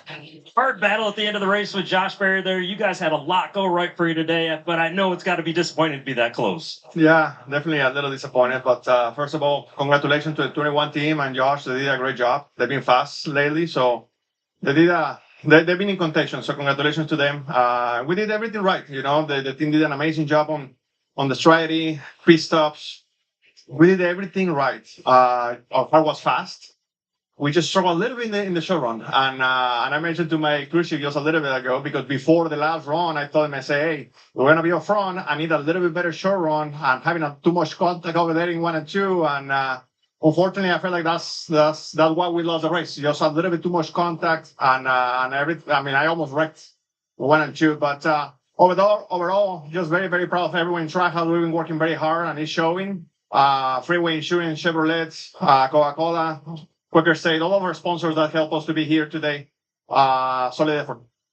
Third last time here, second this time for Daniel Suarez. Yeah, 2 top 5s for Trackhouse as well, with Suarez in second, then Chastain in 5th. Byron actually got the pass on the final lap for 4th place over the 1. So we went through the finishing results. We'll take a look at the pre-race predictions and how everything ended up with the must-haves, the sleepers, the don't-haves before we roll into the Fantasy League. On the must-have side of things today, William Byron, who finished 4th, Chastain 5th, and Kyle Larson in 9th, Christopher Bell 12th. His streak of 3 wins in a row comes to an end here today. He was the only one of those 4 that did not finish inside the top 10 in my sleeper picks. Noah Gregson was in the top 10 for a large portion of the day. Unfortunately, had that flat right front tire late in the race that resulted in the last caution. Also resulted in a DNF for him, finishing in 31st, unfortunately. And then the other sleeper pick would have been Eric Jones, who's a lap down 27th. Wasn't quite as quick throughout the course of the race. Pretty much ran around 15th, really, for most of the day. Once everything cycled out, obviously, after stage 1 where he qualified in 5th. So 0 for 2 there, 3 for 1 in the must-haves. And as far as the don't-haves go, to finish at the very least outside the top 10, Brad Keselowski ended up 11th, best of which Ty Gibbs struggled all day today. He ended up finishing in 22nd, which is actually a lot better than what it was looking for most of the day. He was outside the top 30 and off the lead lap. And then Joey Logano, it was a bold pick considering he qualified on the front row. But Joey just didn't look that fast on the long run in practice, and that was where it bit him again here today, as he just faded on the long runs. Great short run car, not as good on the long run, therefore ended up 15th. So 3 for 3 there. All in all, in the predictions, though, I'll take 7 for 9. That's pretty solid. Larson was my pick to win. He ends up 9th, so my average finish from a 13.5 will go up slightly. I thought he had the fastest car in the first half of the race, but once he lost that track position, just never got it back, and obviously the way that last caution came out, the last really couple cautions with the strategy came out, top 3 that ended up 1st, 2nd, and 3rd weren't really in the top 5 for most of the day. Suarez at times was. He was as high as 5th there at one point in stage 2, and I think he actually finished 6th or 7th in that second stage. So he had top 10 speed today. Josh Berry was also in the top 10 through most of the day. I should also mention he was pretty much 6th to 10th most of the day, kind of similar to Suarez, top 10, but not race-winning speed. But the strategy played out their way late, and the cautions as well, and resulted in them duking it out with each other for the race win on that final restart. It's always a feel-good story when Wood Brothers goes to victory lane. And, I mean, how can you not say it is a good story when the Wood Brothers go to victory lane? Number 101 for them as an organization at the NASCAR Cup Series level. We'll highlight the Fantasy League now before we get out of here. You can join our NASCAR Fantasy League on the NASCAR.com website and or the NASCAR mobile app. It is free to join. Chance to win 2 tickets to any NASCAR race of your choosing the following season if you win our league regular season and or playoff championship. We will have 2 different champions. points will reset at 0. Everybody in the playoffs. So again, 2 separate champions. KRC League in all caps, space capital L on League is the league name for when you join. Again, it is free to join. All you need is your email on the sign up side of things. So fantasy tab, top of the screen, we'll click on it. And my team, good. It could have been better, but all in all, not bad. Yeah, I hesitated on whether I was going to keep Bell in the lineup over Bowman. Bowman ended up with a pretty solid points day. He had those 9 stage points, which is why I was kind of teetering on that, because Bowman and Bell, for most of the second half of the race, were around each other a lot, and Bowman had 8 more stage points. He ended up outscoring him by 13 and had a slightly better finish with the top 10 as well. So I did miss out on points there. Ultimately, though, Tyler Reddick ended up off the lead lap on the pit strategy he had, despite leading in the final 40 laps of the race, pitted. Then the caution came out, trapped him a lap down, took the wave around, so he finished outside the top 20. So that's where I really lost points, but he wouldn't have been the guy that I would have subbed out for Bowman if I had made that decision. As far as Tyler Reddick beating Chase Briscoe, that did not happen, so missed out on that head-to-head point. But I was 3 for 4 otherwise, with Bell beating Logano, Chastain beating Busch, and Bowman beating Gregson in today's race. I don't know if you guys are going to be able to see it or not, but I did win the league this week at Las Vegas with 198 points. Bonus points coming in clutch there, I think. 1 point victory over 4 drivers. We had 4 teams finishing a tie for second, just 1 point behind me. So I'm not really going to extend my lead much on the league standings. Came in as the leader. Well, I'll leave as the leader, but it's not going to change a whole lot. I only came in with a 6-point lead, I believe. Although second place didn't finish in the tie for second. But yeah, rest of the top 5, you had Monster Jam X10, Hercules Harrigan, Troy the Great, Inside Uranus. All ended up second through 5th technically in that tie, just 1 point back. That's weird. I don't think I've seen that yet in what is now our 4th league, or 4th year in the KRC League on the channel. So that wraps up our live commentary coverage of today's Pennzoil 400 at Las Vegas. Be sure to hit the like button if you haven't done so yet. Actually, we'll stay right here for a couple extra minutes. Our like goal was 100. We're at 97 right now. So be sure to hit the like button on the stream if you haven't done so yet, so we can get to that goal of 100 likes before I click end stream. We did get to our goal of likes for the first 3 live commentary streams this weekend, between Cup practice and qualifying yesterday, Xfinity race, and the truck race Friday night. Jason Heavner, thanks for tuning in. William Wiley, shout out to you as well. And see you in the chat till late. STL Mark, thanks for watching the stream. Yeah, hopefully no penalty for Barry Late. First back-to-back winning seasons for the Wood Brothers since 82-83 with Neil Bonnet and Buddy Baker. Wow. That is a very interesting stat. PNW_made, thanks for tuning in. He didn't like the race, apparently. I like how he says NASCAR needs to go back to real racing. And then he said that the wrecks are the best part of NASCAR. So that is real racing to him. Without wrecks, people would fall asleep. I don't think he's a true racing fan. We'll say that much. But I appreciate you tuning in. Matthew Dorter Bruno, I don't think I shouted you out. Thanks for watching as well. Calling the race there down the home stretch. We had a lot of newcomers, at least in the chat side of things, so I wanted to make sure you guys got it.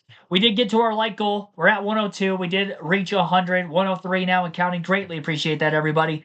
That is going to wrap up today's live commentary stream. Actually, before I get out of here, we got to go over the start times for next week. Truck Series, Xfinity Series, and Cup Series all head to the Homestead Miami Speedway.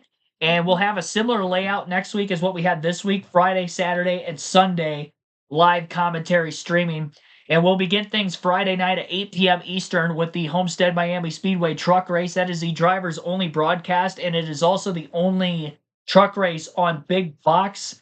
Well, they mentioned that over the broadcast that it was the only one, but now that I'm looking at the schedule, it looks like Lime Rock is also on Fox later in the year, so forget about what Mike Joyce said about that. But on Fox, Friday night, 8 p.m. Eastern, again, truck race at Homestead Miami Speedway. Xfinity Series race coverage will be at 4 p.m. Eastern on Saturday afternoon at Homestead. And the Cup Series race will end up taking place at 2:30 p.m. Eastern with our live commentary coverage beginning things then. Practice and qualifying will be on Saturday for the Cup Series as well. I'd imagine it'll be early afternoon if I had to guess, but there's no way for me to actually be able to look that up at the moment. NASCAR's app and their website has been kind of jacked up this year with the start times on the practice and qualifying until we actually get into the race week. And then you can click on it and see it, but you can't click on it well in advance. So I'll have the start times obviously later in the stream for later in the week for next week when we get closer to Homestead. But appreciate everybody tuning in. Appreciate everybody hitting the like button throughout the course of the weekend to get our goal, all 4 races. I think that's the first time since Daytona that we got the like goal for all 4 races or streams, or 3, depending on obviously how many we had because trucks haven't raced every week. But yeah, every stream throughout the weekend we did hit that, so it helps the channel out a ton. I greatly appreciate it. On the road to 10K subs, and I'll see you guys next weekend. We'll have NASCAR 8 content during the week as well. No stream tomorrow night as I'm going to be at my grandpa's house for dinner tomorrow night with the family, so it looks like Tuesday through Thursday this week for NASCAR 08. And then again, Friday night truck race will be our next live commentary stream. Have a good one, everybody. And again, sorry for that speech impediment there. Josh Berry, winner at Las Vegas. Congratulations to him.